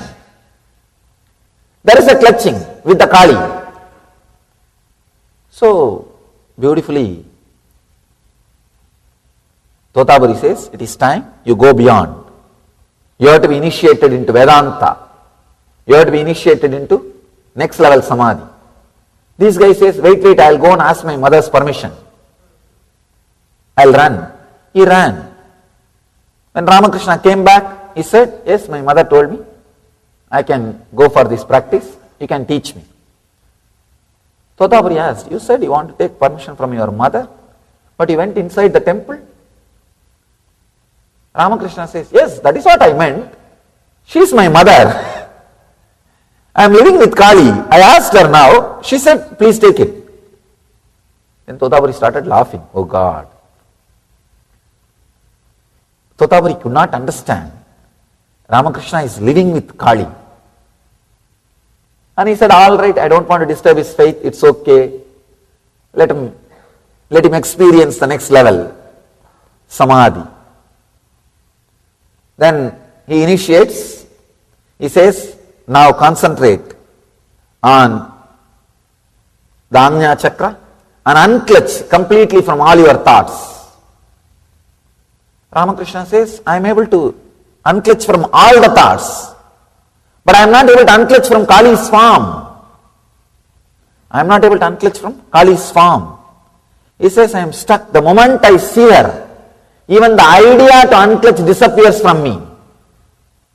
I am just completely drowned. Sambranyada Samadhi, the first level Samadhi. But the beauty is that Samadhi itself is so powerful, it will lead you to next level. It has to lead you to next level. Totaburi says, no, you have to go beyond. Then Kali, she herself appears and says, my son, don't bother. Cut my form with this sword. He says, she gives her own sword. She says, think this as a sword of knowledge and cut my form. You will go beyond my form.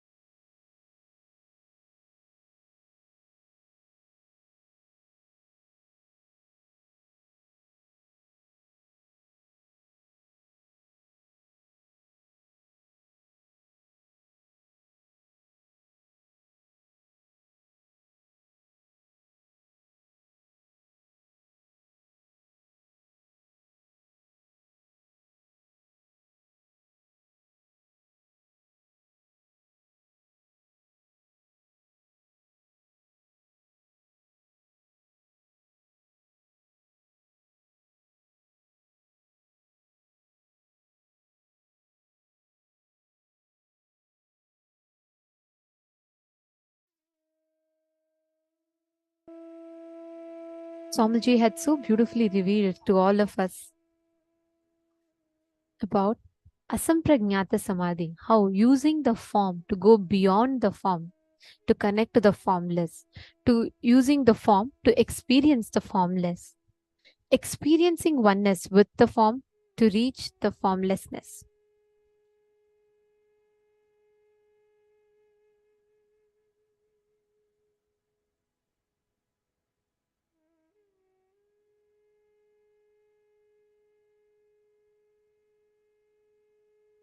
All of us sitting here today, every one of us are receiving these extraordinary truths from Swamiji to understand and to go beyond. See, for us to experience the formlessness, right?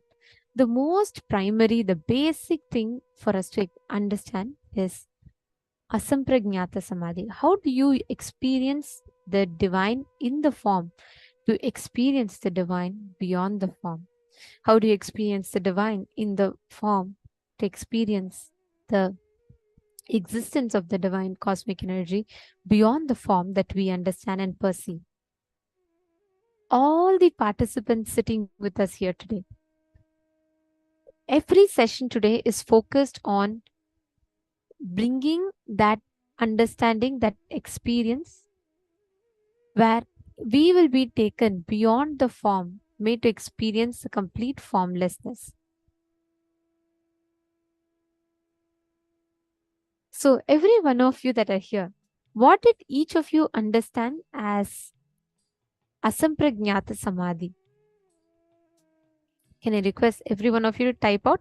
Take a few minutes and please type out. Ma Sneha Patil, Ma Chetna. Ma Sneha Patil, which place are you from, Ma? I also see someone joined us iPad. Can I please request all the participants to make sure that you're all having your full names put in the Zoom? Please make sure that each of your full names are posted. Yes, Nithyanandam, Swamiji had revealed to all of us here about how we can go beyond the form to experience the formless, how we can transcend beyond our idea of the form to experience the formlessness. Through the story of Sri Ramakrishna Paramahamsa, Swamiji had very beautifully explained that to us. I think for many of us, it'll be like, wow, what is Swamiji saying? Like Ramakrishna cut Kali's head, like the Kali's deity, and went beyond the form. See, understand there also, it's again a very, very, very deep connection. It's not that does not mean that Krishna Paramahamsa is saying, okay, Kali does not exist or the deity does not exist. No, but he experiences that space of oneness, the ultimate samadhi space, transcending the form that he is getting connected to. Yesterday, the Sampragnata Samadhi was where we connected to a form. We connected to the form of the deity. We connected to the cosmos through the deity. We connected to that deity. For us, the gods and goddesses are alive. We see them as living deities, like they are living with us. We see them living. That is when we say Asampragnata Samadhi, it is going beyond that level connection. It is not just you're saying that, okay, you should live, see, the deities are there here only in the physical form, but we're saying that you would be able to experience oneness even beyond just this form. That's how Swamiji says, right? Swamiji is not just the 6-foot form that we all see. He's beyond that. So experiencing this is what is Asampragnata Samadhi that all of us are going to be learning about today. We are going to be experiencing that during the darshan today. Now, to experience this, we are going to do a unique process. And this process is called as the Jyotistambha meditation. And the word samyama means to put your awareness into something like an alchemy. It's a process. So, samyama is where you bring your awareness and do a certain technique or a certain method for you to experience that oneness or that ultimate experience that that particular samyama is intended to give you. So for example, if you do a samyama on the let's say bringing awareness on visualizing your third eye or visualizing the fire in your third eye, each of these samyama are directed, given in a certain way to give you a certain experience. Today's samyama is the visualization of Jyoti Stambha, to experience the formless in form. And it's a very powerful samyama, a very beautiful samyama that all of you will be doing. We'll be teaching you all how exactly you can do. Each of you can just follow these steps, and it's very, very powerful. Step by step.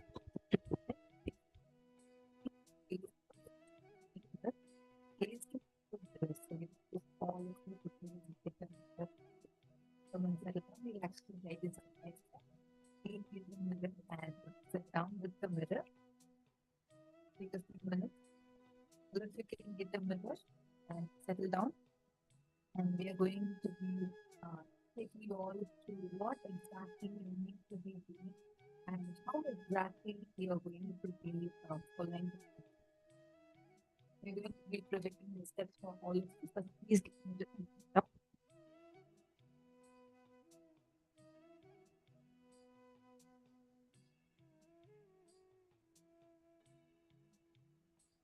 All of you will need the mirror to do this process. It's a very, very powerful process which will take you beyond your experience of the form.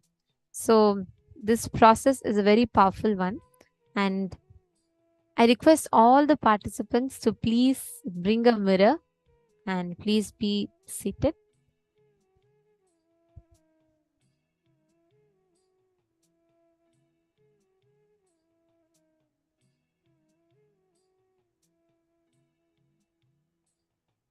So the first step is sit in front of the mirror, gaze at the mirror,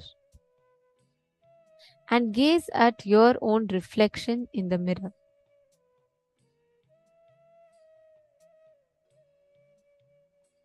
Just gaze it. Just look at your form. Just see your form in the mirror.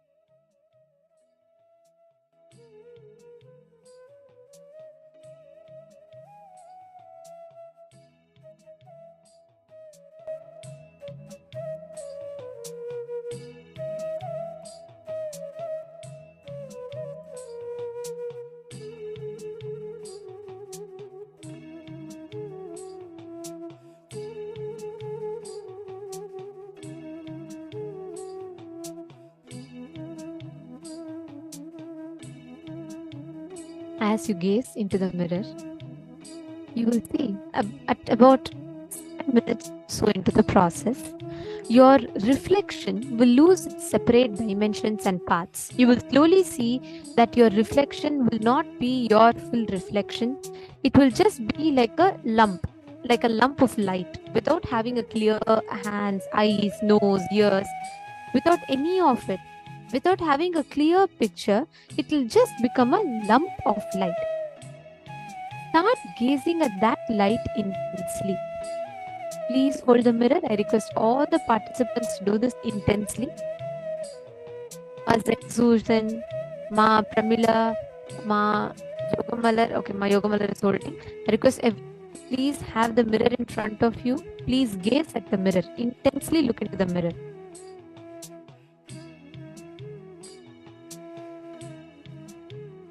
Ma Jane Shen, Ma Ratnaprabha, Ma Rekha Pai, Ma Daniela. I request everyone to have the mirror in your hands. Please be on the camera.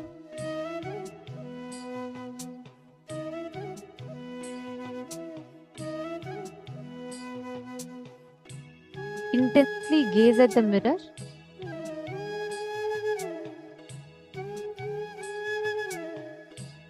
You will gaze at the mirror up until the point where you lose your reflection. It is not anymore having your reflection. It just becomes like a lump of a light.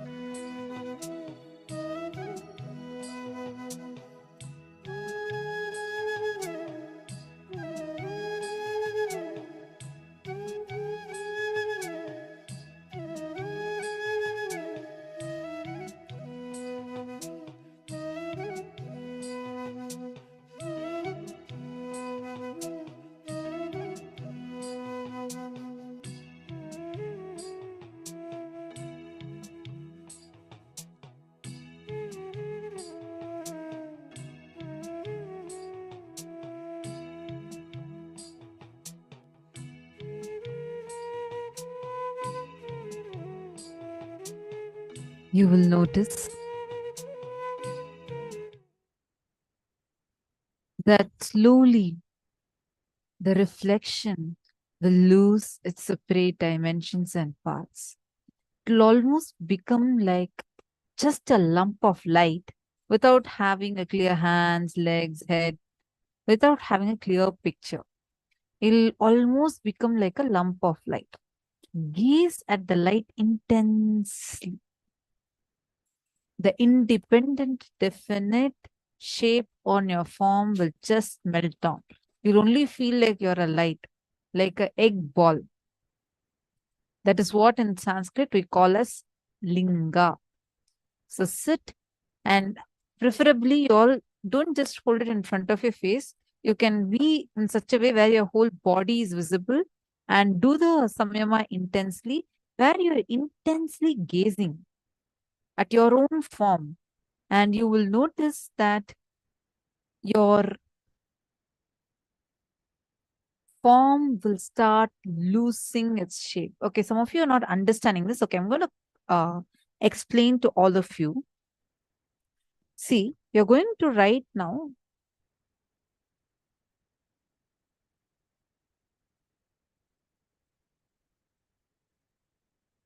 You're going to be standing in front of a mirror, preferably your whole body being visible. Stand in front of a mirror and you're going to be intensely looking at your form. Just look at your eyes in the form. Just don't move your eyes. Just look intensely at your form. Slowly, about after 7 minutes, the shape, the hands, legs, like the head, all that will just blur out. Like it'll all become like the clear form will not be there anymore. Like you will be only seeing like intense light starting to happen, like one lump of light. Intensely gaze at that light, and slowly it'll just turn into a ball, a light ball. That's what that like an egg-shaped ball. That's exactly what we call as a linga. You're going to be intensely gazing at your own form. Don't get caught in your form. Don't see only when you start moving around, your eyes moving around, like you start looking at your face. Okay, how am I looking? How am I looking? Then you're not doing the process. You're just going to fix your eyes at your eyes and intensely gaze at your form. In 7 minutes, the form will lose its clear, like there won't be any clear separate form. It'll all start turning into light. Like you'll just see a light. Like it'll start blurring out. So till then, like keep intensely gazing at it. Once it turns out as light, just continue to gaze at it intensely. Are all of us understanding? Please let's do the process now intensely.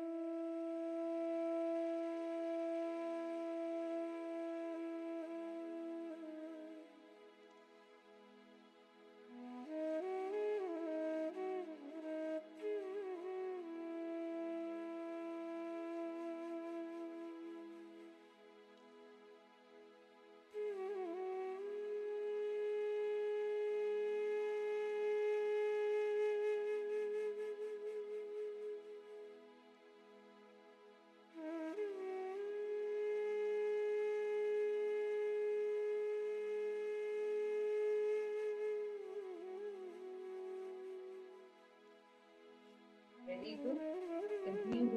Look at yourself intensely. See.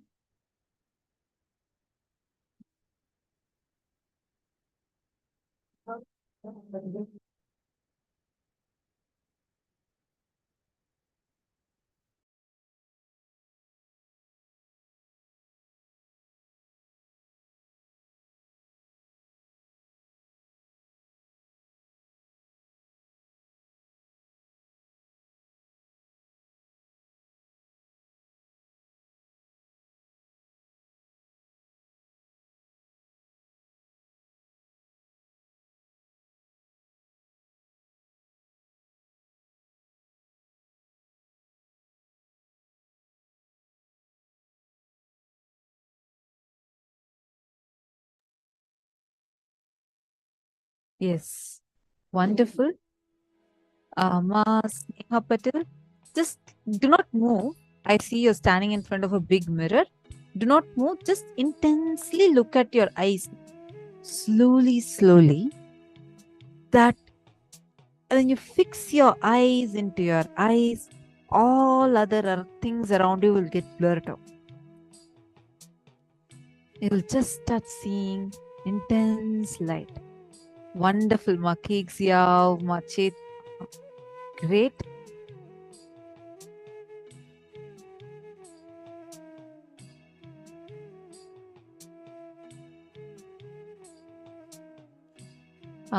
Ma Nitya Prema, if you want for the process alone, you can remove your specs. You can remove your glasses. You don't need the glasses for this form. Do it intensely. Ma Pramila Maski, your eyes need to be open. Ma, you should look at your reflection. Yes, good. Ma Jayanti, very nice. Intensely, just focus on your eyes. Gaze into your eyes.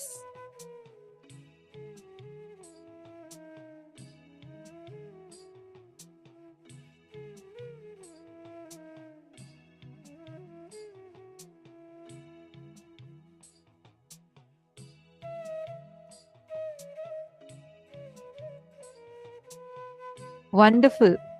I see already Chinese participant has message saying, I saw the reflection melt. Great. Continue doing the process. Let's do it for some more time. You'll see it will help you in power manifestation.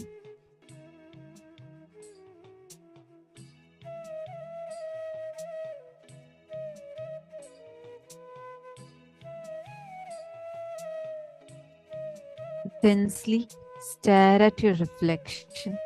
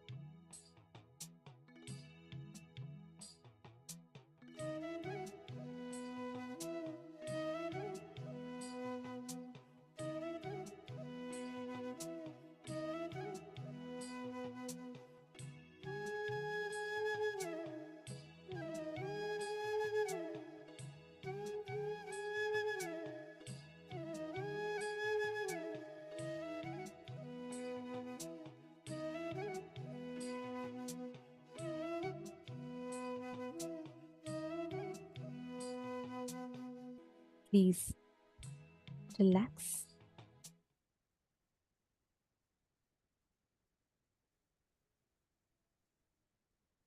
Now, as you are seeing in the mirror, as you gaze in the mirror,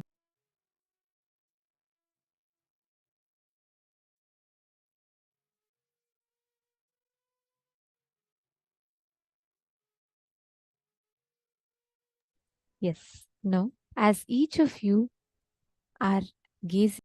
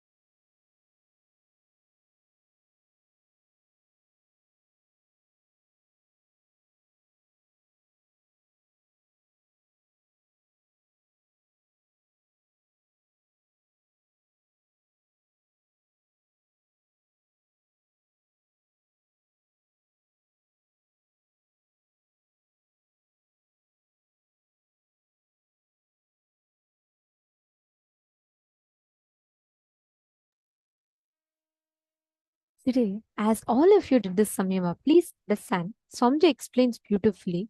When you do the samyama on this light, the lingodbhava, this light is a supernal effulgence, which means all pervading, pervading everywhere, every place, every space, every different things that we see, every manifest and unmanifest forms both. And today, the samyama that all of you did just now, please understand, this will open you up to be able to see any hidden thoughts in another person's mind or any hidden treasure in any place. This samyama leads us to that experience because you are literally opening up yourself to that ultimate supernal effulgence, experiencing that intense connect with Paramashiva. Happening is you are connecting intensely to that all of us have that pure consciousness in us. And you're going beyond just your form. Whenever you remember yourself, you are Nityanandam, sorry, am I audible? Are all of you able to hear me? If you're all able to hear me, can you all put yes in the chat, please?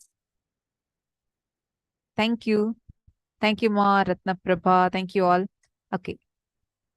See, understand what is the samyama we just did, right? We have been sitting and looking intensely, gazing at our reflection, and then we slowly saw how the reflection just melted down. Whether it melted down into light or dark, that does not matter. Don't worry. I see one participant. Sorry, I'm not. If you could rename yourself in English, it'll be easier, Ma. I see your name in the Chinese script, so I'm not able to read it.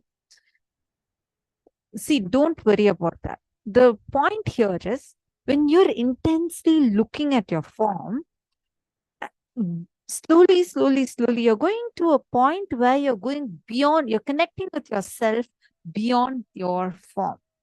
This can help you look into anything. Swamiji says you'll be able to identify any hidden treasures. You can look at long distances. You can read someone else's mind. This opens you up to all those powers. This samyama opens you up to all those powers. You may have a question. So does that mean every time I want to access that power, I need to do it through the samyama? No. Swamiji's initiation is the key. He has done the tapas for us. The samyama only helps you, adds like an additional value to you. Like it's like a support system. But the way how the power manifestation happens is by the initiation that we have received from Swamiji. Are all of us clear with this? Now, you're going to do a very powerful technique. Listen carefully. You're going to scan someone else's mind.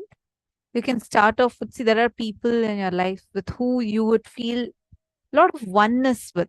Like you'll feel like a lot of completion with the other person. And you'll feel like, like it might be your mother, it might be your father, it might be your best friend, anyone. You can call such people first and ask them to think of some image in their head, and like they can actually write down what image they're. And if possible, they can keep looking at it because our mind will keep changing. Even if I say dog, by the time I complete the word dog, in a matter of few seconds, you have thought of 10 different dogs, right? Like our mind it'll keep jumping. So you can ask them, just keep an image in front of you and just look at that image. Ask them to keep looking at that image and keep just visualizing that image in See, their that is the brain. key because they need to visualize one thing constantly and consistently. So we need to make sure that we need tell that to the partners clearly that they visualize one thing properly, consistently. If I say a flower, if I'm visualizing a rose, right?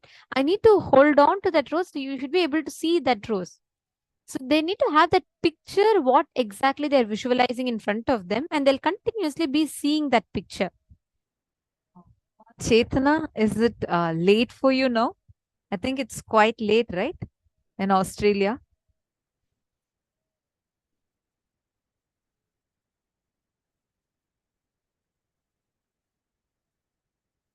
Okay, almost 1 a.m. But nice to see you're sitting up.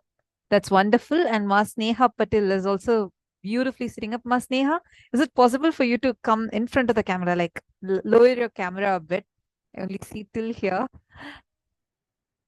See, very nice. Both of you sincerely sitting up. If you both know each other, maybe you both can start manifesting with each other. Just do this. It'll even freshen you up a little more. Now you're going to do a few rounds. Okay, I'm going to give an example for everyone. Taking the example of Ma Sneha Patil and Ma Chetana. I'm just giving an example. So now let's say Ma Chetana and Ma Sneha are pairing up with each other. It's actually quite late for them, and it's lovely to see them sit up and do the steps very intensely. So now let's say Ma Chetana is saying, okay, I'm going to visualize an image. Ma Sneha, you can scan me, and you can read what image exactly I'm holding. You can see what is that. So Ma Chetana is going to first write down what image it is. Let's say she's going to be visualizing a picture of a ship. A ship can now be a huge cruise ship. You can be visualizing an ancient time ship, or you can be visualizing Titanic. You can be visualizing anything, right? So instead, what you're going to be doing is Ma Chetana is going to take a picture. Maybe you can go to a picture on your mobile. You're going to just be looking at that, and you're going to be visualizing that. On the other hand, Ma Sneha will not know what image exactly you're holding. You're not going to show to her. You're not going to tell her anything. She's just going to connect with Swamiji. And now that Samyama she just did, right? She's just going to now chant the Mahavakya and just look at you with all her three eyes. She'll look at you and she's going to see what exact image you're having, what you're thinking of. You'll actually, Ma Sneha, you'll actually be able to see it. Whatever is coming for you, type it and send it to her.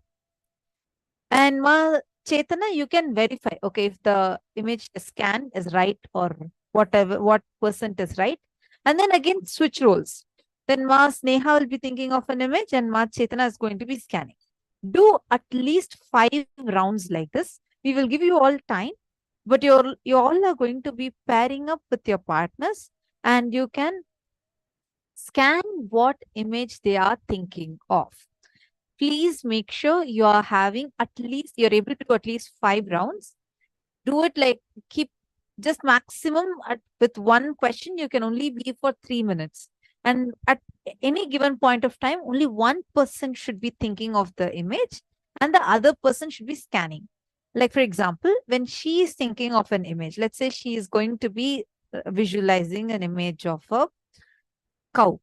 So now she is going to be having a picture of a cow in front of her and she's going to be seeing that. And I'm not supposed to see that image, right? I'm going to be connecting to Swamiji, chanting the Mahavakya. So visualize that pure light, like you just did the samyama on light. Just do the samyama, that lump of light that you just saw. And see through all your 3 eyes, just look at her. And I'm going to be seeing her. And I'm going to exactly see what image she is visualizing. And then I'll type that image and I'll show to her. I'll describe that image. It will appear in your inner space. See, when you close your eyes, what is inside of you is the inner space. And you will be able to clearly see it. You just need to do one thing. You should not let your thoughts interfere. You just need to manifest the experience, unclutching inside of you. So if Ma Sneha is scanning Ma Chetana, Ma Sneha should not let any thoughts interfere. Okay, what will Ma Chetana think? I think she might be thinking about this. No, just when you see the other person, it's important that you see the other person. So when you see the other person, your inner space will show you what exactly the other person is thinking. So Ma Chetana, you should be continuously looking at the photo that you want her to scan. Okay. So, Ma Mary Long, yes. All of you also can connect to your partners and manifest, Ma Joyce Liang, and each of you connect your partners, and sit now and intensely manifest. Okay, you will be able to clearly see it appearing in your inner space. Just unclutch, and when you unclutch, what experience happens inside of you? Describe it. The secret for this is how unclutched you are, not letting any thoughts in your inner space. That's why we did the samyama. All of you just focus on unclutching and just chant the Mahavakya. You will simply be able to see it. And I cannot scan her more than 3 minutes. Maximum time, even to tell the answer, should be only 3 minutes. If you're not getting within the 3 minutes, go to the next question. Then we'll switch. So I'll be visualizing something and she is going to be scanning. Then again, we'll switch. So this should be 3 minute cycle. And we are going to do this for 21 minutes. Ready? Shall we start? Please chant the Mahavakya. Chaitanya is asking, do we keep our eyes open or closed? You can actually keep your eyes open also and see, Ma. You can open your eyes and you can just look intensely with all the three eyes at the other person. So how do you look through all the three eyes? You can just basically put your awareness and be unclutched. That's all. You don't need to do anything special process for this. You just make sure that there are no thoughts that are interfering. That's very important. Every time a thought hits your space, it's literally like distracting you. It's like a clear water. Every time you throw a stone inside the water, the mud gets unsettled, right? They all come up. Same way, every time a thought hits, your inner space gets disturbed. So just make sure you're completely unclutching. The best way to do that is by chanting Mahavakya constantly. One thing, when we say look through all your three eyes, consciously you see like how you feel like you're looking through both your eyes, right? Like you close your eye, one eye, then you feel like you're looking through one eye only. Like that, consciously now feel that you're looking through all your three eyes. Like all your three eyes you should be looking through.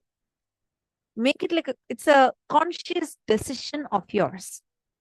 Feel as if you're looking through all your three eyes and intensely look at the other person. Are all of us clear? The key here is to do the round 3 minutes only. At a time, only for 3 minutes. Check your time, start your 3-minute timer and switch.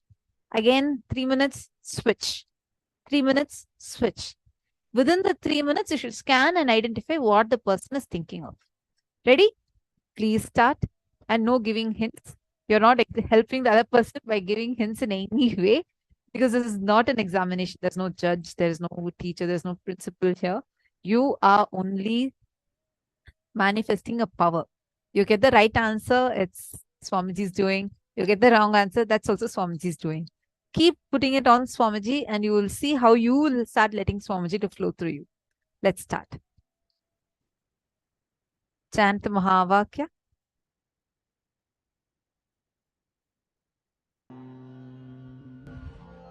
ॐ नित्यानन्द परमशिवोऽहम्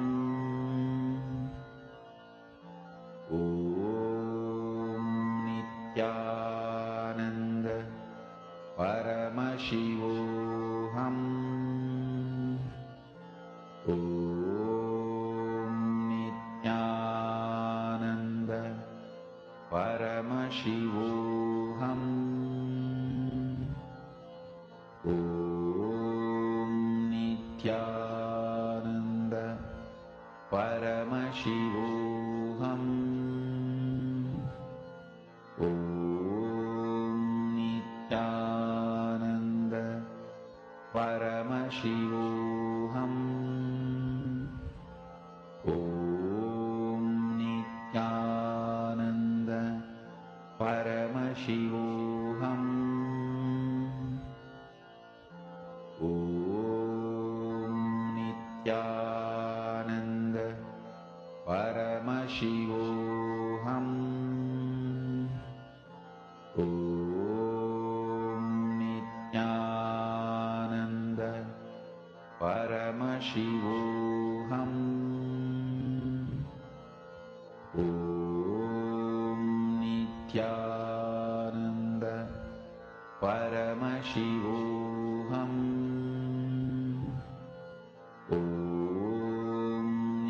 Nithyananda Paramashivoham.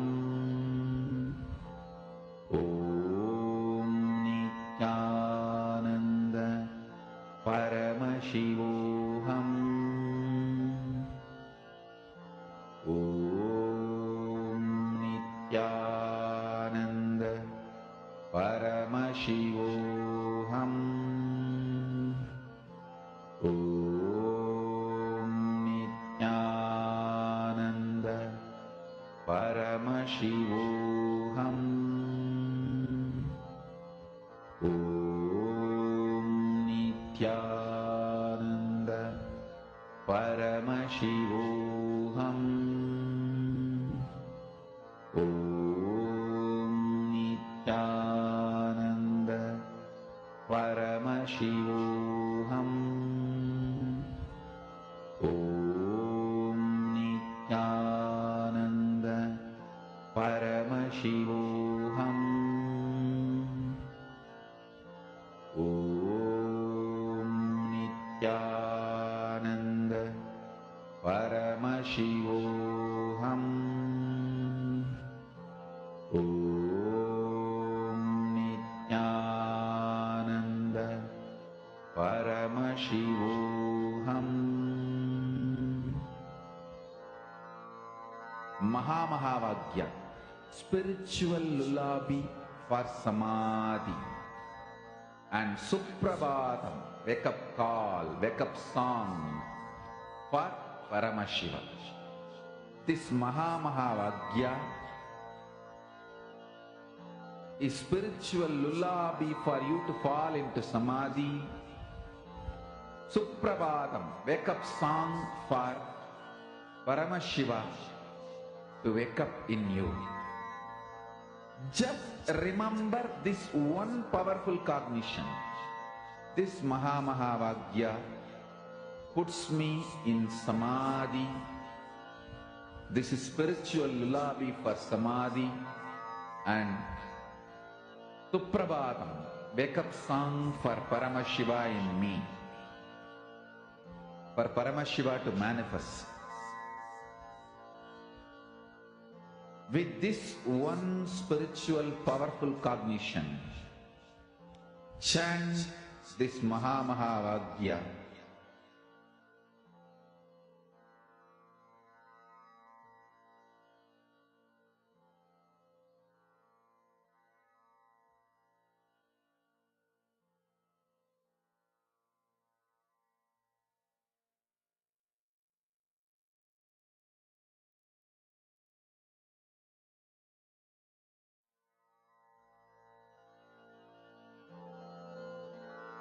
Mahamahavagya, spiritual lullaby for samadhi, and Suprabhatam, wake up call, wake up song for Paramashiva, for Paramashiva to manifest. With this one spiritual powerful cognition, chant this Mahamahavagya. Om Nithyananda Paramashivoham. Om Nithyananda Paramashivoham. Om Nithyananda Paramashivoham. Om Nithyananda Paramashivoham. Om Nithyananda Paramashivoham. Om Nithyananda Paramashivoham. Om Nithyananda Paramashivoham. Om Nithyananda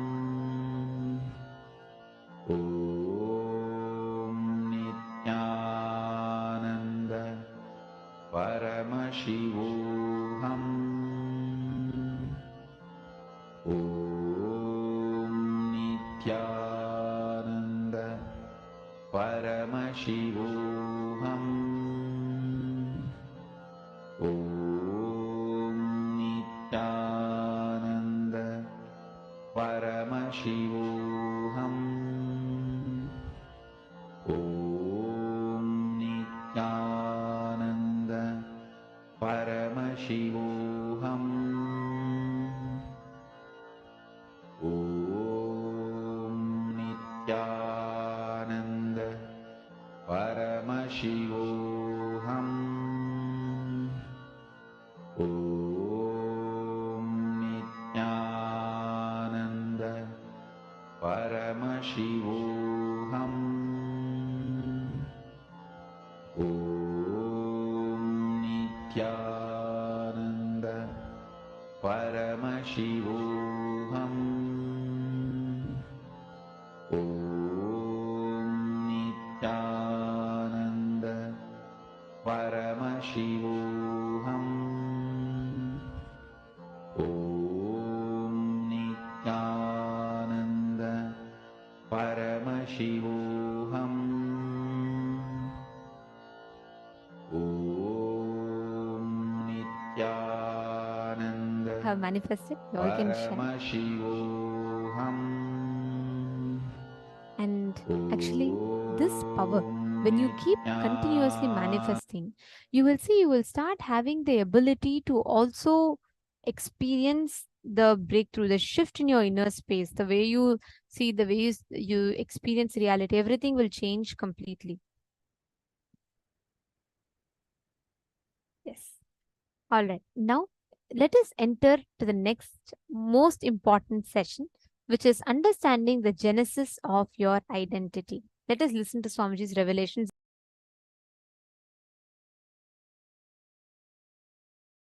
The first session is Genesis of Identity, understanding what you perceive as your identity. What do you feel as you is too important, because only from what you feel as you start developing second person and third person of your life. Understand? Aligning, understanding, aligning and understanding your first person, second person and third person, and experiencing completion. And experiencing completion. Understand? Wherever you are not aligning, you are only maligning the reality. Either you align or malign. There cannot be any neutral. Either you align or malign. There cannot be any other reality. Aligning. If you are not part of the solution, you are the problem. Understand? If you are not part of the solution, you are the problem. Aligning and understanding the first person, second person, third person of your life. Who is the first person of your life? What you perceive as you.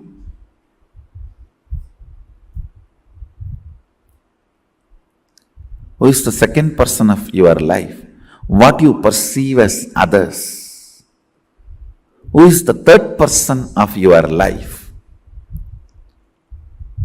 Whatever you perceive as you and others, and what you perceive as others, they and their others. Listen, whatever you perceive as you is your first person, Whatever you perceive as others is your second person. Whatever you perceive as your second person's first person's and second person is your third person. Just put little attention, you will catch how the whole thought current, which is torturing you from day and night, which you really want to get rid. You and your thinking as love-hate relationship. You can neither be without that nor be living with it.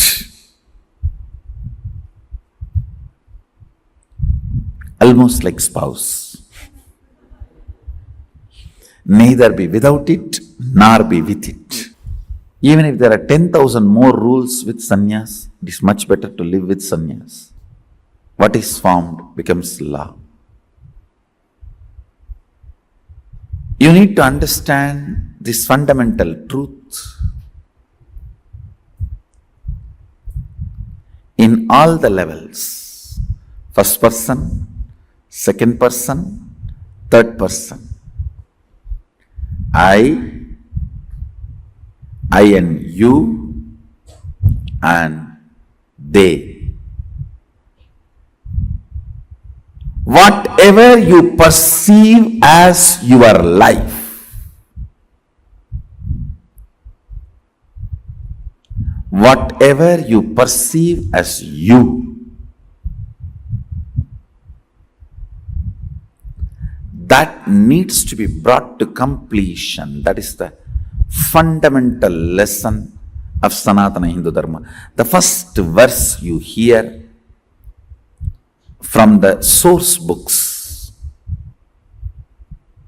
of Hindu tradition, Purnamata, Purnamidam, Purnat, Purnamudachyate, Purnasya, Purnamadaya, Purnamevavasishyate. It is from completion happens completion.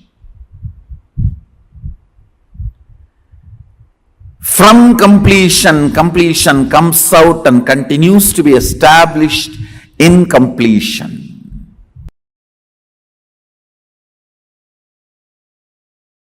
I am introducing you to you.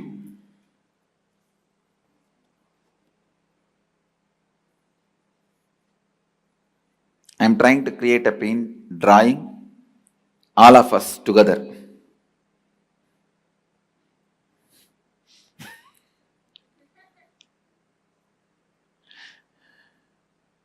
Listen, whatever you think about you inside you, whatever you believe strongly as you inside you, is inner image.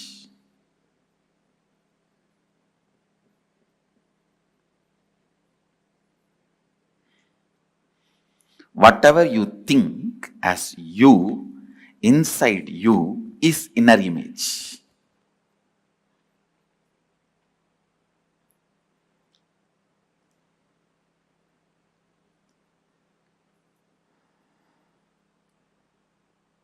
If you see sometime, you will feel you will be always successful in everything. If you see sometime, you will feel you will always be failure in everything. Whatever you think as you in you is your inner image. How you show you to others,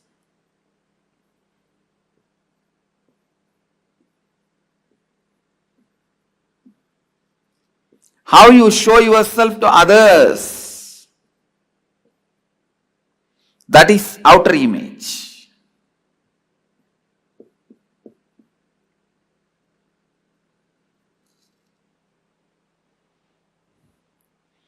That is outer image.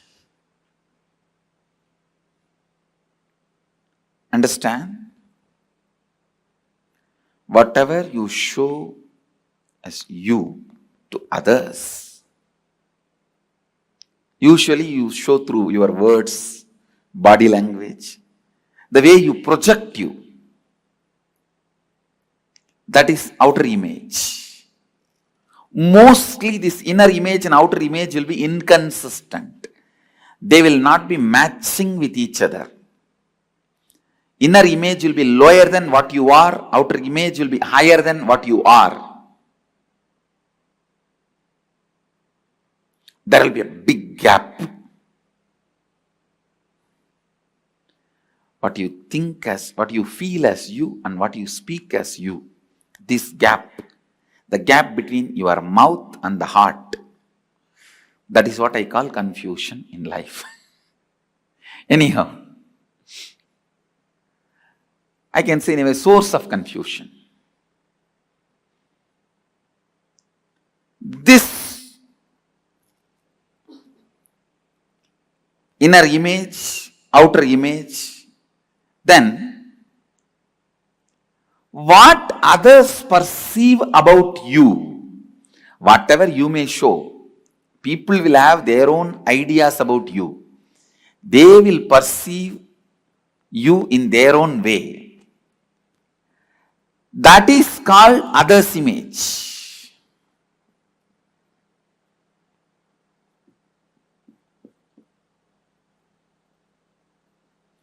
That is called others' image. Inner image, outer image, others' image.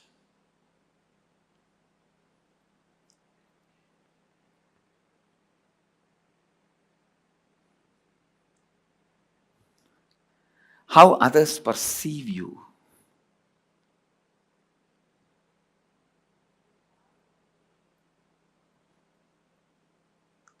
And please listen, when you want all the benefits from others and society, you are bound to take responsibility for how others perceive you.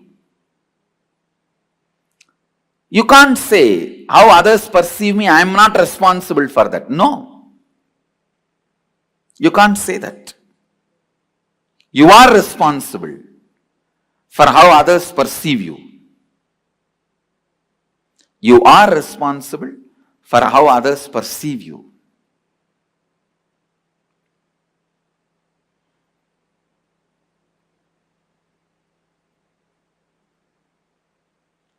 So understand, how others perceive you, others' image, you are responsible. And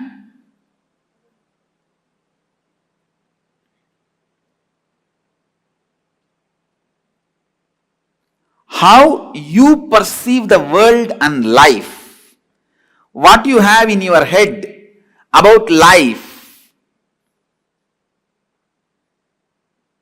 You may think life is exploiting. All the 4-letter words you may have about life and others. That is called life image. Understand, if you have a wrong life image, even if you are living in a palace with all the pleasures of life, best things life and others can give you, you will still continue to be in a deeply deprived space and state, because able to have a right life image and trust others is one of the luxury you can have in life. Being careful is different. Constantly being frightened is different. Being careful is different. Constantly being frightened is different. I'll give you experiential explanation about these 4 words: inner image, outer image, others' image, and life image.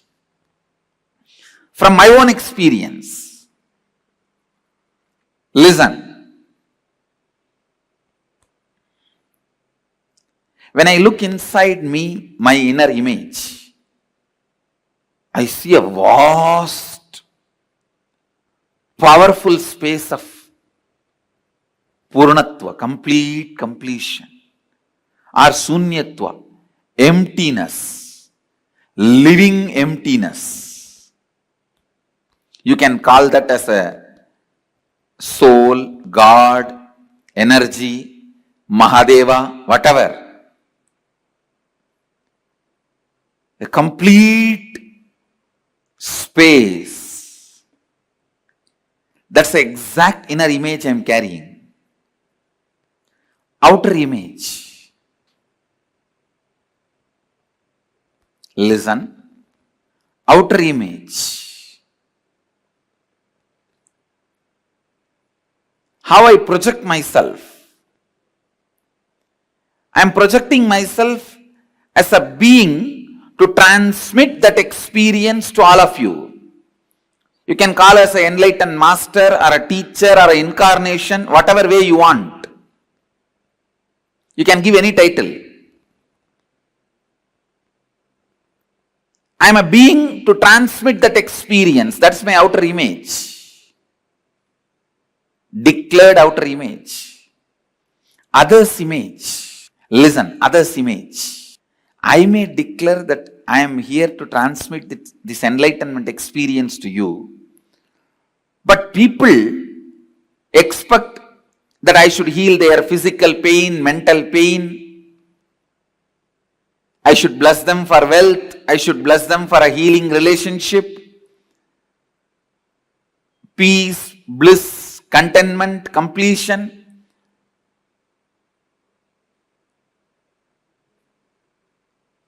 See, the other's image, what people perceive from me and expect from me, maybe it is different than what I declare, but even then I am responsible. Because whatever they expect is within the purview of my declaration. Please understand. When I say I am here to transmit that experience to you, to give that experience to you, I have to give you at least 1000-volt spiritual energy. But to clear your cancer or headache, I need to give only 0.5-volt energy. So if you expect me to heal your physical problems, I am responsible for it because that falls in the purview of my declaration. Anything which can be done by the transmission of energy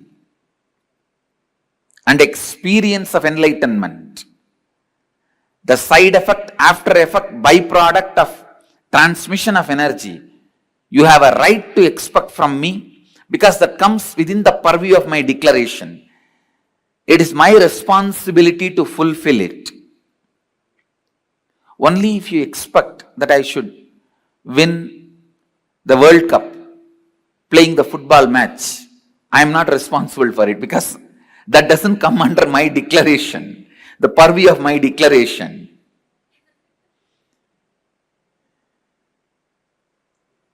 But anything you expect in the line of physical health, mental health, complete relationships, wealth, fulfillment, completion, enlightenment, I am responsible for it.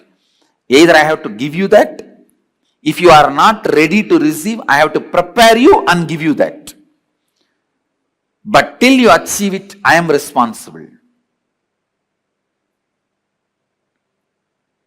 This is what is taking responsibility for others' image. And the life image. The image I have about life and others. The whole world is here to celebrate this joy with me, to celebrate this bliss with me, to celebrate this completion with me. That's all.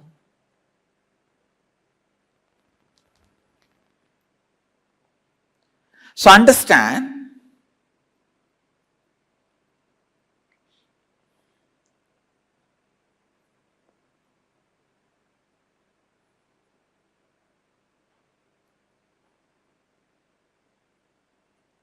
now you also look in and find out the inner image you have, outer image you project, others' image you created, for which you are responsible, and life image you are having about life and others. Pen down exactly what you have. Then we will find out the root cause of all the problems you have in your life. Then we will build the right inner image, outer image, life image, others image. Come on. First, let's spend a little time in finding the inner image you are having, outer image you are having, others image you are having, life image you are having, without editing. Please start penning down. Please distribute the assignment sheet of genesis of your identity.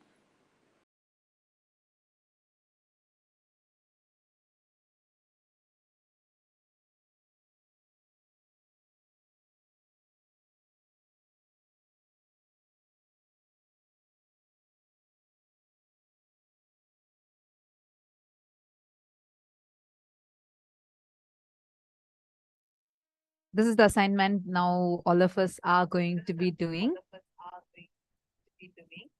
Now we are going to be writing our inner image, outer image, others image, and life image. Hope all of us clearly understood about the layers that Swamiji clearly explained, detailed it out, and explained it to us. If any of you have any questions regarding this, I'm going to now show the exercise for us. And if you happen to have any questions regarding this, first listen to the whole explanation and then you can post it on the chat. Then we will take your questions and we will help you understand it better. This is one of my favorites because this will help you to win so many situations, because usually we all lose at losing ourselves, right? Like even a simple thing, your enemy is trying to trigger you and you lose your cool, you're losing yourself there. But Swamiji is telling us where exactly is that borderline, like how to identify what is it that you are giving as your declaration. What is your declaration over here about yourself? What is your inner image? What's your outer image? What's your other's image? What's your life image? Here we are going to spend some time and actually understand that, analyze and understand that.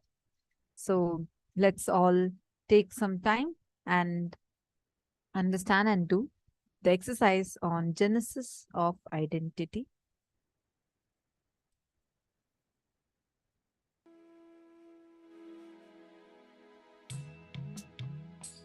Please take your paper and pen.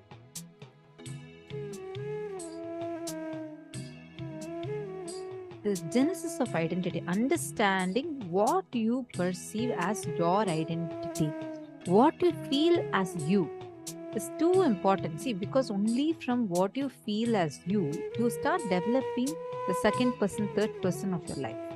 What you feel as you is your first person. What you perceive as others is your second person. What you perceive as your first person's perception of others and your second person's perception of the first person and the second person put together is the third person, the world. Understand? Whether you're not aligning, you're only maligning the reality. See, understand this. Wherever you're not aligning, you're only maligning your reality. Either you align or malign. There cannot be any neutral spot. Either you align or malign. There cannot be any other reality. Take a few minutes and describe all the words and statements you use to describe yourself, the quality that you believe are a part of your internal image. So one thing I wanted to clarify over here, you are doing this exercise for yourself. All right. I request you all not to post this anywhere. You don't need to post this exercise on social media or on the Zoom chat. Please do not post it anywhere else.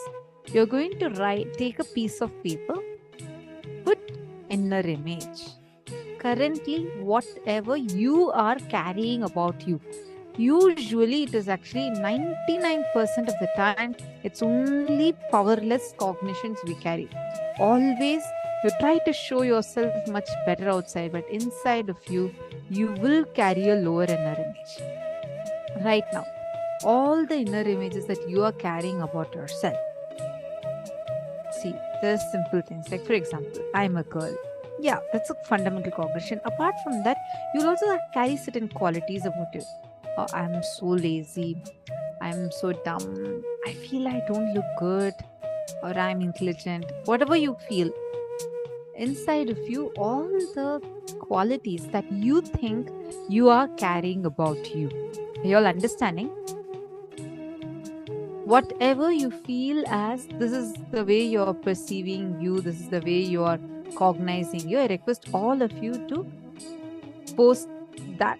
write that down. Do not post it anywhere, just write it down. Are you all understanding? Please do not post it anywhere, and you're just going to write it down now. Ma, can you please explain the life image again? Sure. See, first is inner image. Inner image is how you feel inside you about yourself. This is your cognitions, perceptions, the words that you carry inside you about you. Second is the outer image, how you are showing yourself to others and world. Next is others' image, how others are perceiving about you. It is like you'll always know what the other person is thinking about you. We will carry certain perception thinking this is what the other person is thinking about us. That is called as others' image, what the other person is thinking about you. Next is life image. Life image is how you feel about life and others. Like you feel no one likes me. That's another life image. All the time, why life is making sure I'm losing in this. You understanding, ma? All these are perceptions that you carry about life. Oh, life is always partial towards me. Always people are very partial. The cognitions you carry about life, meaning others, and life as a whole. That's life image. Take a few minutes and please start penning down this.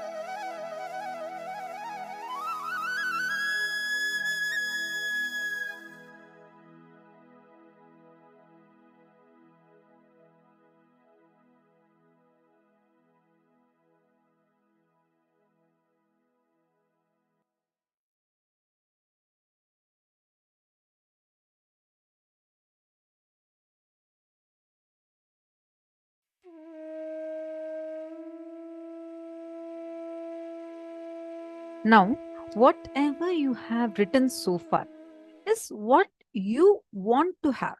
Sorry, what you are currently having. Am I right?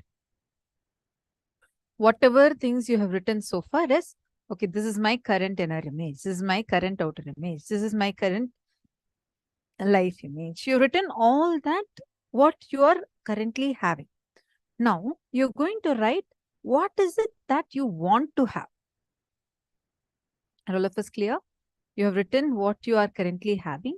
Now you're going to write down what is it that you want to have, meaning all the best inner image, best others image. See, for example, currently you might be feeling that you're a very lazy person. Currently you might be feeling that you're very you get upset easily, you get angry easily. I'm just giving you a few examples of what all possible inner images we may have.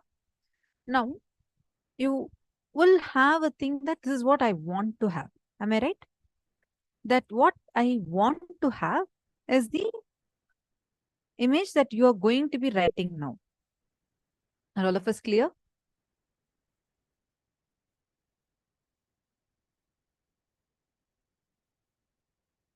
Best inner image, best others image, best life image, all the best ones that you want to have. For example, right now you feel that, okay, I feel that I'm very depressed person inside, but then you want to always be blissful. You want to be very loving. This is the best inner image you want to have. Then the best outer image you want to have. You want to be a very loving person to people. And what is others image you want to have? People should feel that, okay, she's a very friendly, genuinely friendly person. And then you want to feel about life as everyone loves me. You're understanding? This is what you want to have. I'm just giving you an example. With this aspect, whatever qualities you want, you can put. So take a few minutes and put.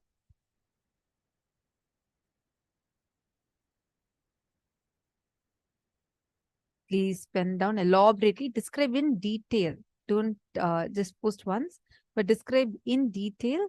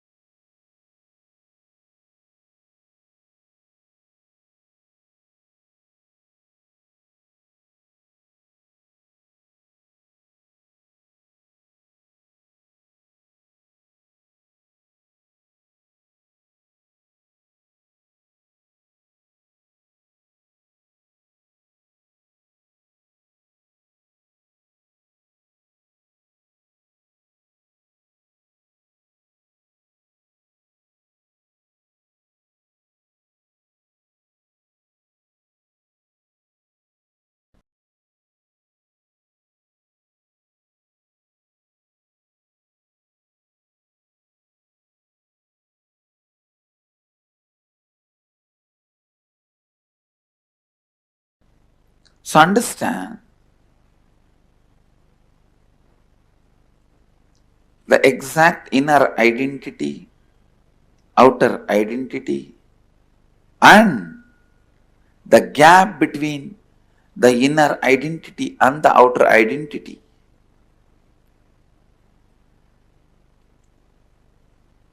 And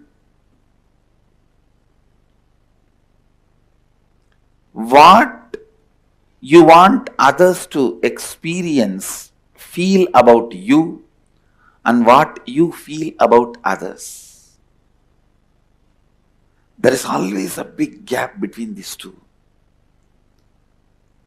You want everyone to feel about you as a loving, caring, trusting, blissful, joyful person. But you believe, you think about everybody as crooked, cunning, cheats, bunch of thieves. Now you need to know the gap between your inner identity and outer identity. That gap is neither good nor bad. Same way, the gap between what you want others to feel about you and what you feel about others. This gap also is neither good nor bad. If both these gaps makes you powerless, both of them are bad. If they does not make you powerless and you know how to play with that, then it is not bad. Sometimes it is good.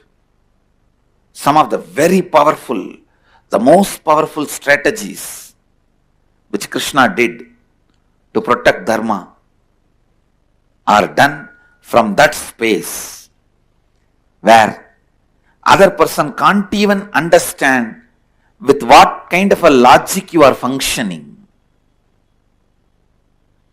Other person can't even understand, you can never understand with what kind of a dharma Krishna is functioning. You can never understand.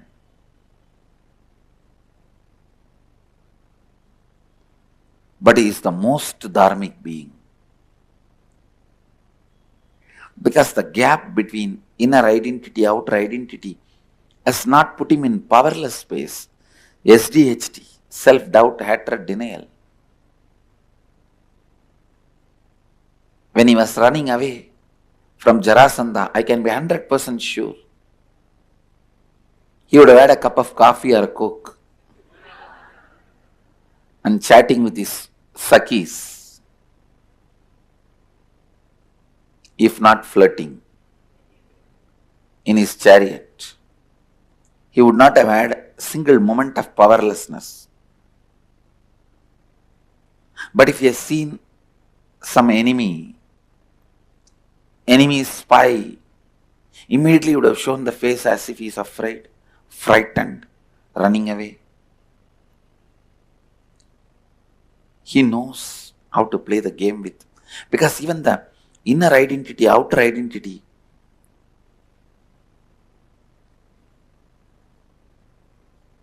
the life image and others' image, even that has become like a nail and hair for him with which he can do makeup, whatever he wants and play with it.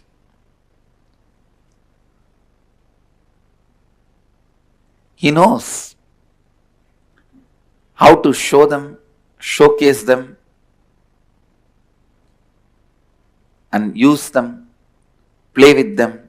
So understand, not to fall into any powerlessness by these four identities and the gaps between them is completion.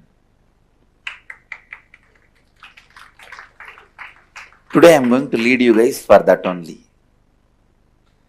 Today I am leading you guys to that level of completion.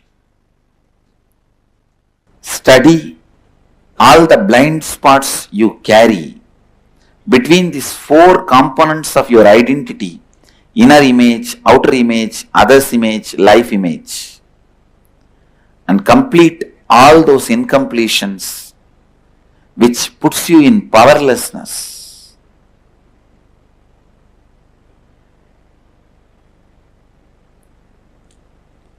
And you will experience Satori, and the Satori will become stable in you as enlightenment.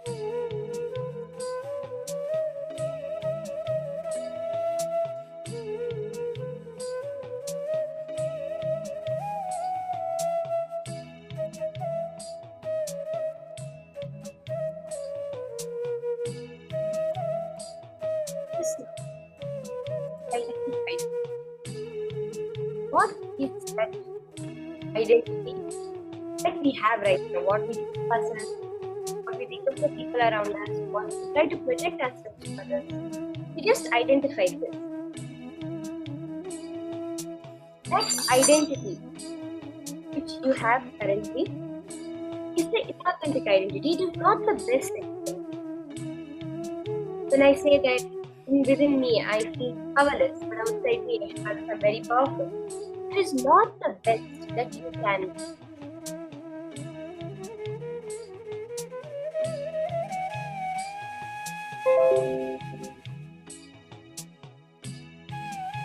How many of you are understanding? What right now you consider your identity is not your identity, not the best that you can be.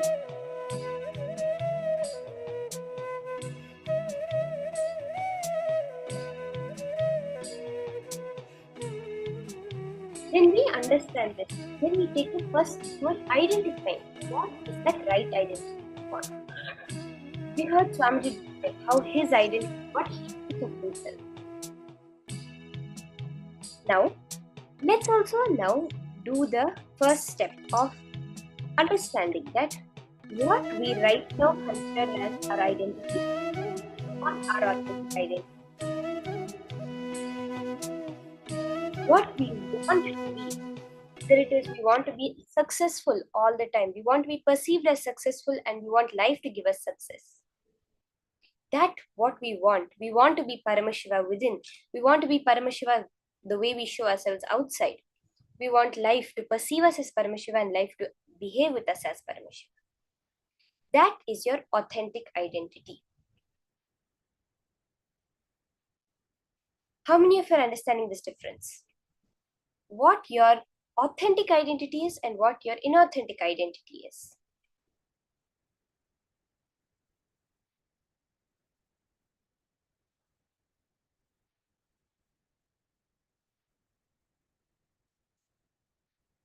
Now, throughout the process, what the process itself is genesis of identity, where identifying slowly how we first created the identity we have, and now we are going to be aligning that identity to the ultimate possibility of us.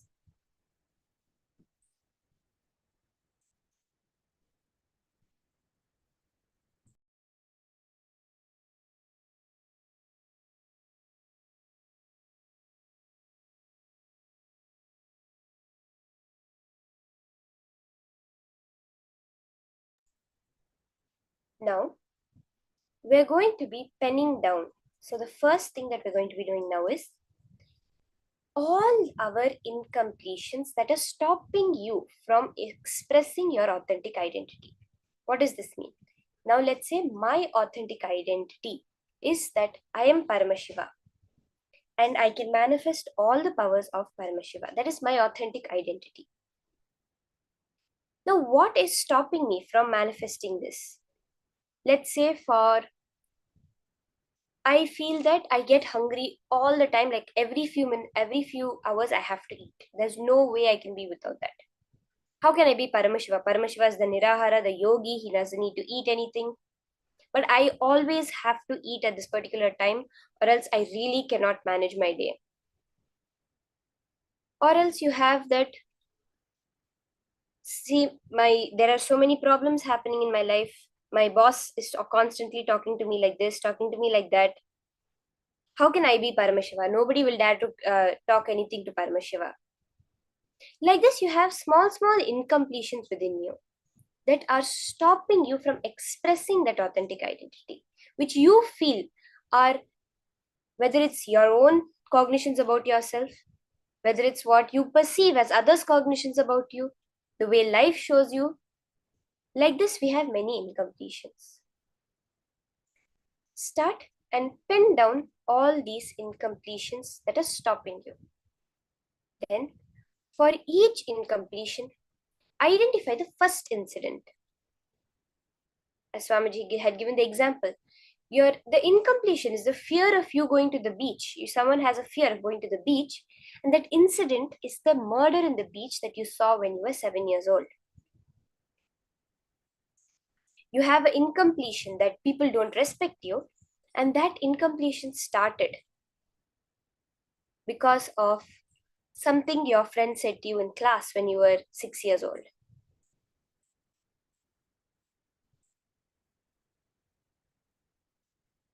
Like this, for each incompletion that is preventing you from realizing, from expressing your authentic identity, pen down the root incident.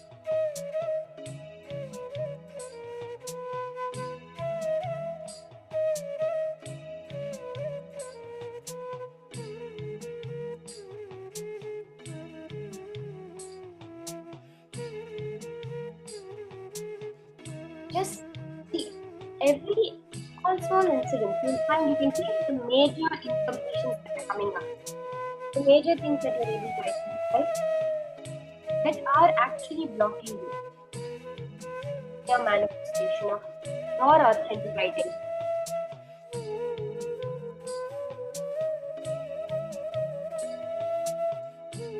Write down that root incident. Let's say you have the feeling that I cannot be Paramashiva because I always mess things up. Anything I take in my hand, somehow or the other it fails or it gets messed up or there's huge problems around it. Go back, look the first time in your life that you would have messed up something. Let's say your friend gave you their something of theirs to take care of and you lost it. Some small incident like this which gave you that cognition that of that incompletion within you.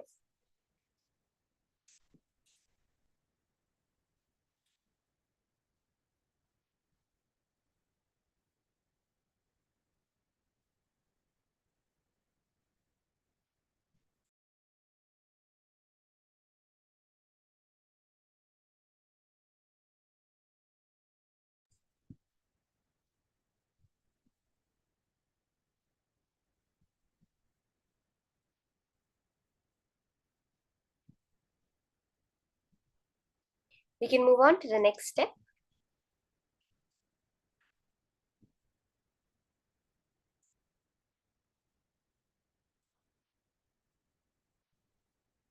How many of us have finished this writing down our incompletions? You can post if you are done, just yes, that you're done with this round, this level, this step of the whole process. Penning down all the incompletions and the root incident of the incompletions that are stopping you from expressing your authentic identity.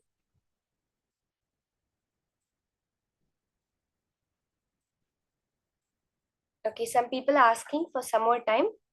We'll take a few more minutes to finish penning down this quickly. Look in deeply and in detail. Write the full incident. When you're writing the incident, write down the details that you remember. The colors, the sounds, the smells. Not just as a third person the incident.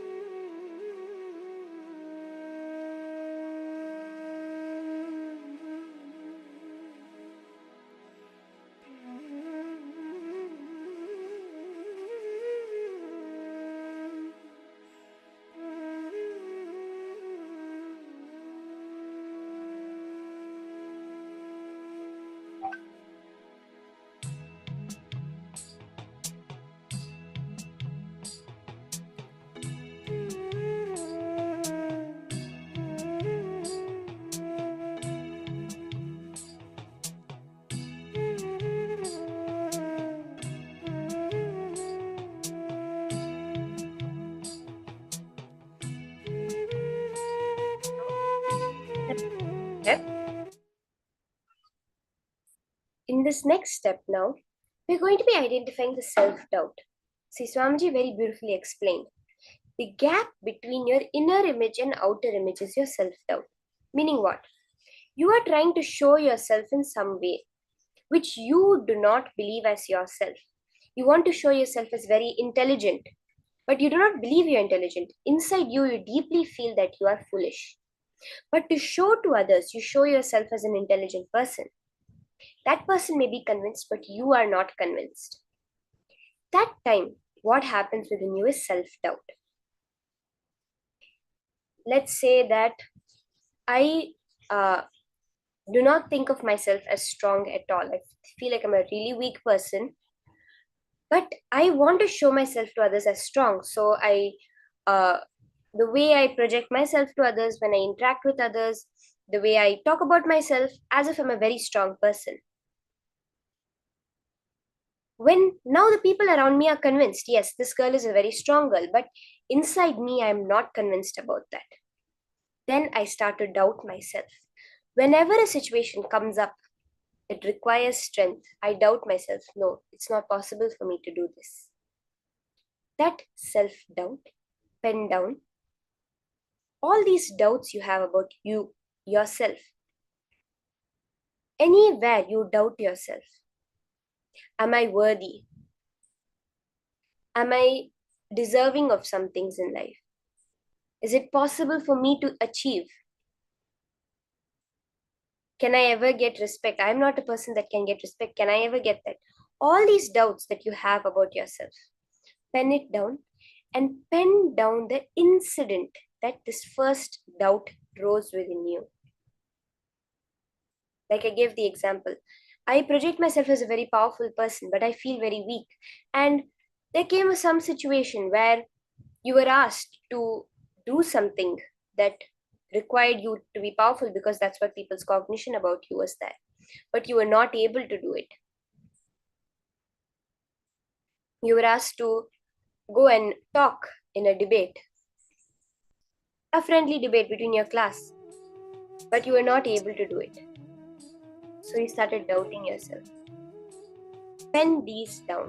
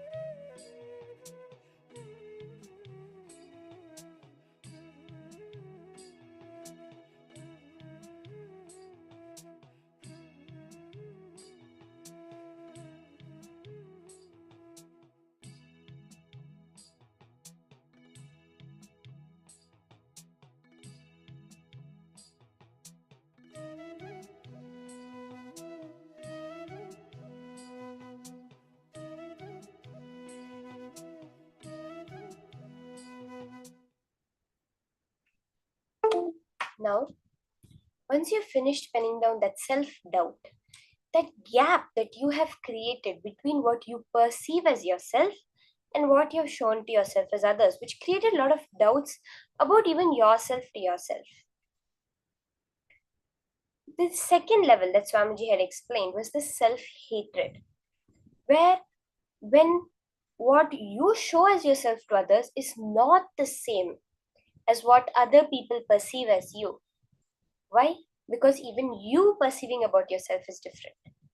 That hatred which forms the self-hatred. You want to show yourself as a very intelligent person, but the other person only can keep thinking of you as a very ugly person. Even this can be the gap that is there between. And you start hating yourself. See, this people around me cannot see me as, however intelligent I try to tell them I am, they're not able to see me as intelligent. They're only able to see me as so ugly. And you start hating yourself.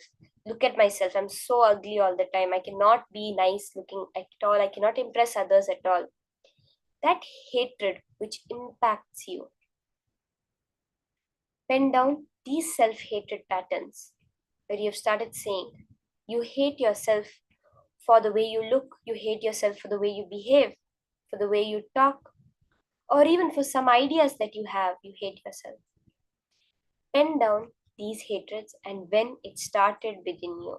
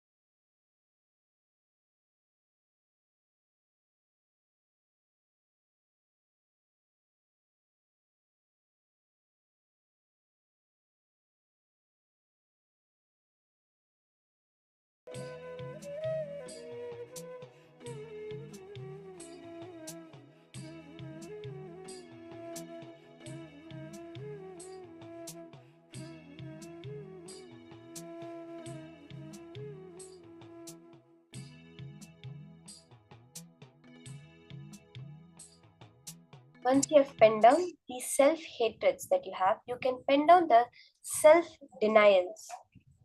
You can write down how you have started first doubting yourself, hating yourself, and then when what others feel about you. Now someone is cognizing you as a ugly person and you feel about life as unfair, or people in life are perceiving you as some way but you feel life as different. You always want others to feel like you are a really great person about you, but you think that all these fellows are cheating. Because when you open up yourself, when you try to be compassionate, you're afraid someone else will cheat you. So you keep yourself closed. But you constantly expect that others should open. That is self denial. You deny the very possibilities of yourself to be compassionate, to be caring, to be intelligent, to be beautiful, to be successful, because of this gap about what you want life to cognize as you and what you cognize as life. Write down this self denial that you and the start incidents where you first felt this self denial.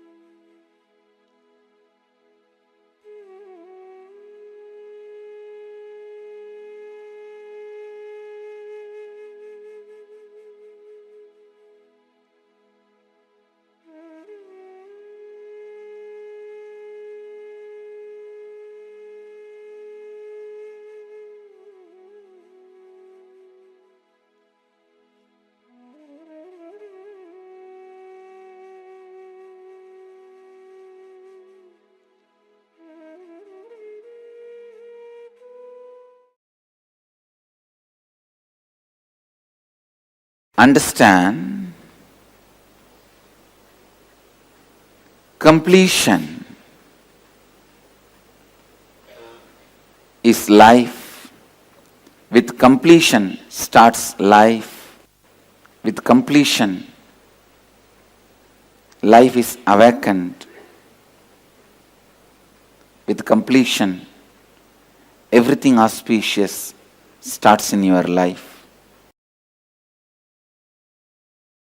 First thing, completion is not apologizing. Understand?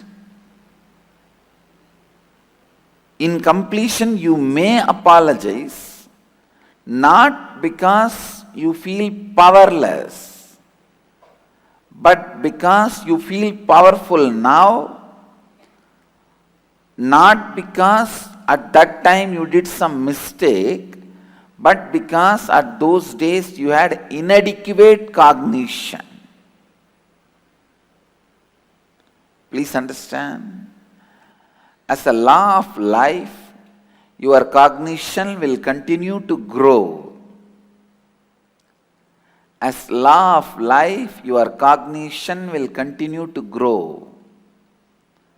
As law of life, you will continue to expand. Then now you have only two choices. One, either you go on be crying about your past as a wrong mistake, or you can look at the whole thing as inadequate cognition and raise your cognition level. I tell you, when you complete, do not have apologetic mood. Do not feel the guilt. You have done something wrong. No.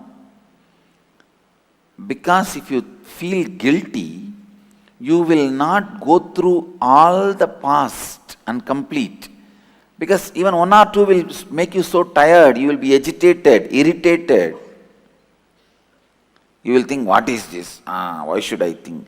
So you will develop a subtle hatred towards completion. You will never sit for completion sessions.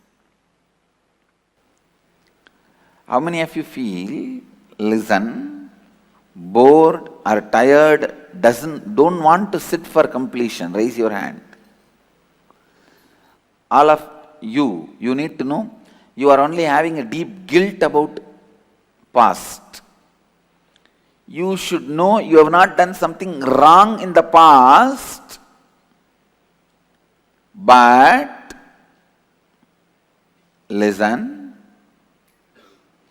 you have not done anything wrong in the past, but it was just inadequate cognition. You expecting you should have the adequate cognition from the childhood is impractical expectation in this society. Then you should have become my Gurukul child. In the society you can't expect to have a complete cognition. You can't expect society to allow you to continue to have a complete cognition. A child is allowed to have a complete cognition only in my Gurukul. If you just allow the complete cognition, full brain of a child to be functioning, helping the child, encouraging the child to learn. So first thing you need to understand is, completion is not feeling guilty about your past, remembering your past inadequate cognition and completing it so that decisions and patterns you developed during inadequate cognition does not need to continue to exist in your present inner space and affect your life now. If you are bored, unhappy, don't want to sit for completion, be very clear. You are not completing, you are just sitting with your past guilt and just brooding over. Completion is not apologizing. Same way when you are completing with others, don't be in the apologetic mood. You are not apologizing.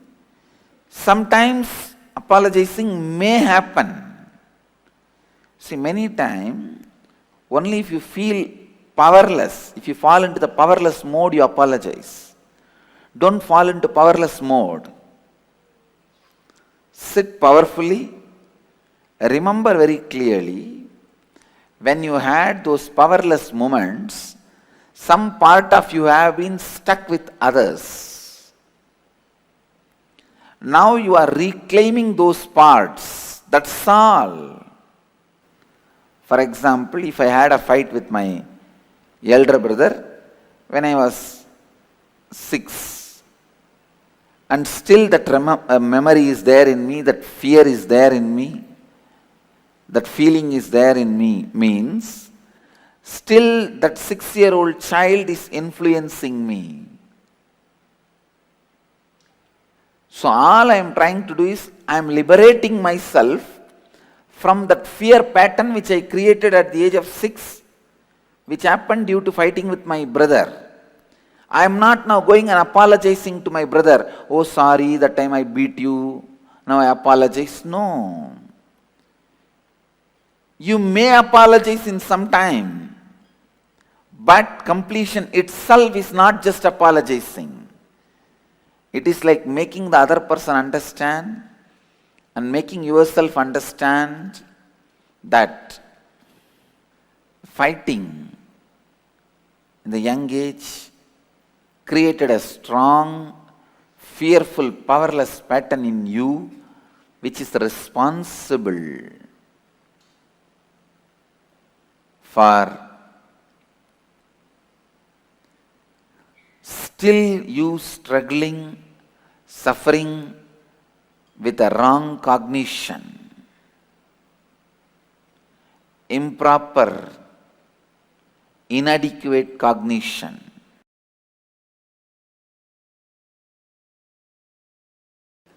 Completion. Only with completion anything in your life is possible. And I wanted all of you to understand, you have to first start completing even with this pattern of self-doubting. See, if I complete, is it going to help me? And when I sit in front of the mirror, start completing, I don't think I feel complete. Even these all patterns, please understand, how many of you feel, if I sit in front of mirror and do the completion process, I don't know whether I am complete or not. I don't know.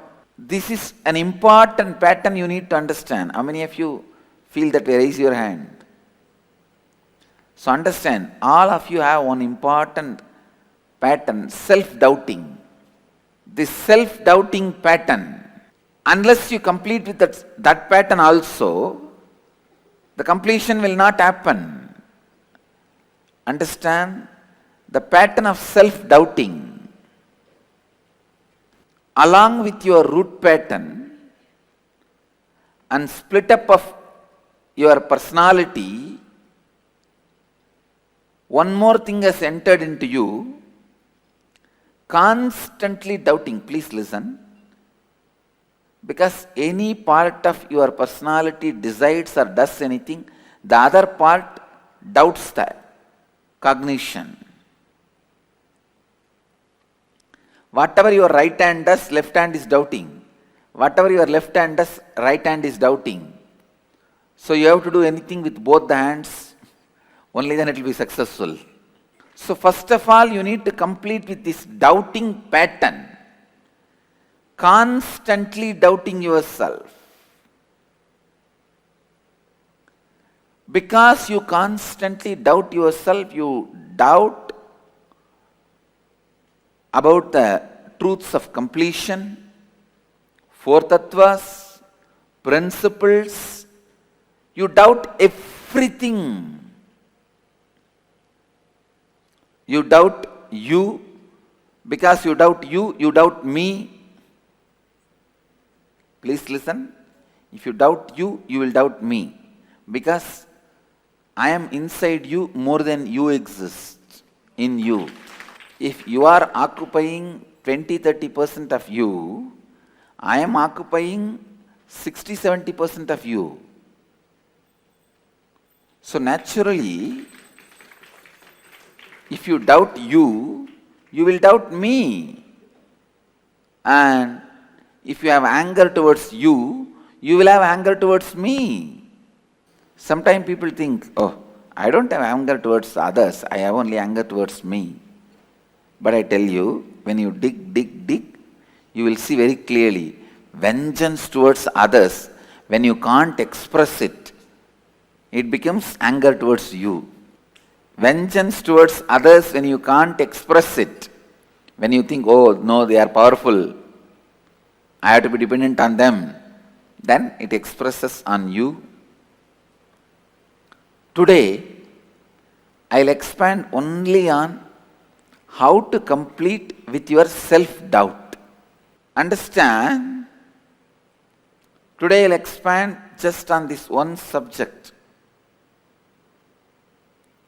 Self-doubt. Sit and look in. Look in to find first time when the self-doubting started in you.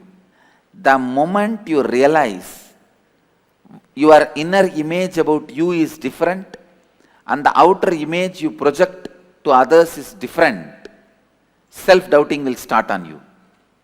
The moment you realize behind the screen you are like something, outside the screen you are like something, or in front of your wife you are something, you have a different way of behaving, outside when she is not there you have a different way of describing her.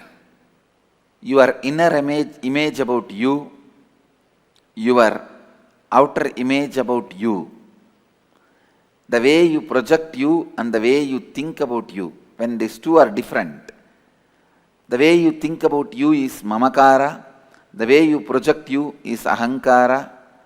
When these two become different, especially when others are convinced about the image you project outside, you think, oh God, all these fellows are fooled.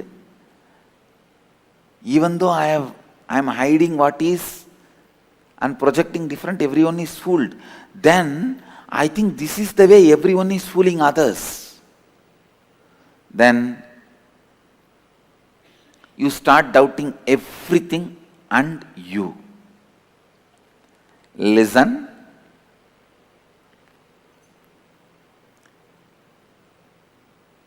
When there is a disconnect between your inner image about you, the image you project about you outside, means your outer image. When there is a disconnect between these two, and especially when you are able to convince others,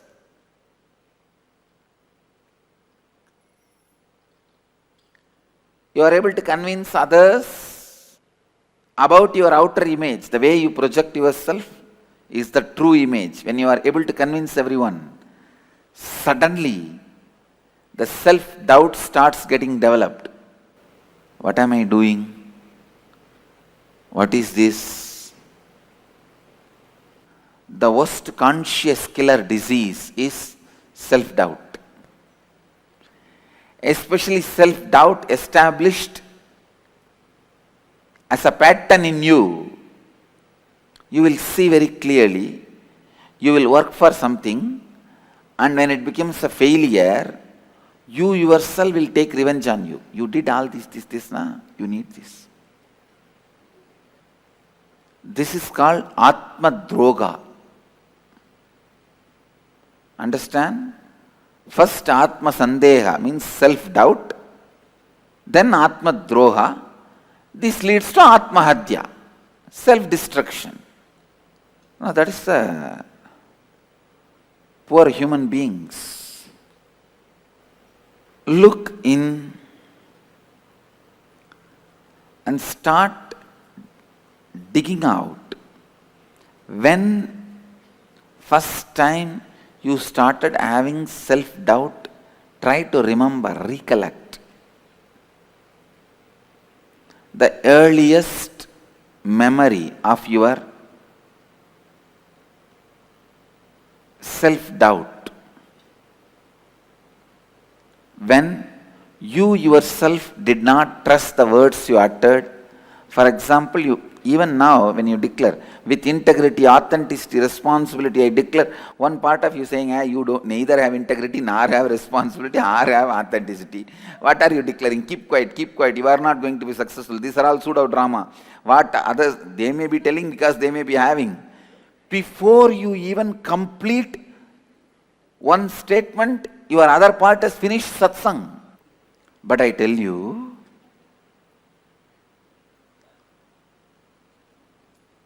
only by the declarations and making them into reality,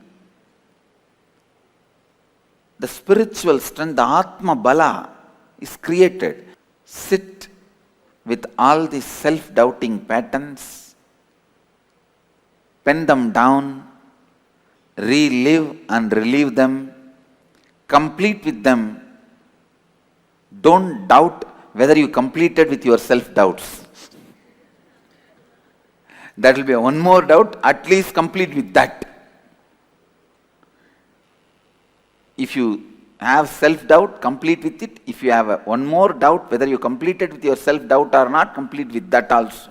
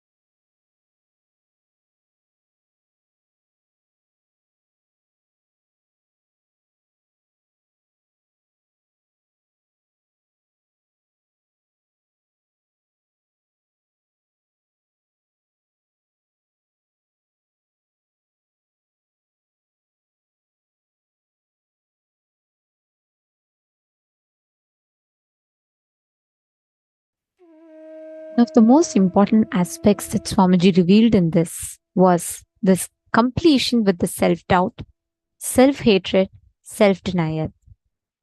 Now, each of us had written down the self doubting patterns, self denying patterns, and self hating patterns that we all carry. Right? How many of you have written down?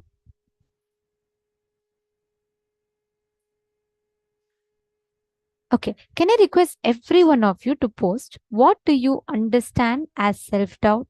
What do you understand as self denial? What do you understand as self hatred? Can I request every one of you to take a few minutes and please type it out? You all can type it out and post. All the participants, whatever your understanding is. And plus, if any of you have any questions, please feel free to ask us in the chat. You all can post what do you understand as self doubt, self hatred, and self denial.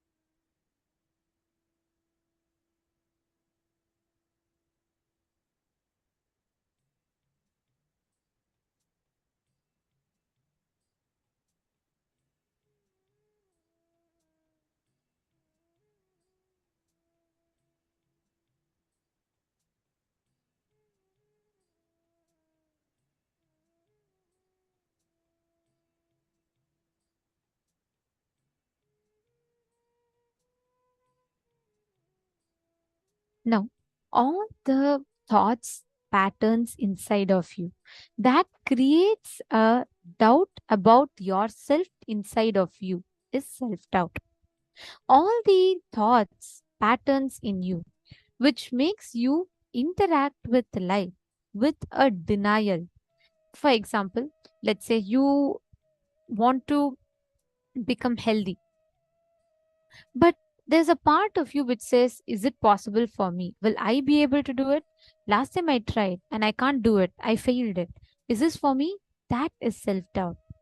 But that self doubting pattern grows deeper and deeper and becomes self denial, self hatred, completely ending up in self destruction. So sit and look in. Find out when was the first time that this self doubt started in you. Take up anything. See, each of these exercises should be you looking into one those respective aspects of your life, and you should be attending to those parts of you whichever is having that self doubt, the part of you which is experiencing that self doubt, the part of you which is experiencing that self hatred, self denial. Just look in, pen down. Request all the participants to please do this. When was the first time when the self doubting started inside of you? Please write them down.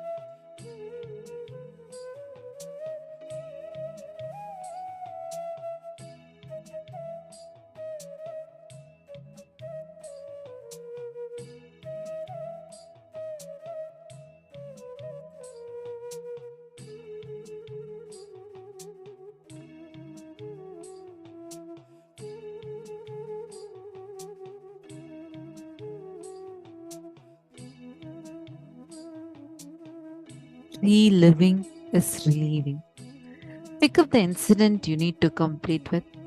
The incident when you developed the incompletion. Pick up that incident. Sit with yourself and now relive and relieve the whole situation. Understand? Reliving means seeing as it was in the past. See that you're wearing the exact same dress.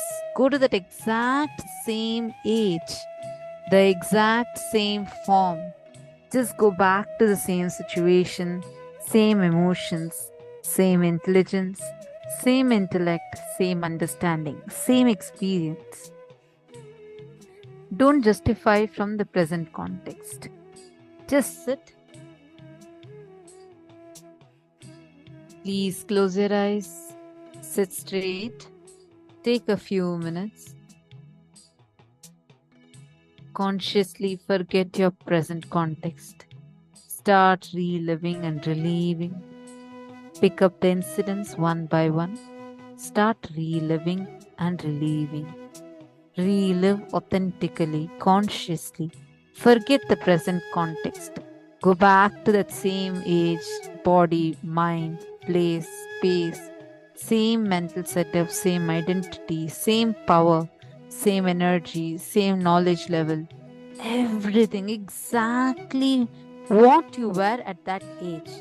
Go back to that. Relive each incident at least 5 times. Relive till your nervous system gets completed, relieved from the impact of the incompletions. Relive till then. Don't be afraid. Relive and relieve intensely.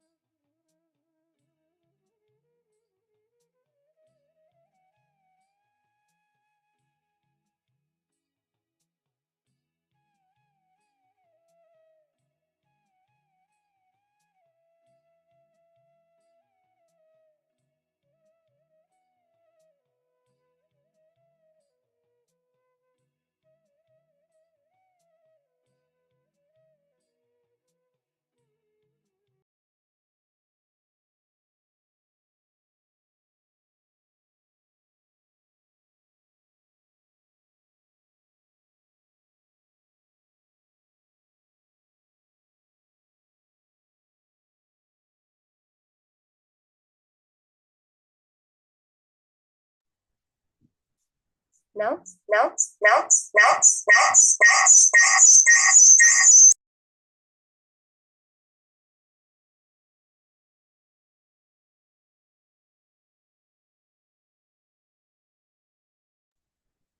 now let's enter into the power manifestation session. We'll be continuing with the power of clairvoyance that we had done before. Beautifully with the new understanding the space of completion. See, Swamiji has said, every pattern that breaks manifests as powers. Now, each time we do the completion, it manifests as power. That is the measuring scale for your completion, actually, which is, it's the proof. Like when you have done an experiment to verify that carbon dioxide has come, you put it through lime water, which turns milky. The same way, when you have done the completion, how do you check really has the completion happened? That is the power manifestation. When we manifest powers, we are manifesting that state of completion in our life. Okay?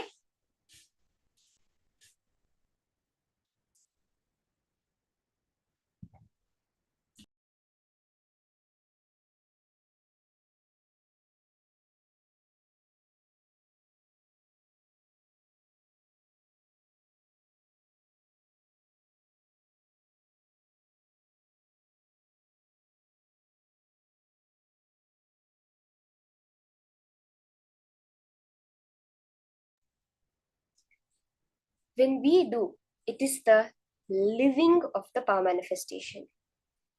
The whatever powerful cognitions we got from Swamiji, whatever completion we did, the manana, the internalization, manifesting that in our life, living it is the power manifestation. Okay, let's enter into the power manifestation. You can pair up. We'll be continuing the power of clairvoyance, scanning the image in your partner's mind. We'll be continuing with that same power. Connect to your partner.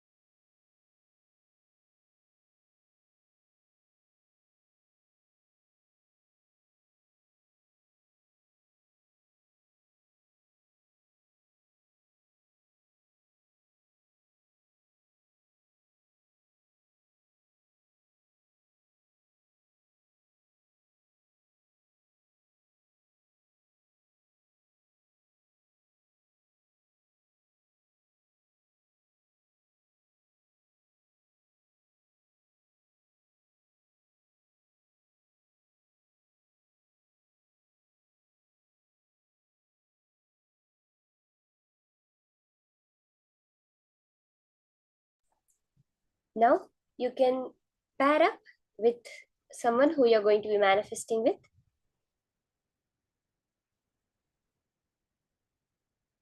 Ma Mary, Ma Xiao Chi, all of you can partner up with someone for the manifestation. You can even do it within the chat.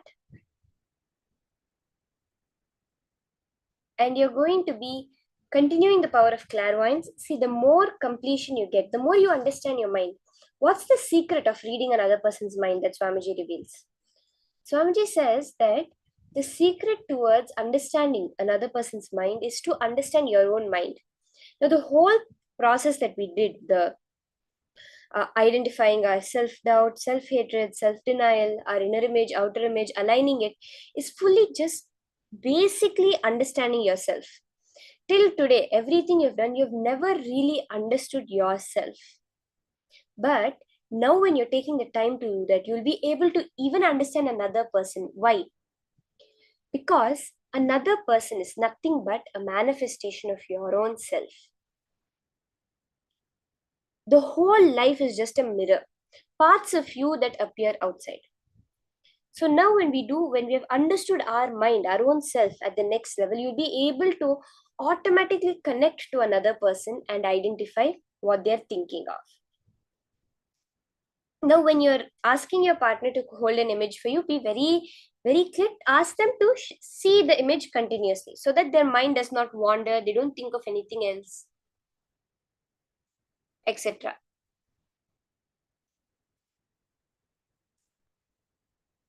There are many people whose just cameras are on. I don't see them sitting. Ma Xi Chen, Ma Zeng Su Chen. You can come settle in front of your camera. Ma Tan Han Gan. Ma Shan Shan. All of you can come settle in front of your camera. Kailasa's 9 Singh. Everyone come settle. Now this power manifestation is going to be so powerful because we have broken one part of us that was preventing us from manifesting that authentic identity of ourselves. Yes, Ma Irene, thank you.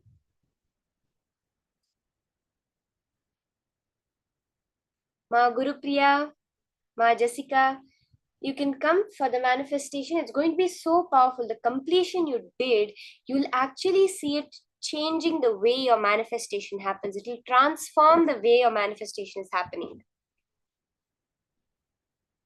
Each and every time you do the completion, it takes you to the next level of living, of manifesting, and these powers will happen in your life.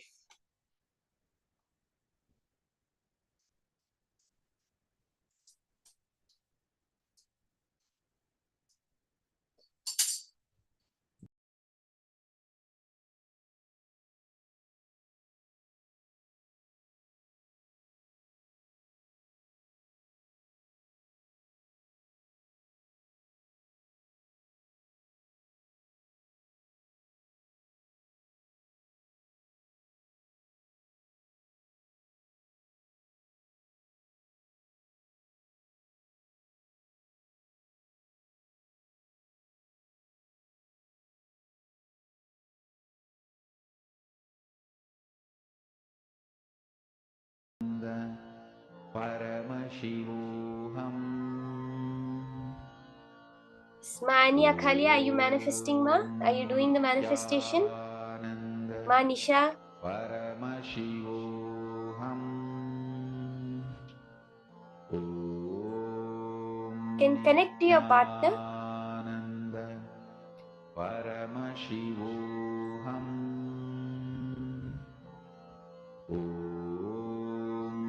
Can connect to anyone within the chat also. Paramashivoham. Ma Yile Su. Ma Nitya Dhyan, Ma Shamala. Can come settle down. You can also come for the manifestation. See, never feel that, oh, I've done it before. How many times should I do the same thing? Every time will be such a different manifestation. The same thing, the same completion, you do it again, it takes you to the next level. Because every moment you are maturing. Every inhale is death and every inhale is life. Every exhale is death. You're having new lives every moment, where you have the opportunity to transform, to move from those inadequate cognitions to higher cognitions. So start the manifestation round now. You can see what you're able to see that your partner is thinking of. Paramashivoham. Om Nithyananda Paramashivoham. Om Nithyananda Paramashivoham. Om Nithyananda Paramashivoham. Om Nithyananda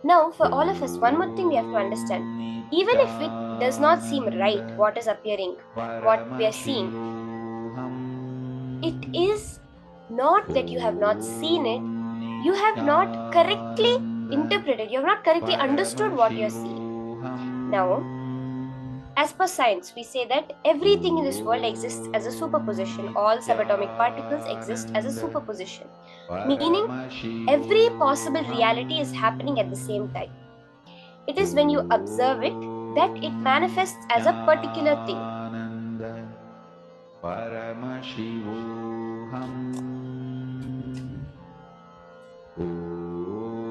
Yes?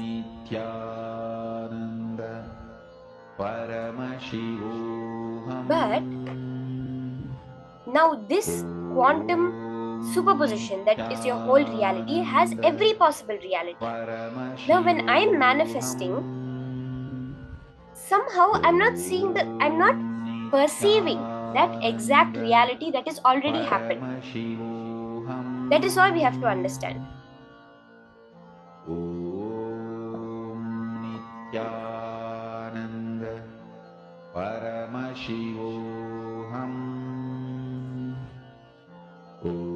When we are manifesting, we have already manifested the reality. It is just that we're not seeing that reality because in the quantum layer, in the reality layer, all possible outcomes have already happened. Now, when you open your eyes or when you say something and the answer comes, no, ma, that's not what I'm thinking of, you are just not yet tuned yourself into that reality which you have manifested in. So when you are doing the manifestation, just tell Paramashiva, show me the manifestation. It is not that manifestation has not happened. You're not telling Paramashiva, please manifest. You're telling Paramashiva, let me be able to tune in into that manifestation. That is why chanting the Mahavakya is so important. Okay? Let's take a few more minutes and do the manifestation. Remember this, Swamiji is manifesting, it can never be wrong. Paramashiva, consciousness, God, Ishvara, energy, whatever you want to call that ultimate consciousness as, that is manifesting. It can never be wrong. Just we need to learn how to see it. That's all. Is the power, the whole process of power manifestation. Nithyananda Paramashivoham. Om Nithyananda Paramashivoham. Om Nithyananda Paramashivoham. Om Nithyananda Paramashivoham. Om Nithyananda Paramashivoham. Om Nithyananda Paramashivoham. Om Nithyananda Paramashivoham.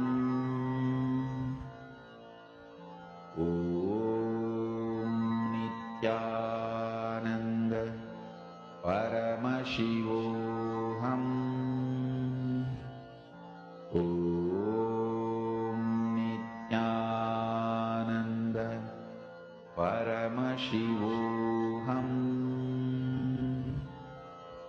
Om Nithyananda Paramashivoham.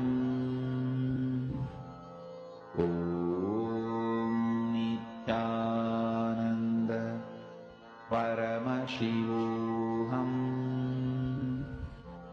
Om Nithyananda Paramashivoham.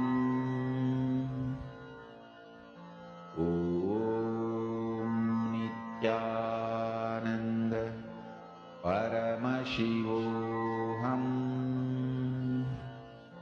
Om Nithyananda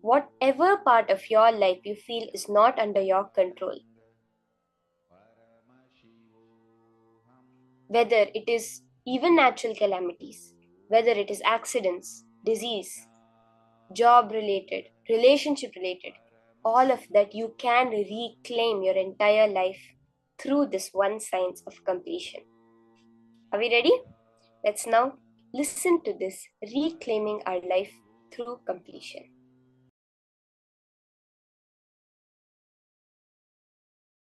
Just few line. Listen to this few line carefully. 1. Try to remember the earliest, as far as your memory goes, the earliest first time you felt powerless, either by fear or guilt or weakness. First time when you felt powerless. It can be as simple as your mother made you sit on the dining table, or you were playing in the rain and your mother slapped you and dragged you inside the room, or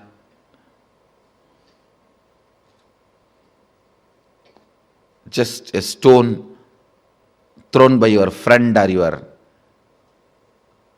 brother has hit you. It can be as simple as this, or your sister snatching the ice cream. Now usually sisters don't snatch, only brothers snatch. No, I have seen. Sister is the best relationship. I grew up in large family. Sister is the best relationship. It can be as simple as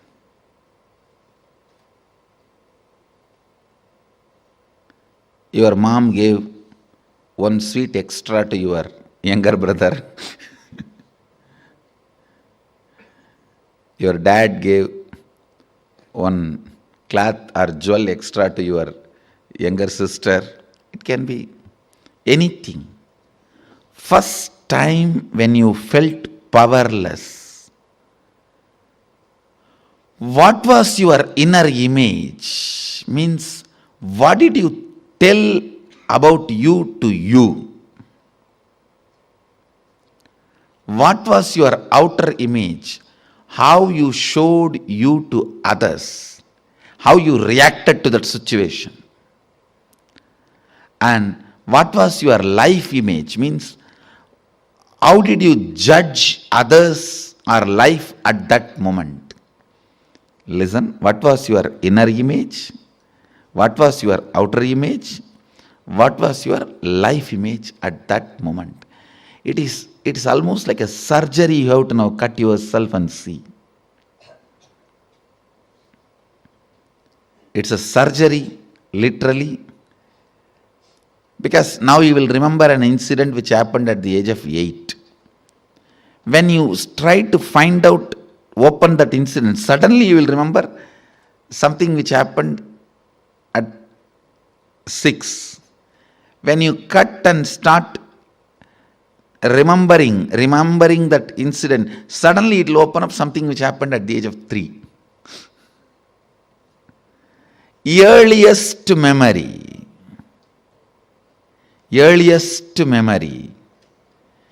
First time, as far as you can remember, when you became powerless.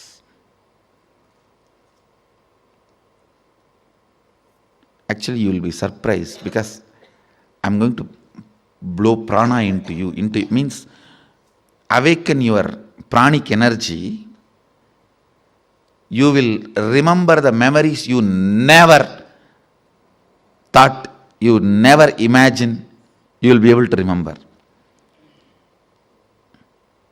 Actually, only now you will see directly what I can do to your mind. You will suddenly remember the deepest layers of your memory. You may even remember what happened during your birth, and even those scenes you may start seeing. Actually, I am going to blow prana into your navel center. You will be there only, I will be here only. I will be awakening You see, the navel center means your umbilical cord connection with your mother. That is the zone stores earliest memories. And if that awakens, means Kundalini enters into that navel zone, suddenly you will see from your birth, when they cut that umbilical cord, from that you will start remembering the memories. There are 3-4 rules. Always root pattern will be formed before the age of 7. So the first incident you find will be before the age of 7. If it is after 7, you will have to dig out and you will find it. Always the incident will be before the age of 7. That's one. Second, all major sufferings, whether it is physical or mental, you go through in the life will be connected to that root pattern. It is the root pattern responsible for serious physical or mental sufferings you go through.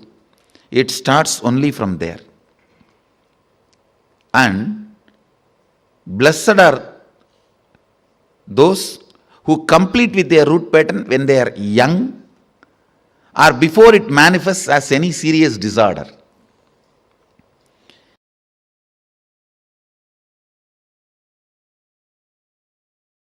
Completion is literally you reclaiming you into your life.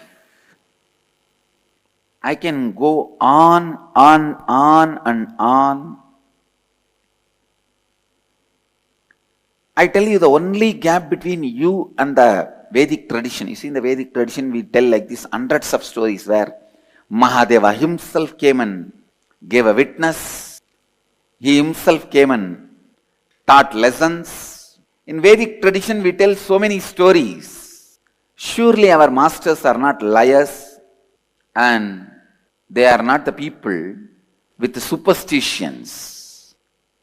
Surely our masters are the people very logical, scientific, never spreading superstitions. superstitious things.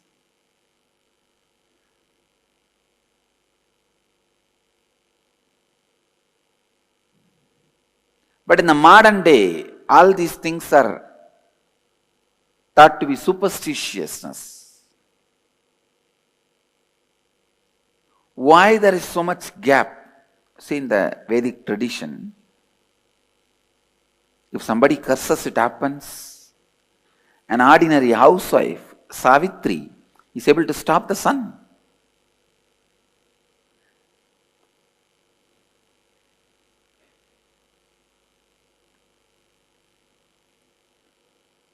Why the gap? What is the gap between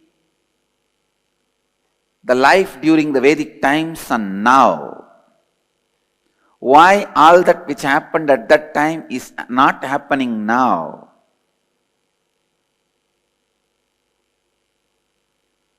Jnanasambandar gave life to the dead just like that. Why? It is literally impossible now.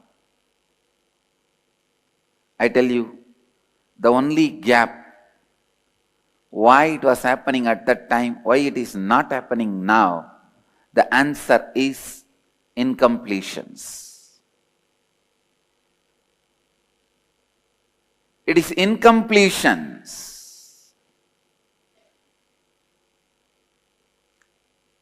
When you complete everything, what you read in the Vedic tradition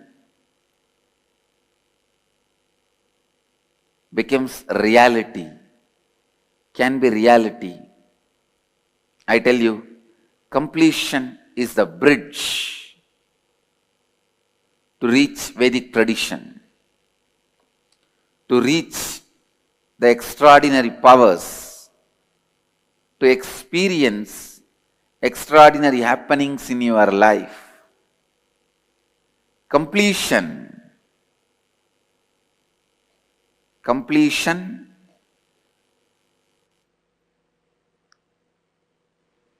is life. In every level, I can give you the whole list. The only difference between you and Ramanuja, I'm talking about mathematician Srinivasa Ramanujam. The only difference between you and him is level of completion. The only difference between you and Adi Shankara, level of completion. The only difference between you and Dhrinyana Sambandar, level of completion.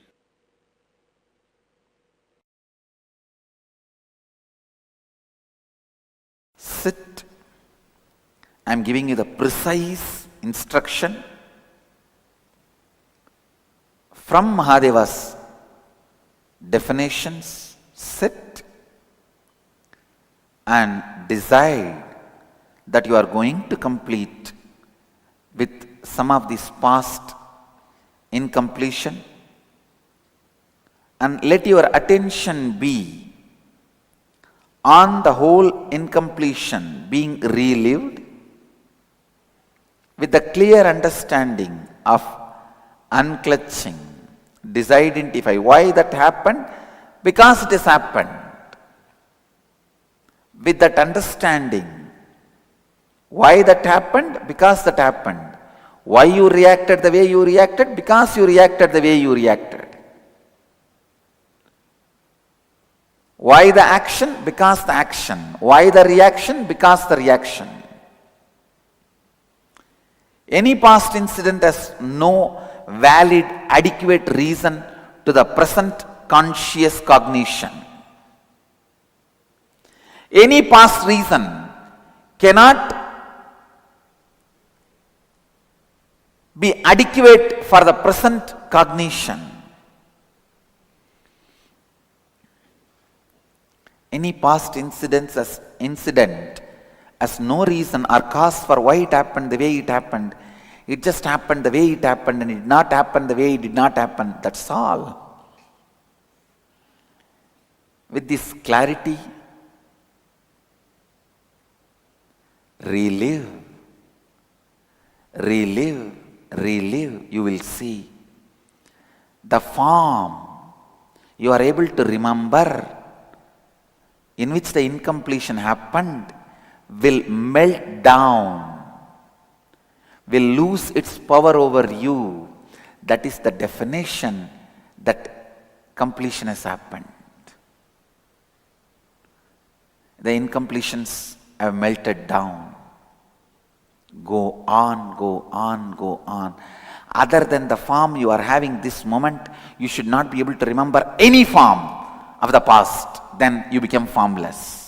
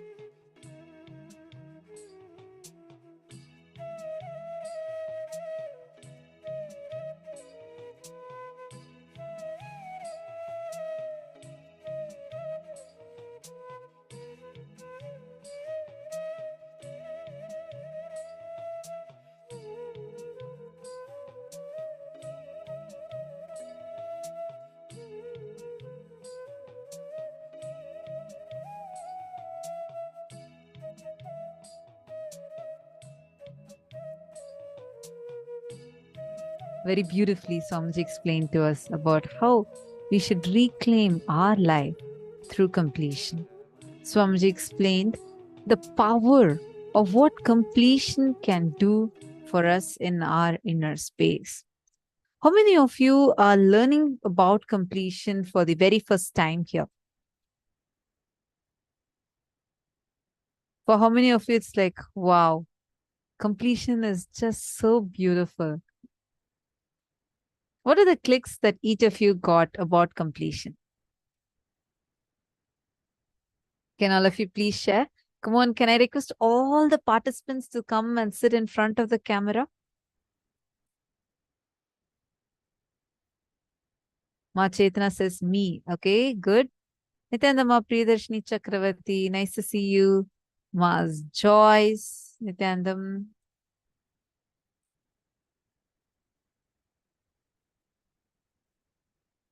Ma Margarita, what was your click? What did you understand?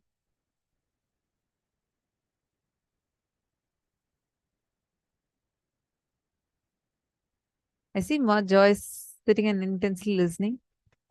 Understanding. Ma Nisha, where are you from? Nisha.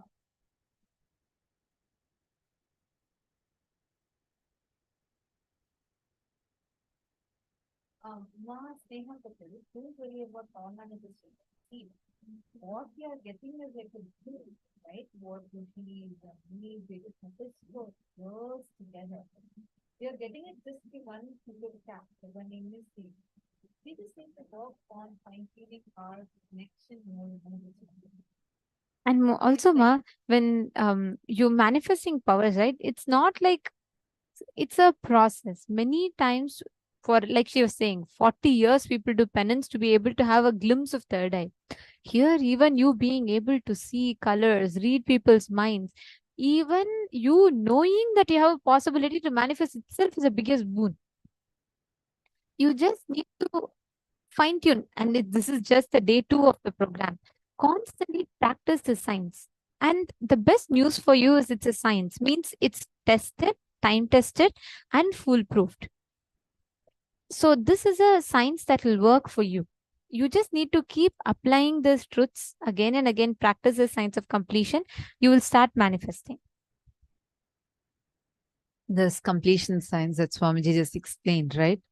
I was watching an interview of Sir Jackie Chan. It's very, very famous celebrity. So the interviewer asks him, she asks, like, how do you feel, right? Like you are such a popular star and you have achieved the best status, like literally starting from the youngest kid to an adult knows about you, such a great star. And how do you feel fulfilled? Like you have achieved what everybody dreams of. How do you feel about it?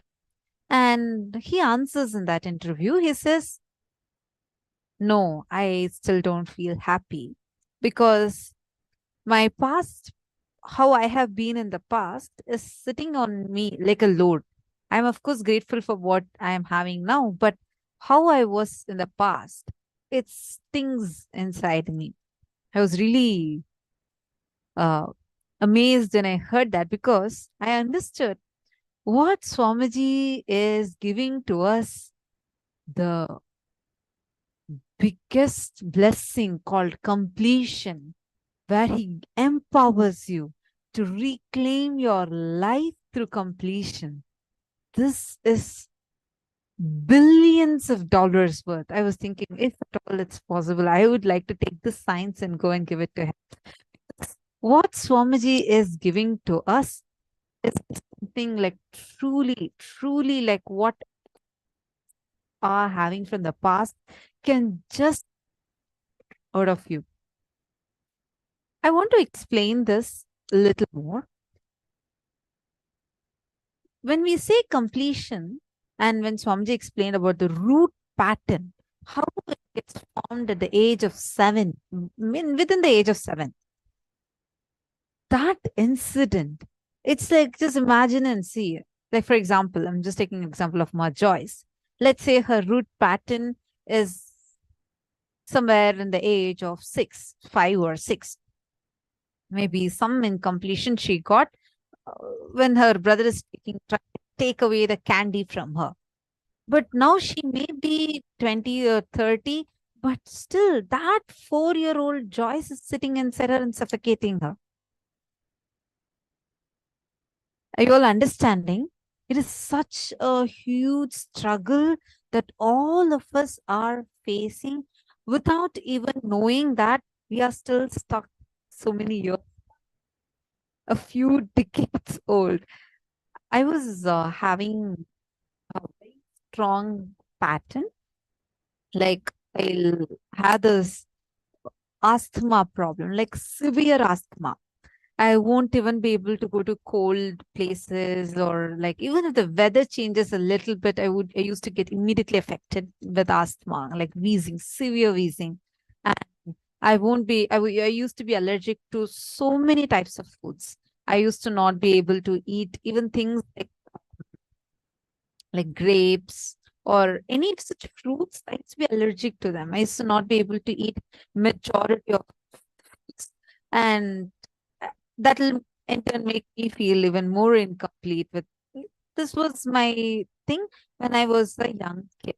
From my age of 3, I used to have severe wheezing.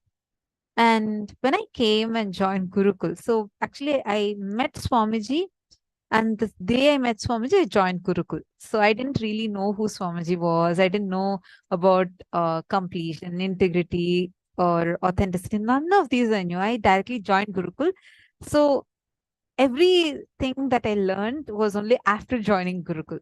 So those of you who are new, Gurukul is the school that Swamiji himself runs. And like literally, I shouldn't even say it's a school, because it's a literally living with Guru as a whole, you're as a part of his own family, and your education, everything is taken care completely. Education is completely given for free, international education. So more on that later, but like just to share with all of you, when I joined Gurukul, the first thing I got to know is you should wake up early in the morning and about 4:30, and you should shower, and you should have this cold water shower.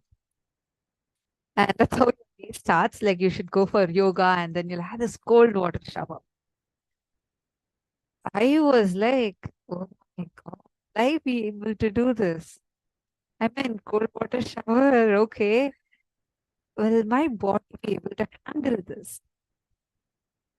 So I didn't tell anyone first. 3 days I tried. 4th day I got severe wheezing. Severe wheezing. I couldn't breathe. And like, I'm not able to inhale a little bit. Immediately they gave me the nebulizer and gave me the medicines that I need to take. They asked me why I didn't tell them, and they could have arranged for warm water. One of the mentors were asking. All kid next to me, she was a Gurukul kid, and her age was what, about 7 or 8 years old. I was 14 at that time. And she's like, hey, talk to your body. What do you think by sitting and wheezing? I was really shocked. I'm like, what are you asking? She said, did you ask your body from when on you're having this? I asked, what does that even mean? Talking to my body and asking when this wheezing started. She explained to me, she told me that, no, you should identify your root pattern. It is from your root pattern, this whole thing is coming. And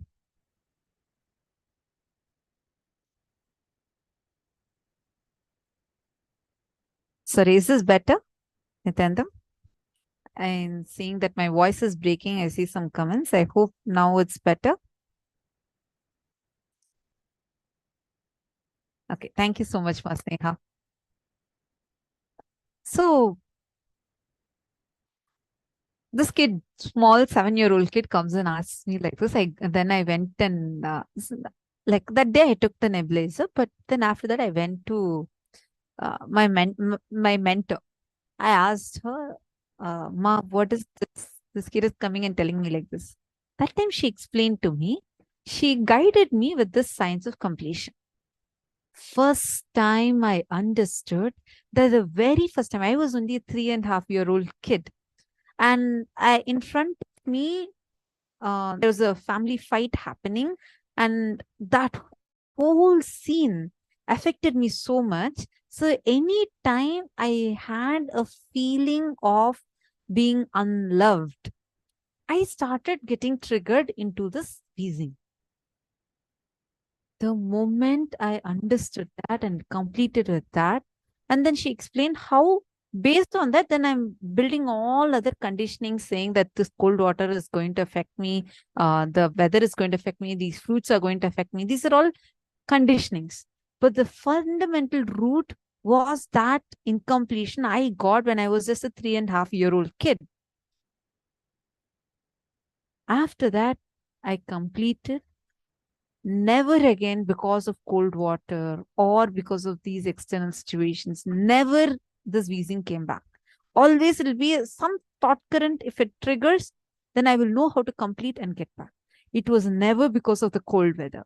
That cold weather and the thing and feeling unloved, and because of that, my body getting triggered, it just completely disappeared for the first time for like so long, with no wheezing and without a puff.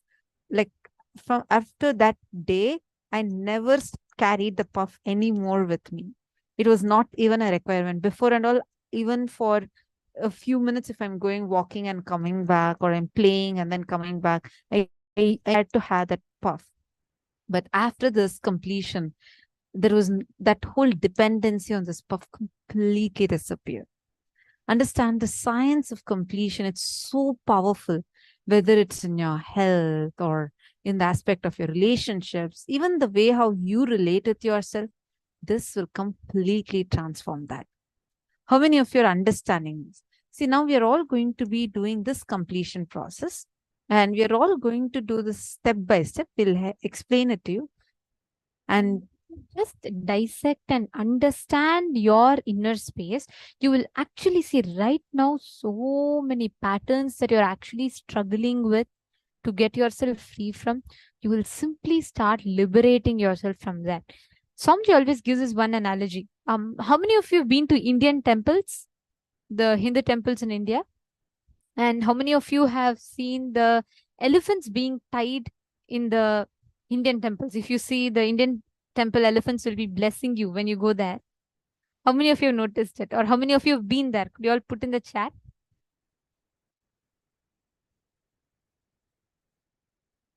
Okay, yes. Okay, Ma Sneha Patel is saying she's been there. Others? How many of you have visited or seen it? Okay, Ma Jayanti has seen it. That's all. Only so many people?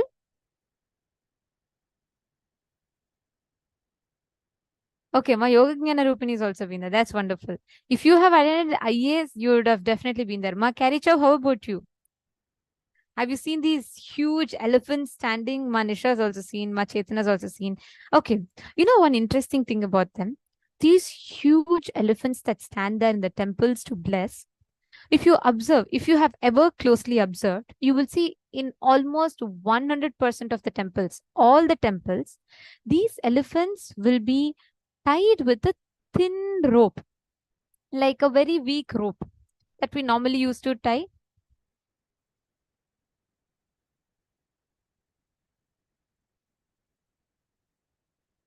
Sorry for that technical glitch.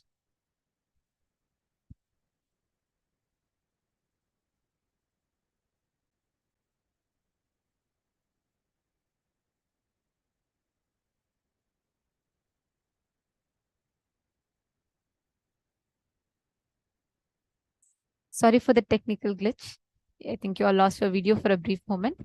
So anyways, coming back to this, if you see these elephants, right, they'll be tied with like a thin rope that will be holding them back in place. If you actually like think about it, these elephants, with just literally one shake of their leg, just like one forceful kick, They can break not just the rope, even the pole that they're tied to with the rope, and they can just free themselves. But even a huge elephant, which is tons in weight, will be afraid to break itself free from this rope. You know why? It's uh, a very unique technique these mahouts use. Basically, when the elephant is small, when they bring the elephant from the forest, the small elephant, when it's very small, is tied with this rope, so tight. So when it is small, it naturally tries to break itself free from the rope, and it tries, and it struggles. It cannot break itself free. So because when it is small, it cannot break itself free, it always thinks it is impossible for it to break itself free from the rope. So what happens? The mahout train the elephants to think that the rope is unbreakable. They don't use even metal chains to tie the elephant. They just use normal ropes. So even when the elephant grows big, even when it is like some 50 tons heavy, it's huge. Like with just one shake of its leg, it can break the rope. It will never even try to break the rope, because according to the elephant, it is impossible for itself to liberate itself from the rope. All our incompletions are like that. When we are small, we try, we fall into some incompletion. Again, we try from that incompletion and fall back into incompletion, because we don't know the signs of incompletion. We're all like that young elephants. When they try to free themselves from the rope and they cannot, they decide forever they can never liberate from themselves from that rope. So after they grow up, the mahouts don't even need to get them a tighter rope. Even if they have like a complete possibility to break free, they will not break free. That is exactly how our mind, how the life, the Maya continuously trains us. It constantly keeps you in that incompletion. Whenever you try to go become a little normal, again it beats you back into that incompletion.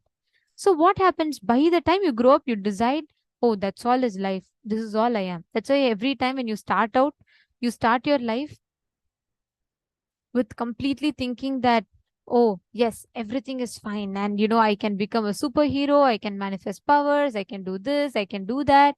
We come with so many such possibilities in our inner space. But only when you grow up, this Maya starts acting so strong on you. It hits you back each time that even if you want to, you will never be able to come to the space of completion. Are you all understanding?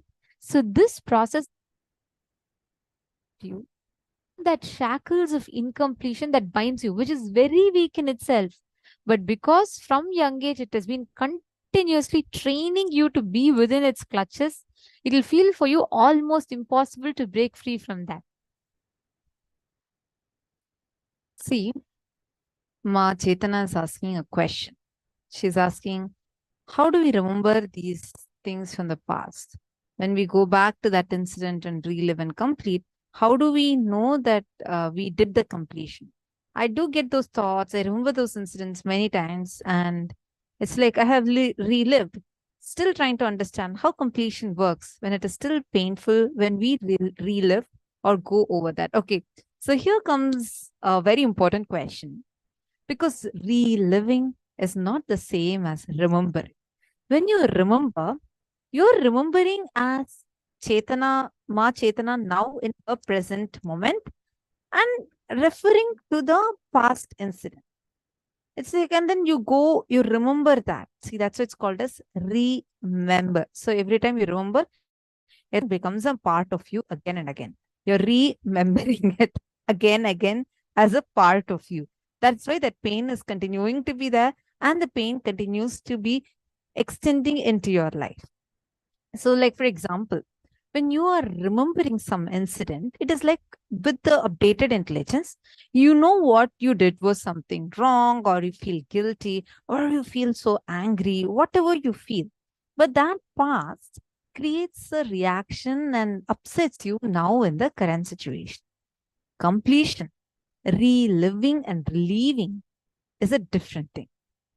In completion, you go back to that small Chetana. Ma Chetana from, see, now I'll give you an example. Now, for example, you are remembering a situation that you failed in your project, and that's creating a lot of deep pain in you, the pain of failure. You feel like withdrawing, and you feel all these reactions are happening in you. Now, you want to complete this pattern. You don't want this pattern. You don't want this incompletion. So now you're trying to find the root of this. You're like, okay, what am I exactly feeling? You write this down. See, this will not happen just when you think. You need to write it down, okay? So now you're going to start writing down. Why am I feeling this? When all have I seen this kind of reaction happening in me? Okay, I remember when I was 10-year-old and I was standing like this here in this particular place, it's the same thing happened. So you're going to write the entire incident 5 times. When you write it in detail, going back to the 10-year-old Chetana, not the Chetana that's there right now, with her upgraded thinking, with her, for you, that 10-year-old situation might be silly. You are not going to be sitting and feeling bad at that time. You'll only feel like, no, I should have corrected myself. But when you go back to that 10-year-old from now, go back to the same situation. At that time, you felt pain. Go to that pain. See, right now, the reactions you're having is all like there's already a pus wound existing. When someone touches that pus wound, so you're trying to cover that pus wound. All these years, what you've been doing is the pus wound is there, but you're trying to cover it. And then when someone else just touches the band-aid, you still feel pain. And you call that pain as the pain, but it's not the pain because the pain is coming because of the wound which is there inside. It's not because of the person outside. Even many times, even in relationships, you feel like many people have this feeling unloved as a pattern. You would be thinking that the person in front of you is making you feel unloved. But actually, it's not a person outside itself that's making you feel unloved. When you trace back, you'll understand this is the same reaction you have been having throughout. Today, it was your spouse, but 20, 30 years before, it was probably your mother. If you go back to that situation, let's say you're playing in the rain and she saw you playing and she just slapped you and dragged you inside the house and said, stop playing in the rain. I told you so many times, you're grounded. You can't go out of this house for next 1 week. And then you're sitting and crying. That time you are only 4-year-old or 5-year-old kid. For you at that time, you feel like your mother is a demon. She's hitting you and she does not like you. She does not love you. All these statements would have gone in you when you were that 4-year-old kid. Now you'll feel like, no, my mother did it out of her love.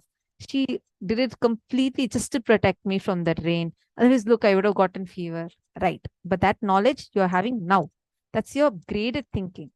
When you go back to that small Chetana who is just a 4-year-old kid and relive, go back to the same body. See yourself playing in the rain. Go back to that same situation. Suddenly your mother is coming and shouting at you. You're not listening. She's hitting you. The pain you're experiencing. Consciously, when you completely relive any emotion, it'll get relieved from you. Understand that is why it's called as incompletion.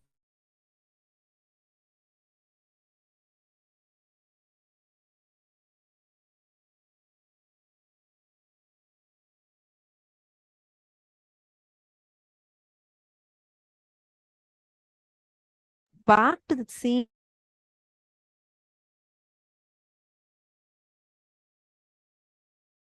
understanding the difference, Ma Chetana? Remembering is from this moment. You will Nityanandam, are you all able to hear me? Okay. So remembering is just remembering as you're just remembering it. But reliving is you're going back to that situation and you're reliving from that situation. That will completely relieve you because you're giving the emotion as long as whenever you suffer with something, that means that incompletion, that emotion, you've not relived it fully. When you relive it fully, that pain and suffering will suddenly leave you. Then no more it will have any impact on you. Are you clear, Ma?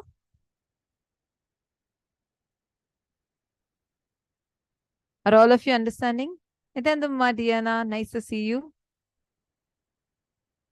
How many of you are getting this? Nithyananda Deepika Patel.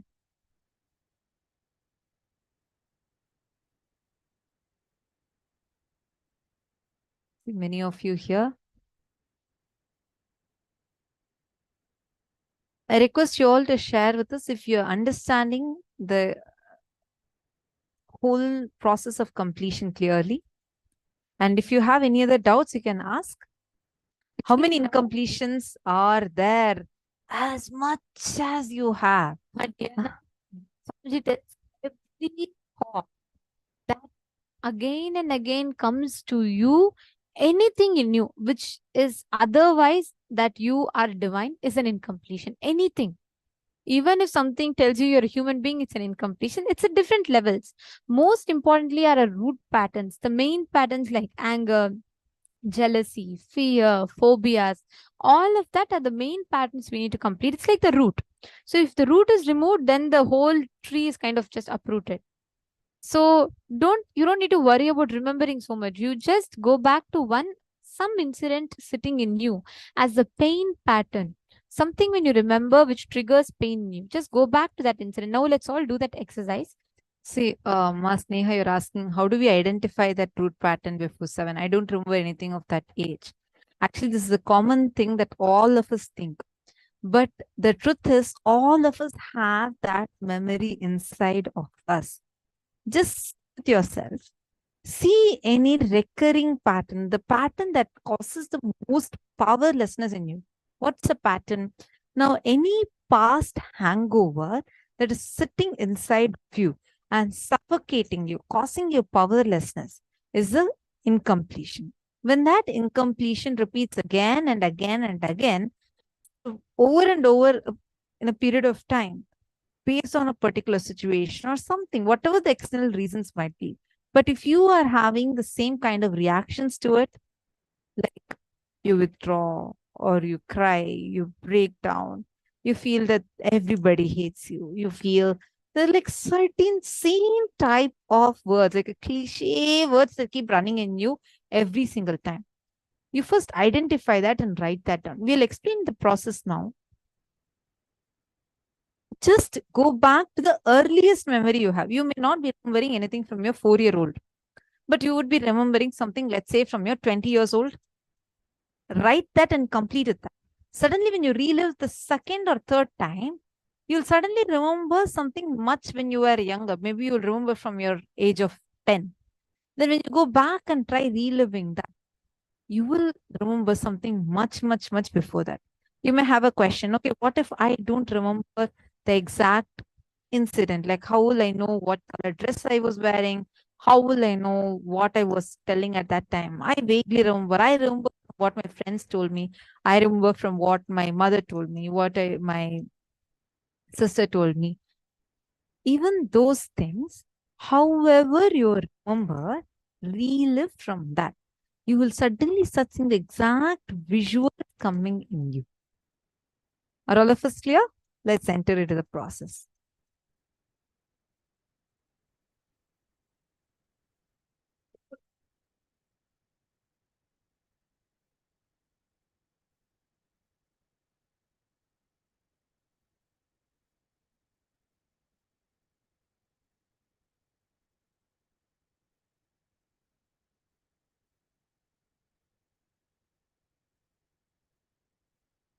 identify the earliest incident which made you powerless. It could be anything. See, if you're not able to go back and remember your earliest incident that happened at the age of 7, that's fine. Even write the latest one, like something that happened 5 days ago, 10 days ago, or a few months ago, something that caused tremendous powerlessness in you.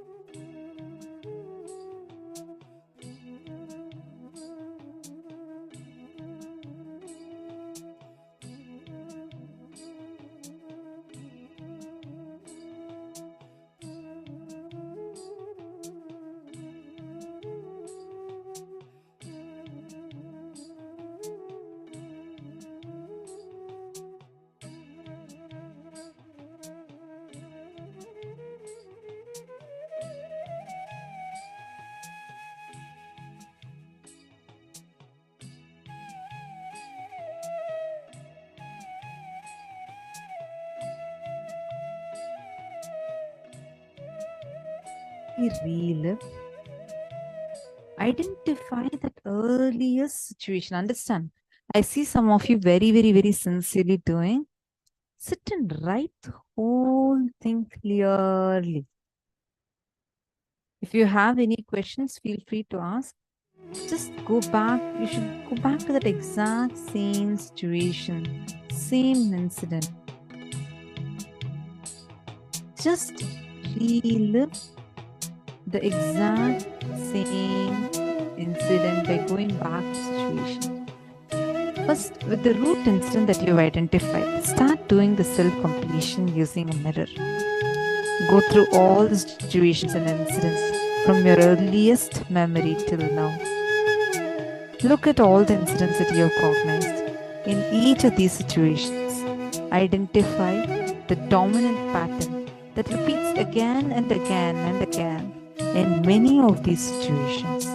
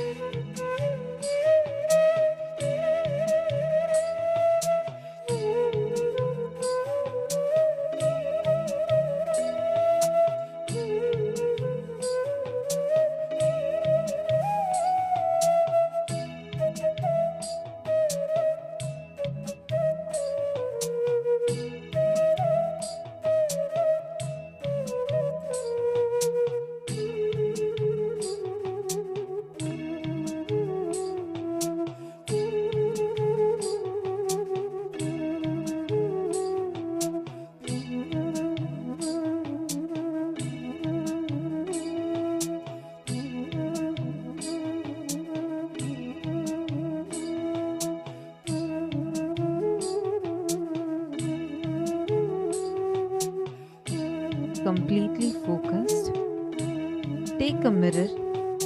Keep the mirror as close to your face as possible. Fix your eyes on the mirror. Do not be distracted by any of the other events or thoughts. See, you're going to do a very unique process right now. You're going to be doing the process of self-completion.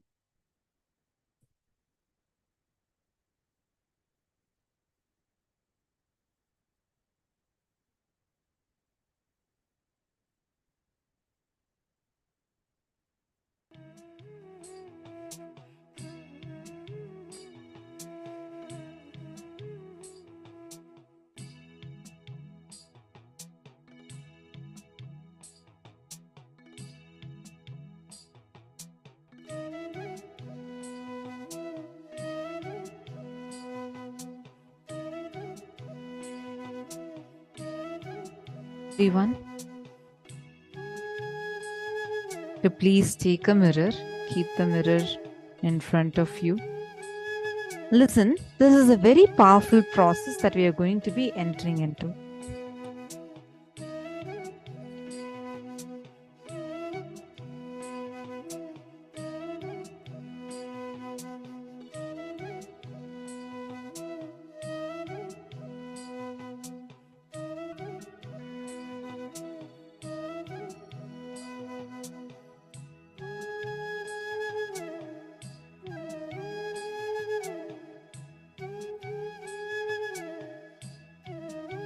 Mirror.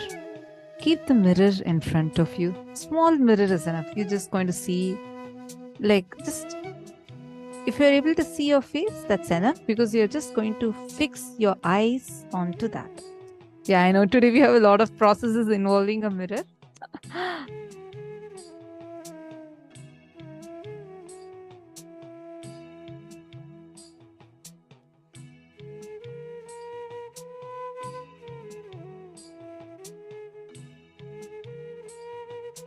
Please take the mirror.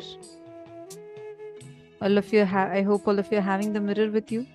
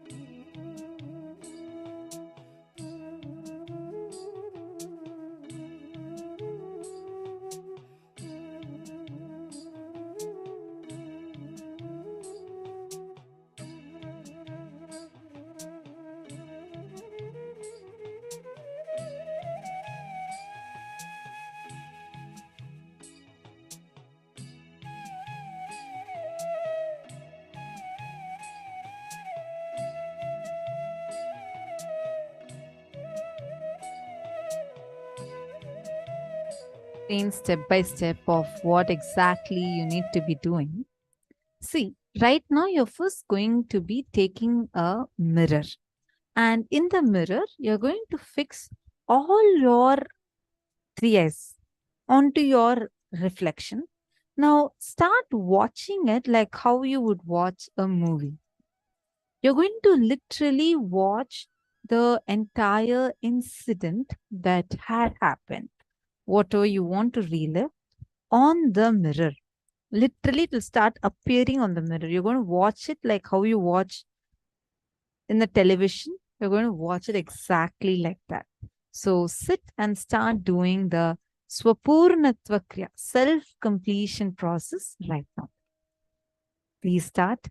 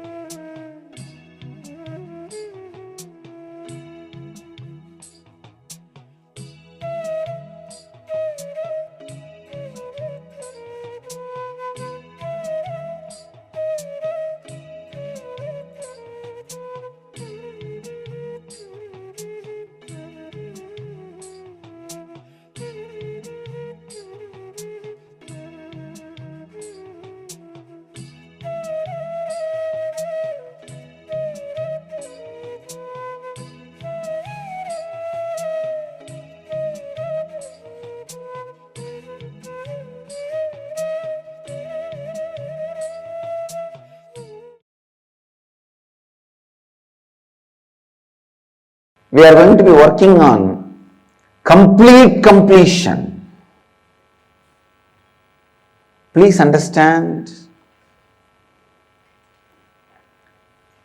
just by removing a tree completely, just by uprooting a tree, you cannot be safe that nothing else will grow in that place or the tree won't happen again in that place. No. You need to understand a very important thing.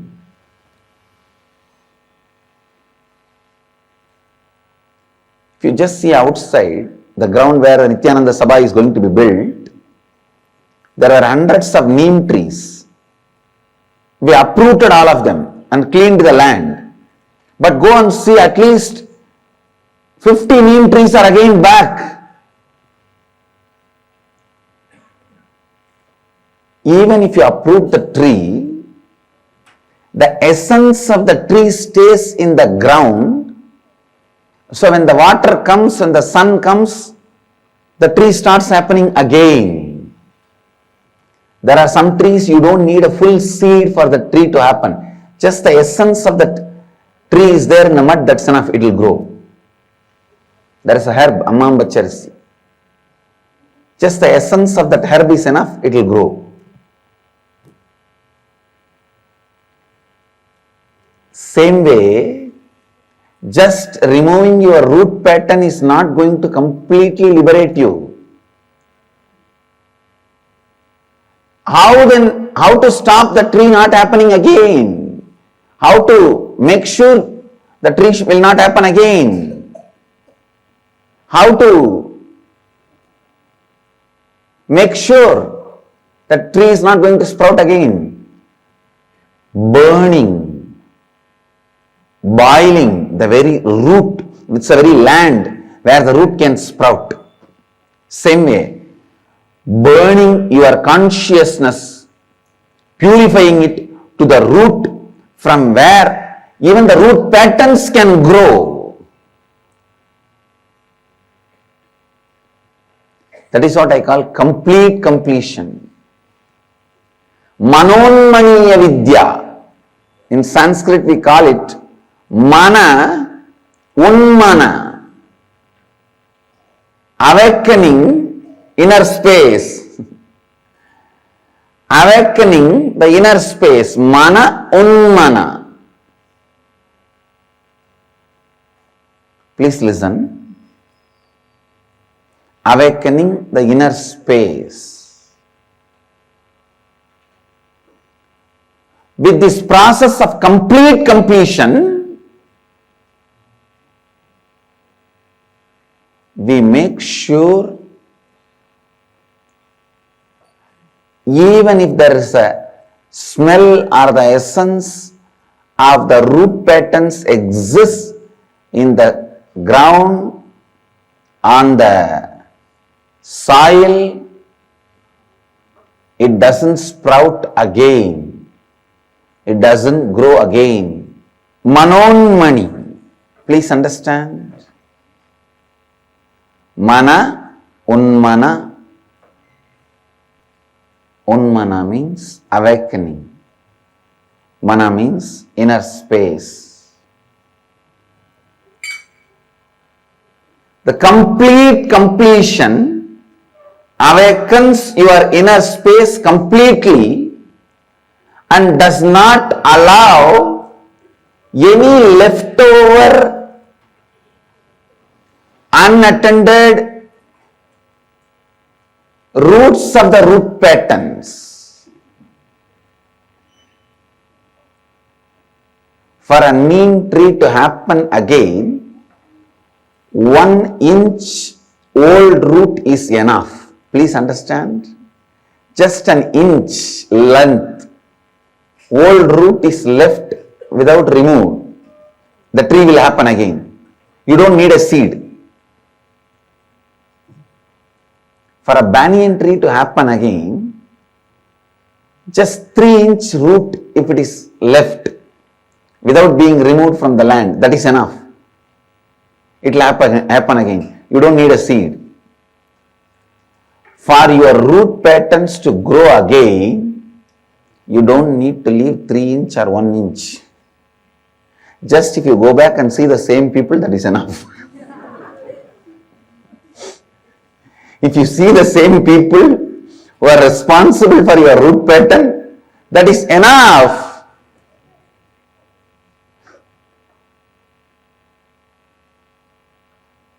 Understand?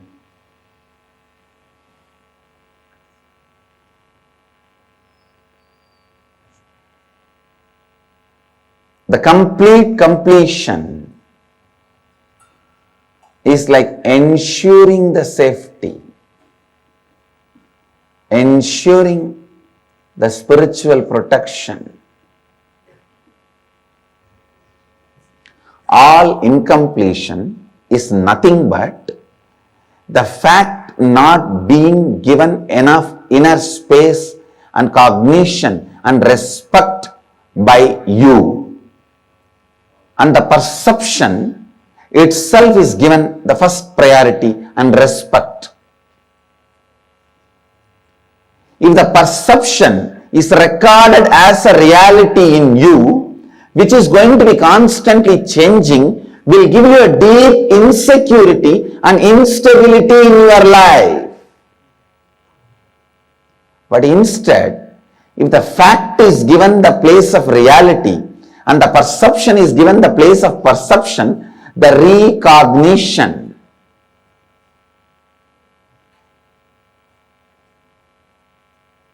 the change of perception will not lead to more and more incompletion. And the fact does not influence your decision and perception influences your decision. I asked you to get five examples. The perception influencing you as a fact and forcing you to take decision, and fact influencing you as a perception and forcing you to take a decision. Every time when you do completion, every time when you are completing, you are moving from Purusha to Mahapurusha, Mahapurusha to Siddha Purusha. Manonmaniya happens in you. Mana Unmana happens in you.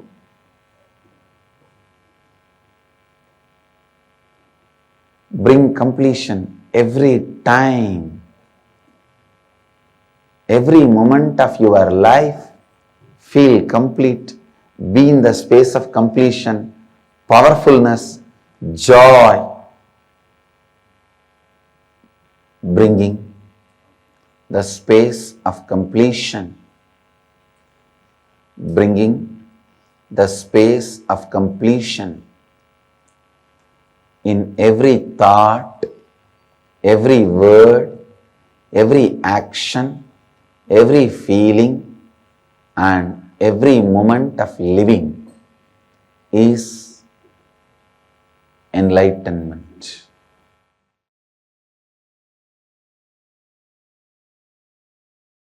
How both complement each other. Please understand. Ultimately, the complete completion happens when you don't even bother about complete completion.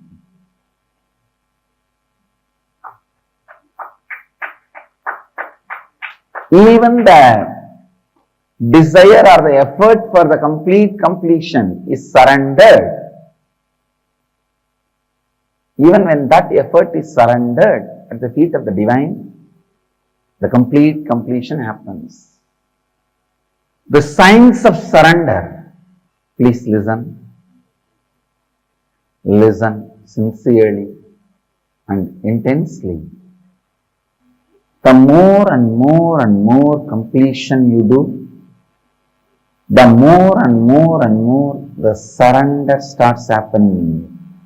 I need to define surrender. Surrender is no way starts with powerlessness or gives you the powerlessness experience or ends in powerlessness. Surrender starts with powerfulness, leads you from power to more powerfulness, ends in ultimate powerfulness.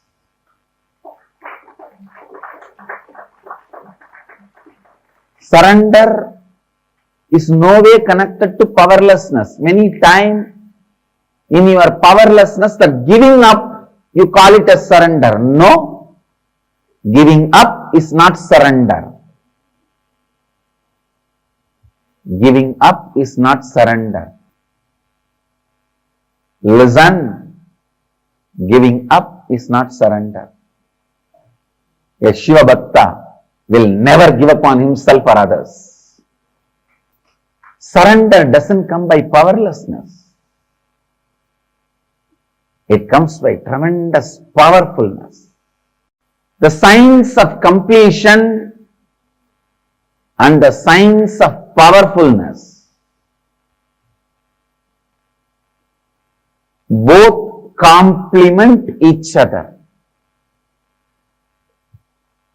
The signs of completion and signs of powerfulness both complement each other. When you complete more and more, you become powerful.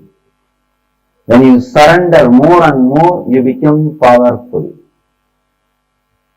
More completion leads to more surrender leads to more completion. Completion is nothing but falling in love with your higher self. Decide to reside in the higher self. Surrender is nothing but falling in love with the embodiment of higher self, your Ishta Devata. Your Ishta is nothing but your higher self.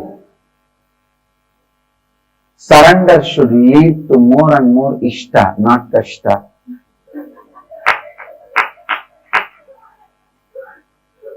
Naturally, surrender leads you to more and more powerfulness, not powerlessness. It leads to more and more powerfulness, more and more joy, more and more strength. Understand? When you carry the space of surrender, everything in the life listens to you. Even a plant drops all its thorns just by your request. How do you think just our Gurukul kids are able to talk to plants and the plants are listening to them?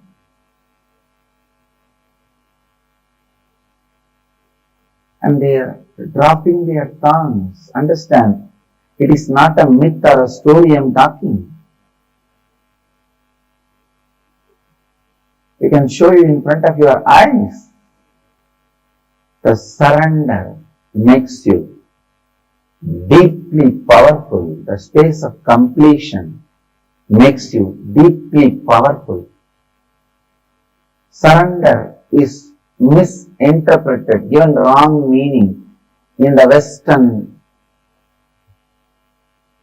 thought trends. There the word is used more like in the war, when you lose, you drop all the weapons and surrender. Here I am not using in that meaning. The word surrender has totally different meaning in the Bhakti literatures. So maybe I may not even want to use the word surrender in English. I use the word Sharanagati. Powerfulness radiated by the devotees. Andal was not weak. Akkamadevi was not weak. Meera was not weak. Kanakadasa, Purandaradasa, Vittaladasa, all the great Dasa Sampradaya devotees are not weak. They were never weak. Understand? Kanaka Purandara Vittaladasas, Meera, Akkamma, Andal, all of them are not weak. They all lived in the space of powerfulness. Even completion you can intellectually grasp, even if you don't practice, just watch the satsang, you will intellectually grasp what is the completion, what is the power of completion, I am sure. So the completion can be understood even if you listen intellectually, but the sharanagati is surrender. You need to see somebody experiencing and radiating it. You need to be around some great bhakta, devotee. Because it is such a beautiful experience. You need to see that radiating in the body language. Saranagati, surrender, can't be understood just by the intellectual. Intellectually, if you try to understand, it will only lead to that. Surrender happens during the war period. Only that meaning you will get it. It's not a powerlessness, kind of a giving up, a failure, drop out. But the Bhakta Sampradayas, the Bhakti traditions do not mean that kind of a surrender here. You become more and more powerful, more and more strong, more and more intelligent. The Bhakti Sampradaya, its definition of surrender is totally different. So understand, more and more practice of surrender leads to more and more experience of completion. More and more experience of completion leads to more and more practice of surrender. When the science of completion connects with the science of surrender, the space you create becomes reality.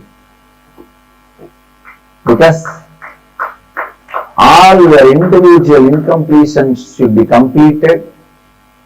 When you are complete, your individual identity should be surrendered to the cosmos. Then cosmos functions through you. Individual identity is made out of bunch of incompletions.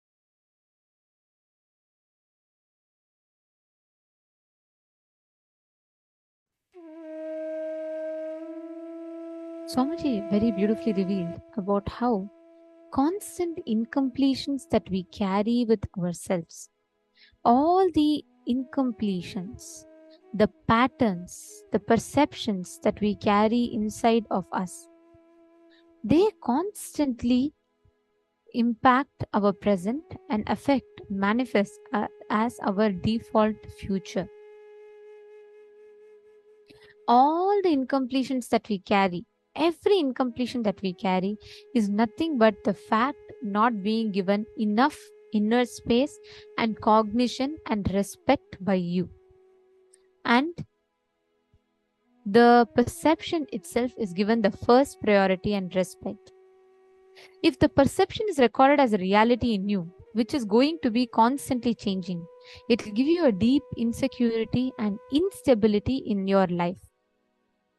The perception that you carry, if that is constantly changing, it will give you a lot of instability and it will give you insecurity in your life. But instead, if the fact is given the place of reality and perception is given the place of perception, the recognition, the change of perception will not lead to more and more incompletions. Very simple fact. Okay, see, for example, let's say when you are small, you fail in an exam. You go to your father to tell that, you've gotten, let me not say even fail, let me say poor marks, okay, not as good. Instead of an A, you got a B. And you go to your father and he gets angry and he just slaps you. If that is one situation, I'm just giving an hypothetical example. Now, how would you take it? What do you do typically? If it is a normal us, we take the perception that, okay, my father hates me, he's slapped me, he doesn't love me, and you declare that as reality. But the fact is what? You got bad marks in exam, you went to your father, he slapped you. We're not in the debate about whether slapping is right or wrong, but all we are saying is that the perception that you carry inside of you, declaring that as fact and making that fact as reality is where the biggest mistake is. Just look back into your life. See how your perception appears as fact and fact appears as perception. And that fact is not influencing your decision and perception is influencing your decision. Just 5 examples. For example, because you perceive that people, let's say you have a relationship in your life, your perception is that they hate you.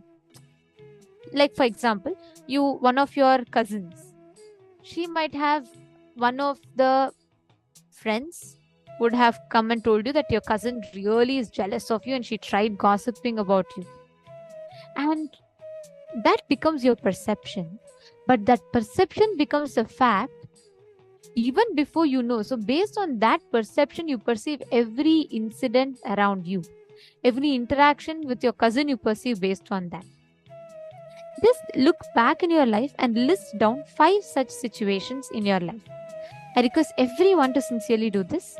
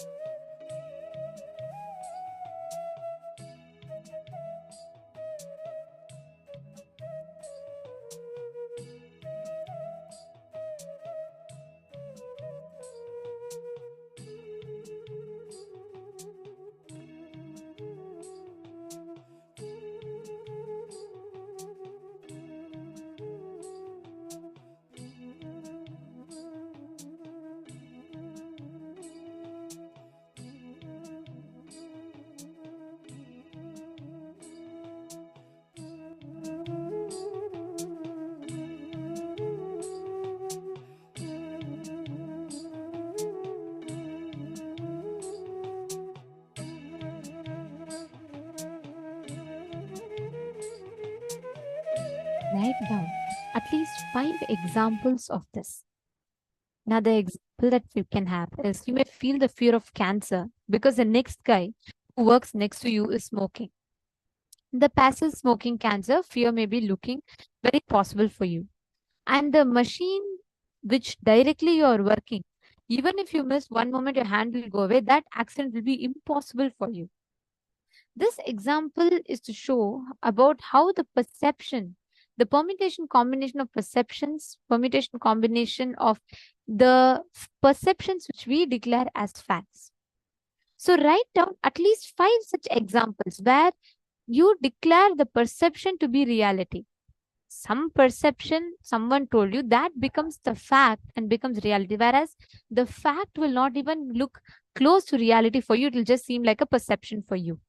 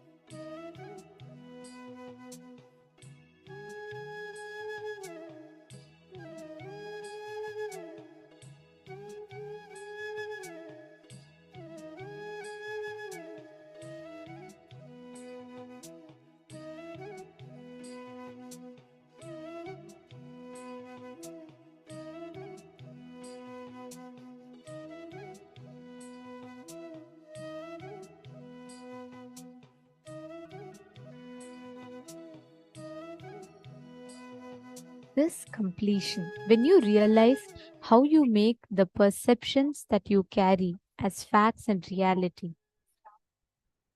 that becomes the very way you constantly function, and you start putting yourself into the delusion, how that becomes that perception becomes the reality for you. Now, in the same space, let us all enter into the power manifestation. See, even in power manifestation, right? If you just look back, you will see how you're constantly putting the perception as reality. For example, mom, Sneha Patil, right? You had told you don't know, you're not able to manifest it.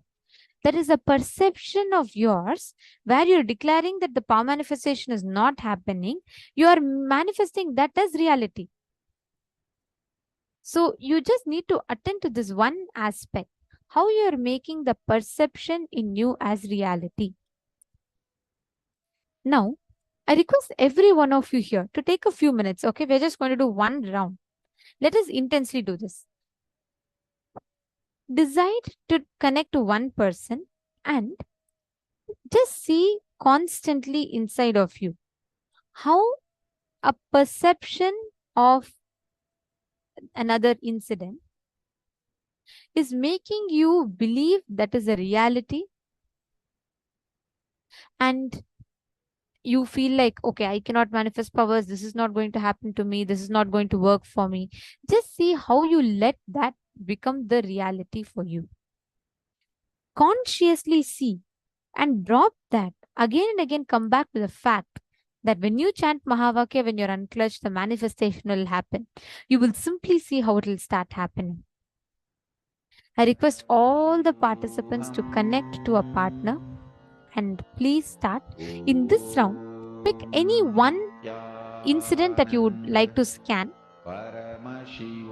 You can ask your partner to visualize. They can visualize a birthday party. They can visualize like some special event in their life. They just need to visualize and write that down and constantly remember that. And you can scan and identify what incident it is that they are thinking about. Let us all sincerely do it. Please take a few minutes.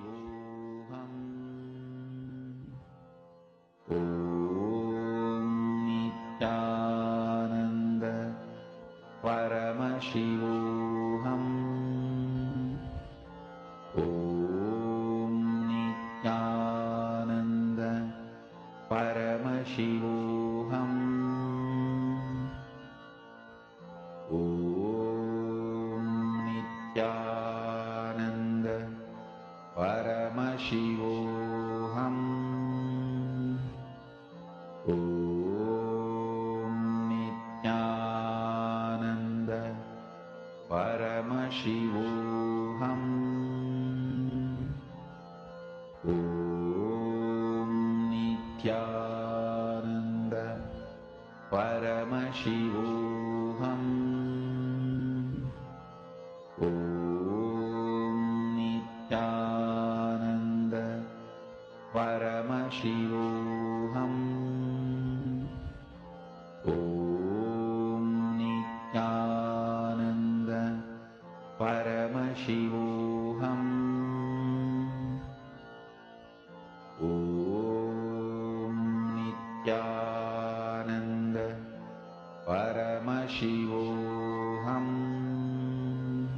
Om Nithyananda Paramashivoham. Om Nithyananda Paramashivoham. Om Nithyananda Paramashivoham. Om Nithyananda Paramashivoham. Om Nithyananda Paramashivoham.